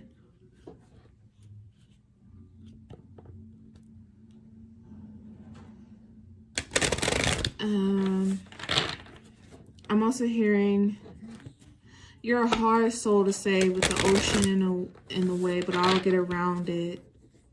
I'll get around it. You're a hard soul to save with the ocean in the way, but I'll get around it. Aww. This person's trying to... I don't know if this person's trying to save somebody or they're... Because that song is talking about grieving over a lover. Oh, this person's in love. And they...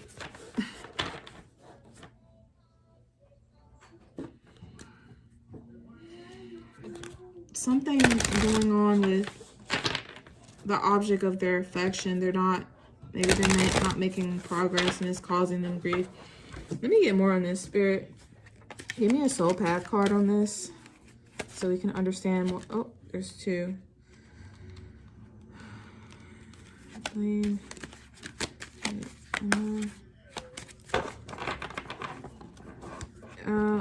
Happiness. I'm aware that being happy means that I am on the right path.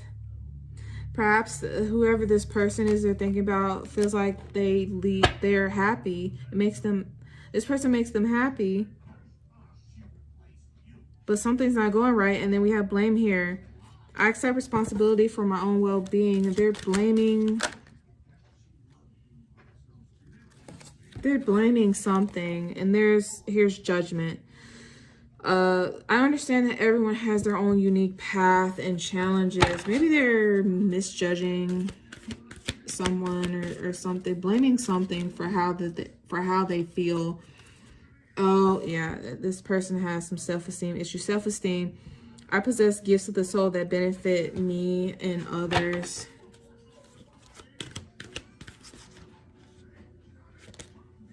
And failure. I understand that a mistake is only an opportunity to learn. Yeah. Maybe they feel like they made a mistake by getting too close to this person and something happened. Now they're crying. They're in their feelings. They're blaming everyone and everything. Passing judgment. Feel like a failure and it's affecting their self-esteem. The Spirit is saying you ultimately are, self-esteem is esteem of... What's that skit that Cat Williams was saying? He was like, he said something like, he's like, how do I fuck up your self-esteem? It's self-esteem. It's esteem of yourself, basically. Self-esteem. This person's not responsible for your self-esteem. That's something that you have to work on yourself, baby. You are ultimately the one in control of your happiness. You know, don't focus so much on the situation or person. Focus on being happy. You know, when you're happy, you know you're on the right pathway. Oh, yeah, bottom of the deck, grief. This person's grieving. I understand that losing something is an opportunity to appreciate. Oh, maybe they feel like they lost this person or this someone or something that they love. Hey, this is getting deep. It's getting sad. Oh, okay. I'm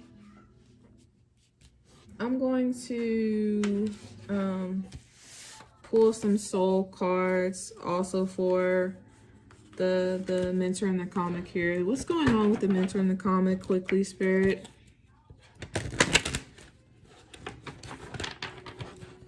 It'd be really crazy if these piles... It'd be really crazy if this person here was grieving over this person here. Because I don't know if there's is it just mere coincidence that both of these energies pop out on the table at the same time?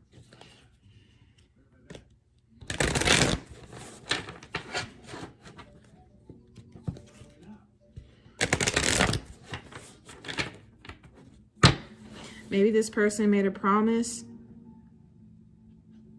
at the soul level to this person in this lifetime, and they've broken it, and it's causing this person to feel deep grief. All right, let's get more on the mentor person. What What soul cards do we have for this person on their journey? Oh. So we have courage, blame, acceptance, guilt, abundance. Oh my. What else, Spirit? Anything else?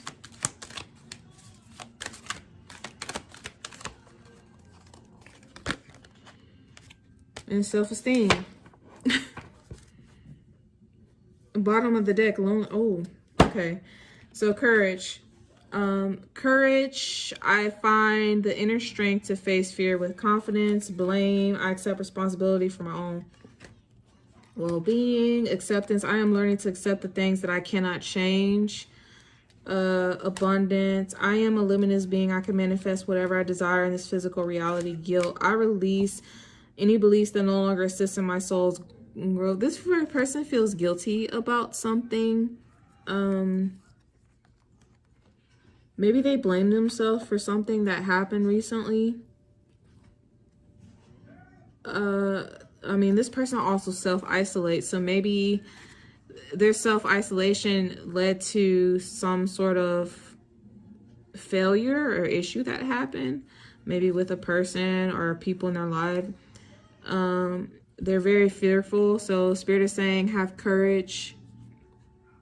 Have courage to face your fears with confidence. Let me move this camera up a little bit. Okay. Guilt. This has to do with manifestation. Maybe they tried to manifest a situation or a person and they did, and then something happened. Something didn't quite go the way that they expected. They feel guilty about it, but Spirit is saying you need to release that guilt. Release what's no longer serving you and realize that you can manifest anything that you put your mind and heart to. Self-esteem. Yeah, both of these people have self-esteem issues. Possess gifts of the soul that benefit me. And I feel like this person might have inadvertently hurt this person. They didn't mean to hurt this person, but they did. This person is grieving, blaming themselves for what happens. This person is blaming themselves for what happens. They blaming each other. And at the same time, there's a lot of grief and sadness. This person feels lonely. I know that I am never alone, though. Spirit saying you're never alone. They're there. This person's there. Oh, man, this is getting deep. This is getting heavy. Oh, man. Okay. I need to start wrapping this up. This has went very, very long. This is one of those longer readings, but I hope you guys like that sort of thing. Next thing I want to do is pull some. So this reading is going to be a little different. We know a little bit about this person's soul journey, who they are at the core, where they're meant to go. You know, you've got a sage, a wise person, and then you've got a all-powerful magician, a witch. Both meant to acquire more knowledge and to do something with what they learned, but they can't get there right now because they're stuck on some karmic cycle with a lot of healing that needs to be done. And I'm gonna pull from the Samhain Seasons of the Witch Samhain Oracle. This is basically gonna give like a better indication as to what more needs to be healed here. Samhain is is of Celtic origin. It's a pagan festival that happens around Halloween time. That's really kind of where Halloween kind of came from, was based off of. And it is during Samhain is when I think it happens October 31st to November 1st.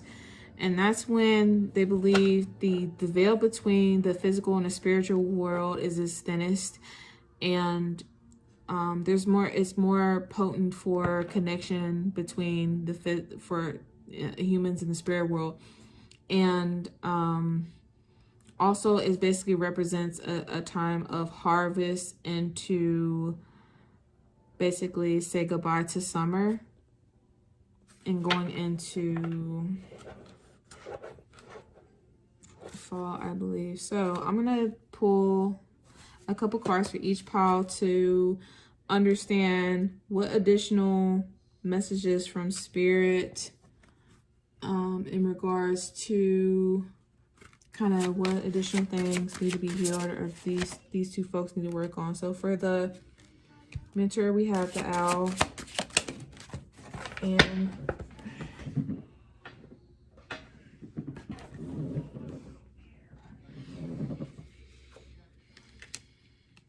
the third harvest. So what I'm getting for this is failure to reflect on something. And then again, owl and an owl. It looks like the same owl here. So there's definitely some sort of message that spirit is trying to deliver to this person, I'm thinking, but perhaps they either aren't hearing it or maybe they are and they're just ignoring it. Yeah. Let's see. Can we get a couple cards for the siren, please? Rooted and what else? What else, spirit? More cards for the siren. Ritual. Okay. And at the bottom of the deck for both of these, we have silence. There's a sweet embrace and a nothingness. Stillness brings a presence of all. Okay. Let me quickly look at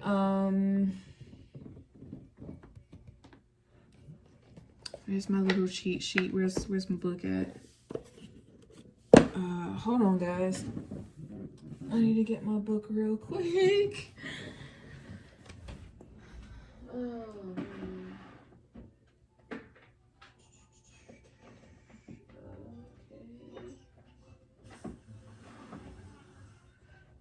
Okay. Like I found out what I did with it.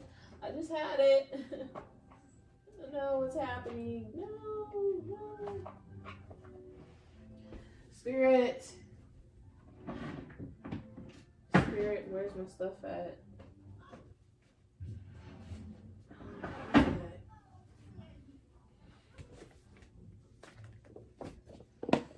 Hold on, y'all. I'm so sorry. Like, I literally just had it. I just had it.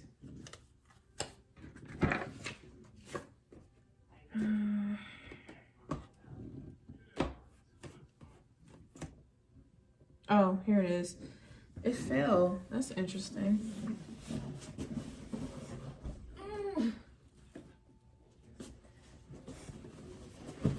Whew. Don't judge me. So the owl.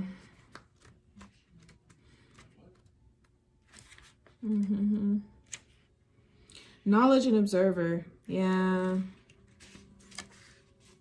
There's no witch or Solin without the mention of owls. Owls are majestic creatures, often known as old souls, that have fantastic sight and the ability to turn their heads 270 degrees. Their energy is one of vast knowledge and observation. They sit in silence, carefully watching their surroundings for their prey.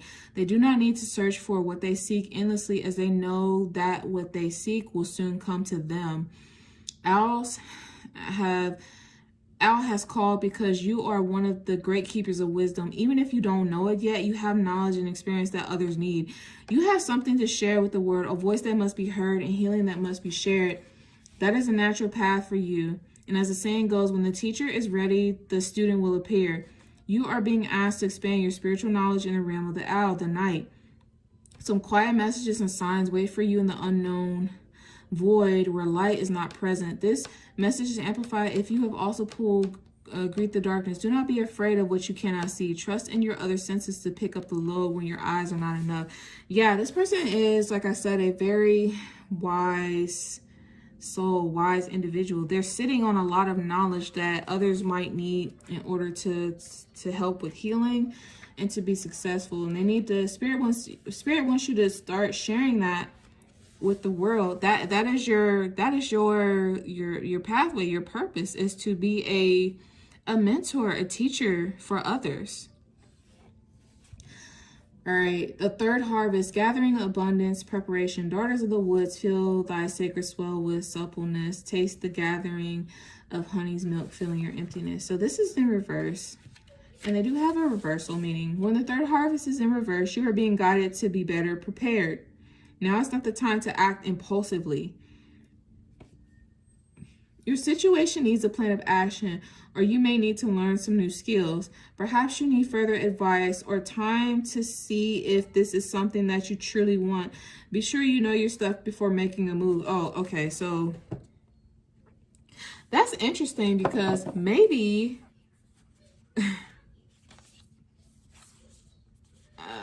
with the comic here,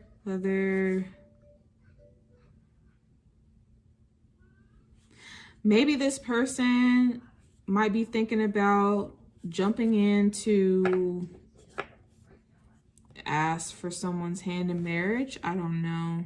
Or if they're not, they're thinking of doing something possibly. I don't know what it is, but it's impulsive. The spirit is saying, you know, take a step back and really think through what you're going to do before you do it. Be very cautious in this situation. For our feminine here, we have rooted. I'm getting this person needs to work on being grounded. Yep, grounded in connection. May you never tear the living ritual that is magic merged within the woods of your being, the soil of your soul. We are often told to start with building intuition, which is undoubtedly true. Never underestimate the power of working with the spirit. You need to learn to ground the spiritual information into your physical life. To be flighty is to connect to spirit, but to be rooted is to become a channel for spirit. You become a vessel that allows the divine intelligence to spread its wisdom here on earth. A more familiar word is manifestation. Being grounded is about being present and aware of how things make you feel. You have to feel into your body. You are being asked to dig in deeper. Maintaining deep roots is how you pull yourself from the darkness. It's easy to get grounded or to do your spiritual practice when things are going well. It's an entirely different ballgame when you feel defeated and broken, but the darkest parts of your journey are when you need to be rooted most. The real gift of spiritual commitment is found when you feel like your back is against the wall. I do feel like this person's back is against the wall. They're grieving. Don't give up when times are hard. Instead, find nourishment below the surface. Find your connection to your true self, your ancestors, your guide, your trust, and your instincts. Your situation is not hard so that you can give up. It is a call to surrender to your practice. This message is amplified if you've also pulled ancestors or crystal and herbs. Yeah, you need to be in service to spirit right now. Really focus on your spiritual gifts, what spirit is trying to tell you, your study, your craft, your practice, and not so much on this situation or this person you're grieving over. Ritual, dedication, and harnessing. Can you feel them, wild creatures linked by the very blood you would spill into your craft? The ritual of dedication to self and those whose gauges hold fire, but whose whispers carry you softly through the unknown. Yeah, ritual is the very foundation of a witch's practice. Yeah, you are a witch. And it is the doorway to worlds unseen and a rite of passage. It is the deliberate honoring of the wise ones who've walked before us, the spiritual ones who watch over us. It is also a dedication to self, a place where you can find yourself in your practice and harness the power within. Ritual is a dedication to your craft, and it is about you showing up for things that are essential to you, be it going to work, organizing your kids, or hitting the gym. Spiritual rituals are no different. If anything, they are even more critical than the day-to-day stuff of life. It is important to take time to honor your magic and the magic of those you call upon. By doing so, you are making a choice. If you have pulled ritual, it is because you're being drawn to honor your magic in a more profound way. You're being asked to explore your power as a witch truly and to find the proper time and energy to develop your craft. Making time to honor each step of ritual magic through intention is like Sending out a beacon saying, I'm here and ready to own my power as a witch. The powers that be will notice your efforts and begin to give you more power as a reward. So I hate to say it, baby, but this situation that you find yourself grieving and being stuck on is actually stifling, or could potentially stifle, your growth, and spirit giving you access to more power, because you're not right now. I feel like this person, you are not taking time to yourself to really focus on your craft, to your studies, whatever projects or things that you were working on that really were helping you to harness your path and your craft as a witch. You've kind of slept on it a little bit because you're so caught up in your emotions for this person over here. This person got a whole nother set of problems. They need to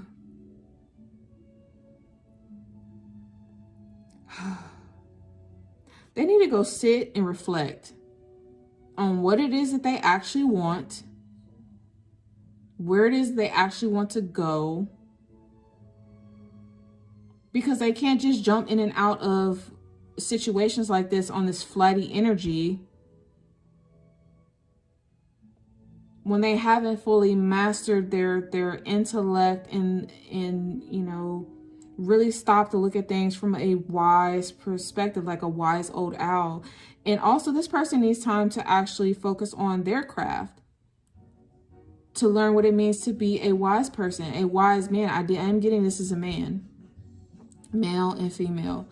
And this man is meant to be a leader at some point, but I think he's kind of he's isolating himself right now for whatever reason, due to some other issues that he needs to work out. But Spirit is saying it's time to sit and work through those issues and really focus on, you know, everything that you have been through up until this point was meant to teach you a lesson, and you needed to go through it so that way you can take that knowledge and experience that you gained from whatever you went through and use that to teach others. Maybe you're meant to be a motivational speaker or a counselor, a therapist even.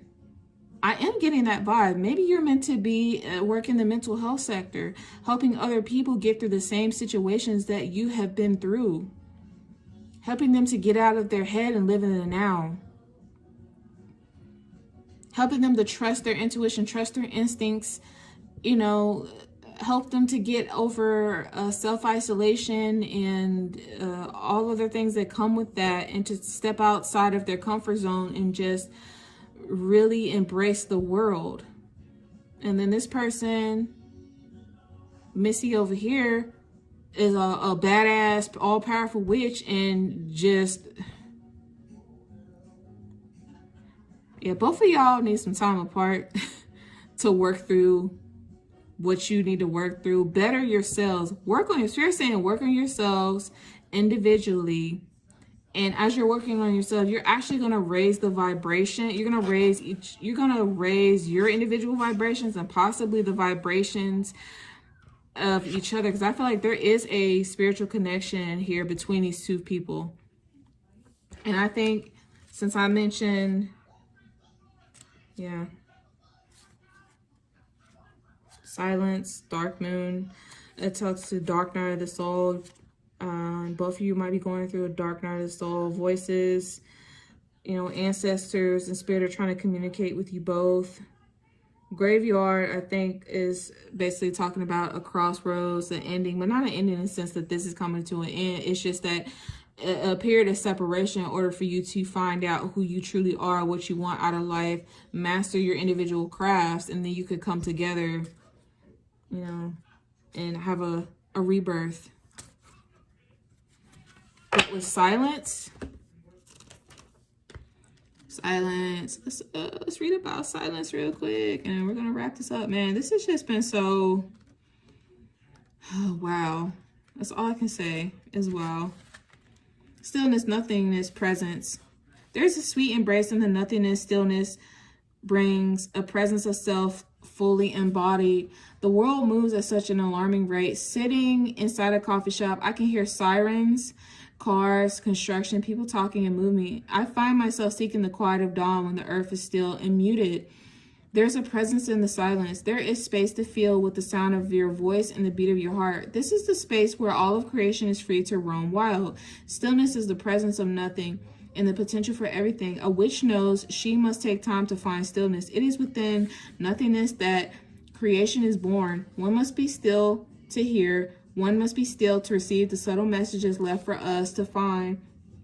Spirit needs your attention for a few moments to guide you on your path. If silence has paused in your spread, take this opportunity to be still. This card is a reminder to spend time each day to clear your mind. The answer to your question will come when you stop searching, allowing the solution to be presented to you. There's no need to rush in the situation, even if you think you must. Remove your expectations of the situation you are inquiring about. Give this up to the silence, the nothingness. Spirit will take your inquiry and answer when the time is right. Yeah, just don't even stress over whatever you're stressing over. Give it up to Spirit. Put it out in the universe. Let it go. They'll take it and handle it. Spirit knows you. Spirit knows what's best for you above all, and what's good for your highest good. So you don't even have to worry about that. You really don't. Here's that. So got our archetypes and oh boy, yeah. This person, whoever you are, you need to learn how to listen. I feel like you got issues with listening. Not just to others, but listen within yourself. Trust your intuition and listen to spirit. Spirit be trying to scream at you. And you just be like, I don't know if I really heard the whispers of the wind. I don't know if they're really there. I don't know what that is. Maybe it's just my mind playing tricks on me. No, it's spirit, and they're tired of your ass ignoring them. That's why you're going through whatever bullshit you're going through right now. And I do feel like it's some bullshit. Reason why you're isolated, because you need to sit and you need to fucking listen. Sorry. Excuse me for cussing. That's me, man. All right. I'm gonna pull additional message from the Divine Feminine Oracle. I think there's a Divine Feminine that wants to come through and speak to the siren and give her just a little bit more encouragement. So I'm gonna get a card really quick, and we're gonna wrap it up with a question and then the dice, and then that'll be it. All right. First, let me turn on the light. Why didn't y'all tell me it was dark? Collective.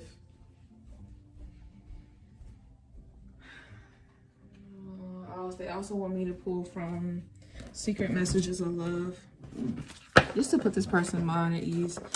All right, so Spirit Guides, who's the Divine Feminine that wants to come through and give our sister here a very positive message? Please come through. Divine Feminine, who's here? The Queen. Thank you, Spirit. Hey, the reason why I got so geek is because who do I get over here? The Queen Mother in the house. Goddess of Magic, Isis. Yes. The Goddess of Magic, sexual energy is sacred. My pleasure is a prayer that brings me back to life. It's okay to have and feel pleasure. Yeah, okay. The Queen, what the Queen got to say? I'll look. I'm sorry to get so hype, y'all, but y'all understand. I love me some Queen. I love me the Queen Mother. You don't understand. She done came through for a sister so many times. And I just, the Queen. Okay. Who is she? Isis embodies the pure magic of devoted love. Isis is an ancient Egyptian goddess of love, fertility, resurrection, and magic. Her temples lined the Nile Delta in Upper Egypt from the 4th century BCE to the 4th century CE. With the closing of the temple at Philae? I don't know. Philae. Yeah, y'all go and pronounce that in your own time. The priests and priestesses who served her were known for their miraculous healing powers. You're a high priestess, by the way. Isis is the daughter of Jeb, god of the earth, and Nut, goddess of the sky. She married her brother Osiris. When he was murdered, his body parts were scattered all over the earth. Isis searched tirelessly to remember him and then used her sexual energy to bring him back to life. Osiris's death and rebirth were celebrated annually. Isis then gave birth to their son Horus and became worshipped as the ideal wife and mother. Her association with magic originates with the sun god Ra. Isis created the first snake in order for it to bite Ra. In his pain and near death, he gave her his secret name so that he could revive him. Isis then became more powerful than Ra and possessed the magic to heal and prolong life or to give life back to the dead. When your soul selects this card, the sexual energy that creates life can also be used to sustain it. It's significant that Isis brings Osiris back to life by making love to him. The metaphor is that by uniting life and death, body and soul, masculine and feminine, and heaven and earth, a rebirth or a resurrection occurs. The sexual energy that sex inspires exists within each of us all the time, latent and waiting to be utilized to create more life. Often our own sexual energy and power is feared or left neglected and unacknowledged. It's a powerful sacred life force that Isis wants us to integrate more fully. It doesn't require a partner to activate it. It only takes awareness that it exists and remembering of our heart to our head, our body to our soul. It takes activating the energy of our root chakra and uniting it with the crown chakra just above your head. Yeah, you need to do some Reiki healing. Work on activating, uniting, connect your crown chakra with your root chakra. Isis is a call for us to allow our sexuality to infuse and enhance all that we do, say, and do. She's a sacred reminder that sex is holy, and what makes it holy isn't marriage or a certain combination of male and female or masculine and feminine. Sex is made sacred through presence, through our capacity to become fully embodied. Soul voice meditation. When you're meditating, you might want to say this out loud. What does sexual empowerment feel like to me? Intention. Sexual energy is sacred. My pleasure is a prayer that brings me back to life. Yeah, you need some sexual healing, babe. And what it's saying is doesn't necessarily mean that you need to go and do that with another person. But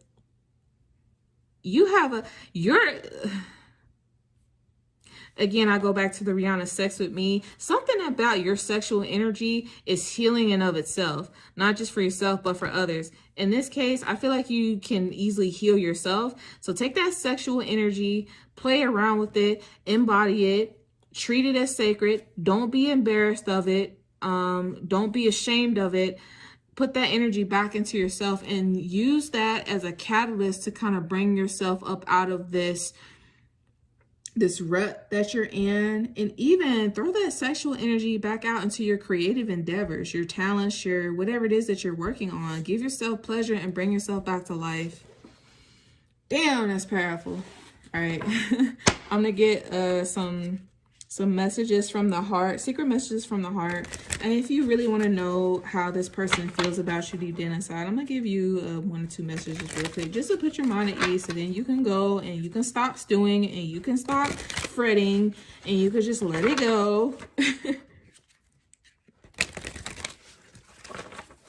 All right, spirit guides, angels, please come through and give me what are the secret messages from the heart of the person that's on this person's mind.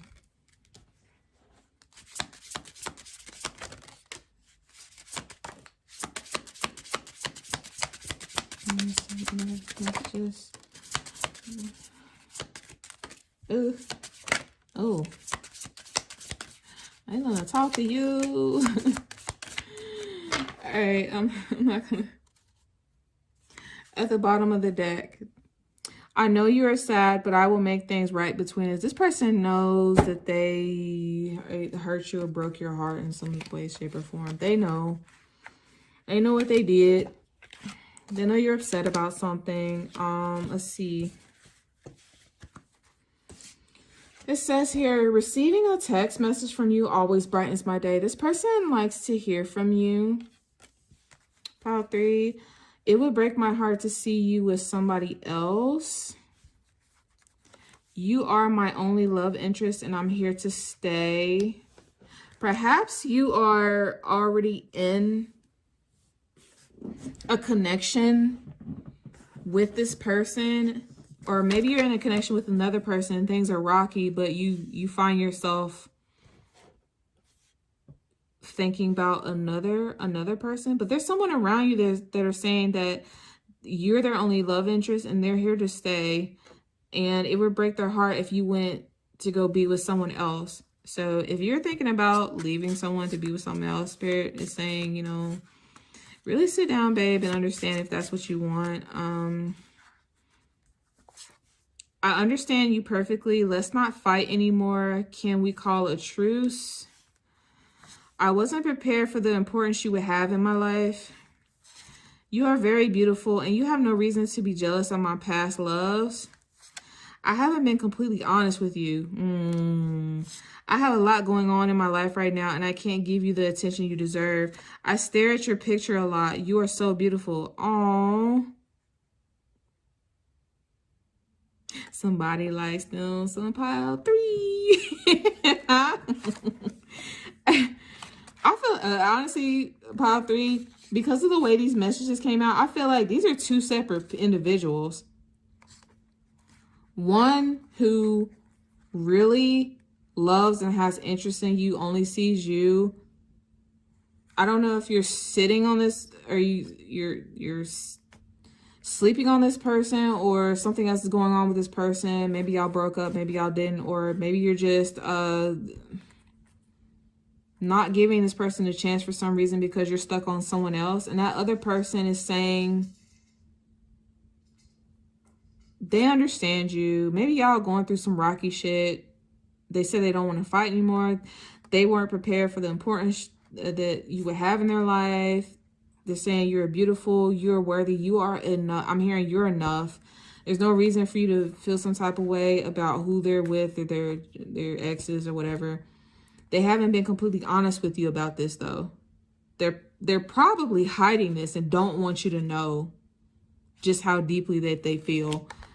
And they're saying, you know, a lot of it is not you. It's they have a lot going on in their life right now and they can't give you the attention that you deserve. So maybe that's why you're so upset, is this person is not giving you.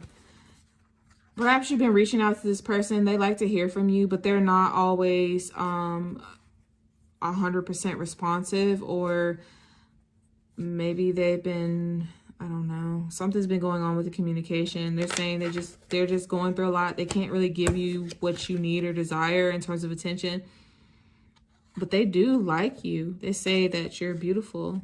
They stare at your picture a lot. That you're, and they say that they know you're sad and you're messed up, but they will make things right between you guys eventually. It's just going to take time. They say, I want to travel with you and create wonderful memories. Are you up for an adventure? You will always be my favorite. Hello, and my heart is goodbye. Even though we are going through a rough patch, my feelings for you haven't changed. Things will get better, I promise.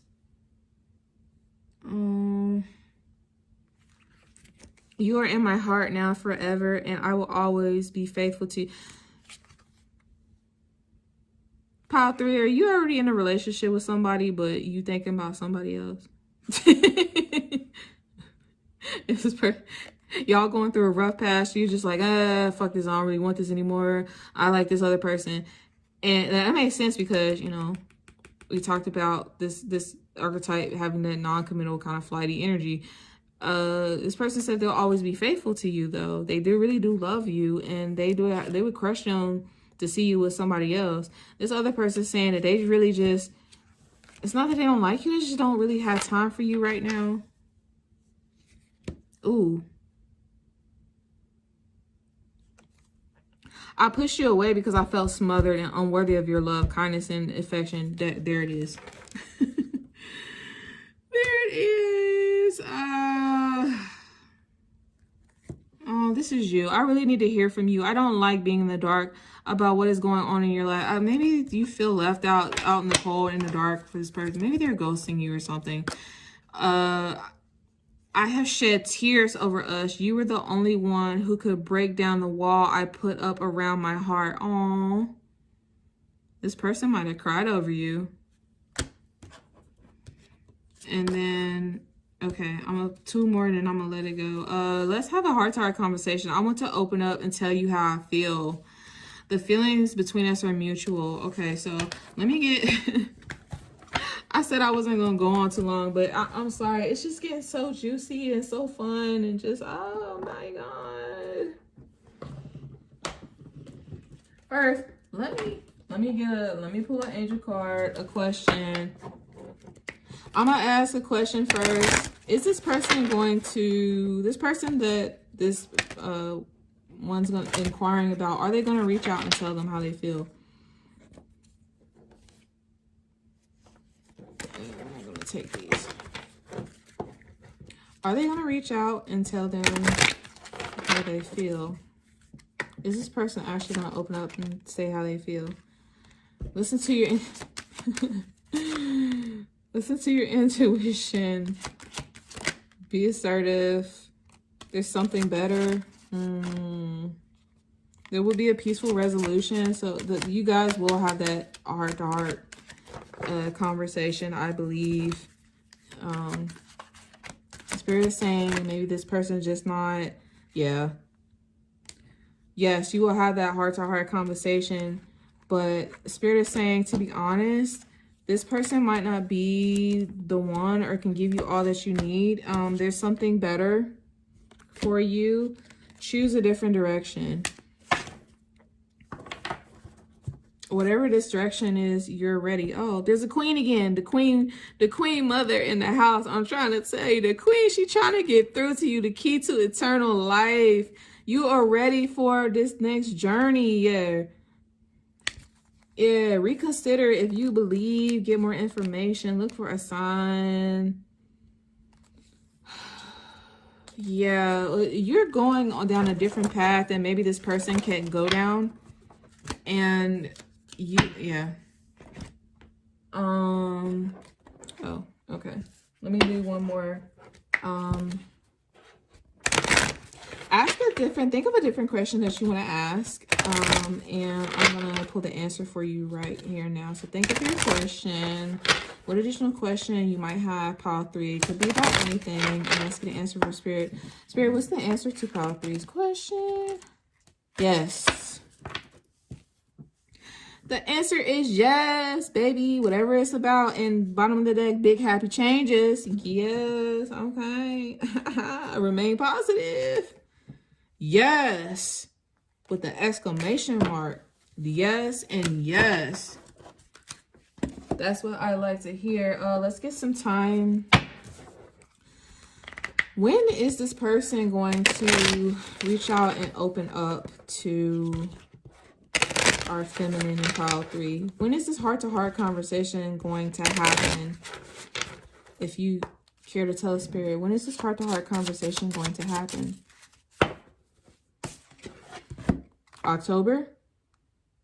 That's crazy because the deck that it was Samhain, October.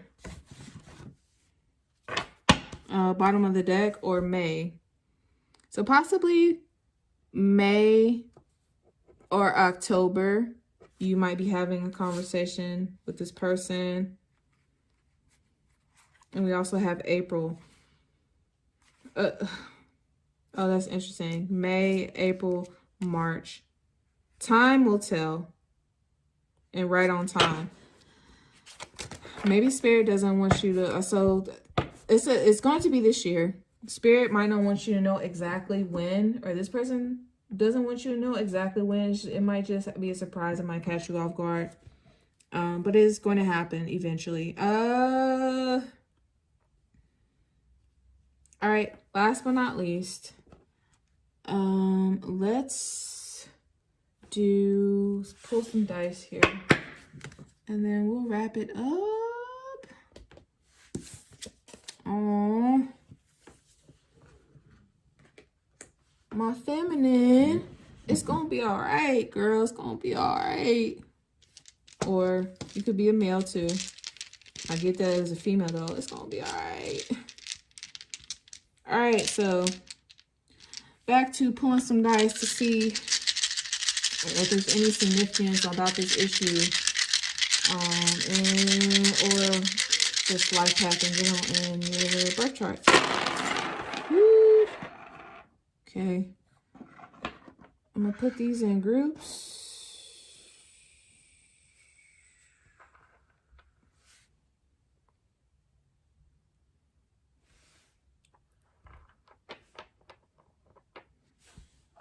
I'm gonna put this in pile of 3 and 4. So down here we have Taurus.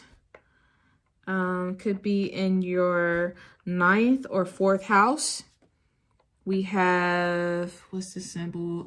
Where's my cheat sheet at? Because you know your girl don't always be knowing all the different symbols and stuff. Let's see. What's this? This is Saturn. We got Saturn, the sun, or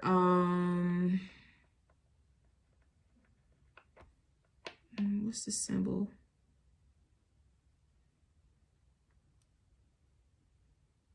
Pisces. Saturn. In your 6th house, you might have the planet Saturn. You might have some Piscean energy, or the sun. We also have here in this house sun. I believe this is Virgo. Yeah, that's Virgo. This is Aquarius in your 12th house. All right. And that is it. All right, we made it through my first pick a card. Oh, this is a long one. A long one. But I hope that you got something great out of it. Something really stuck with you and resonated for you. And yeah, it's like, oh, you know what? Spirit just said I need to pull a Divine Feminine card for my mentor person as well. They said it's not fair that the Divine Feminine got one and they didn't.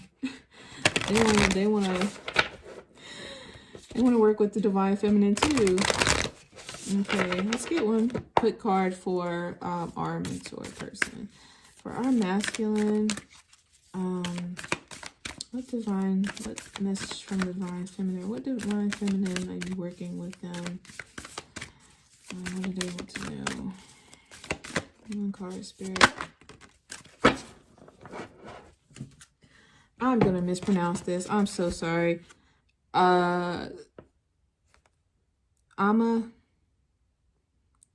Amaterasu, the goddess of light. We are all sacred mirrors reflecting back the same light. Yeah, this is I think she might be a Chinese goddess, if I remember correctly. She embodies the levity that brings us out of the darkness and shows us the beauty of our own light. She is the most powerful deity in the Shinto religion. She's a solar goddess of Japanese mythology. I apologize. She is of Japanese descent. Her name means shining in heaven. The oldest legends of her date back to the 8th century and come from the Kojiki, or the Japanese record of ancient matters. In Shinto, kami are spirits or deities, and the most well-known story of the kami is Shinto is when this goddess of light got in a fight with her brother Susanoo, god of the storms and of the sea. His violence made her so upset and angry, she retreated into a cave, leaving the world in darkness. A kami of merriment placed a mirror outside of her cave and laughed so much she became curious. She peeked outside the cave and saw a beautiful goddess, a stunning vision of dawn. She was in awe of it, not realizing it was her own reflection. Surrounded by laughter, this goddess anger and depression lifted, and she agreed to leave the cave, bringing her light with her back into the world. That makes so much sense, because I feel like your isolation may be due to depression, anger, and sadness, and you have a lot of light within you that you are actually borrowing from other folks by isolating yourself. And Spirit is saying you need to kind of get back out there, get back into the world. The cave, okay. When your soul selects a card, the cave is so crucial. Drawing inward, hiding our light to restore ourselves and to heal from something or someone that felt too intense or aggressive. When we hide our light, though, we aren't the only ones left in the dark. We take our light from the ones who love us as well. The beauty of this goddess is that she emerges from the cave out of curiosity, attracted to someone else's joy. That's when she meets with the dawn of her own reflection. She doesn't truly see herself in beauty of her light until she drawn out of herself. She sees her own light when she becomes curious about seeing the light that's around her in the levity and laughter of other deities. That is the answer. If you've been too long in retreat, if we've been hiding our light, not out of self-love and a soulful need for restoration, but out of reaction to someone else's pain, then we draw ourselves out by focusing on the joys of others. Seeing their light allows us to see our own. And sometimes even the solar goddess needs to be inspired or reminded of why she shines so brightly, not just for the sake of her own reflection, but also for all those beloved beings that need her rays of light to remember their own. Sometimes we need the sight of the faces we brighten in order to remember why we are so devoted to finding our way back into the light. Soul voice meditation. Imagine someone in this moment you want most to see, laugh, and feel with light. Maybe it's the person that has been grieving, that you've been hiding or ghosting from. Intention. We are all sacred mirrors reflecting back the same light. Yeah. Find your light again, sweetie. Oh, there was another dice that fell out from that last pile that I read. There's the moon there. So moon and sun in that 12th house with those other energies. I think it was Virgo, Aquarius, and something else. All right, pile 3, that is it. That is the end of the reading. Thank you so much for being here. I hope this message resonates with you. If it did, please let me know in the comment section below, and I'll see you next time in the next reading. Thanks. Bless.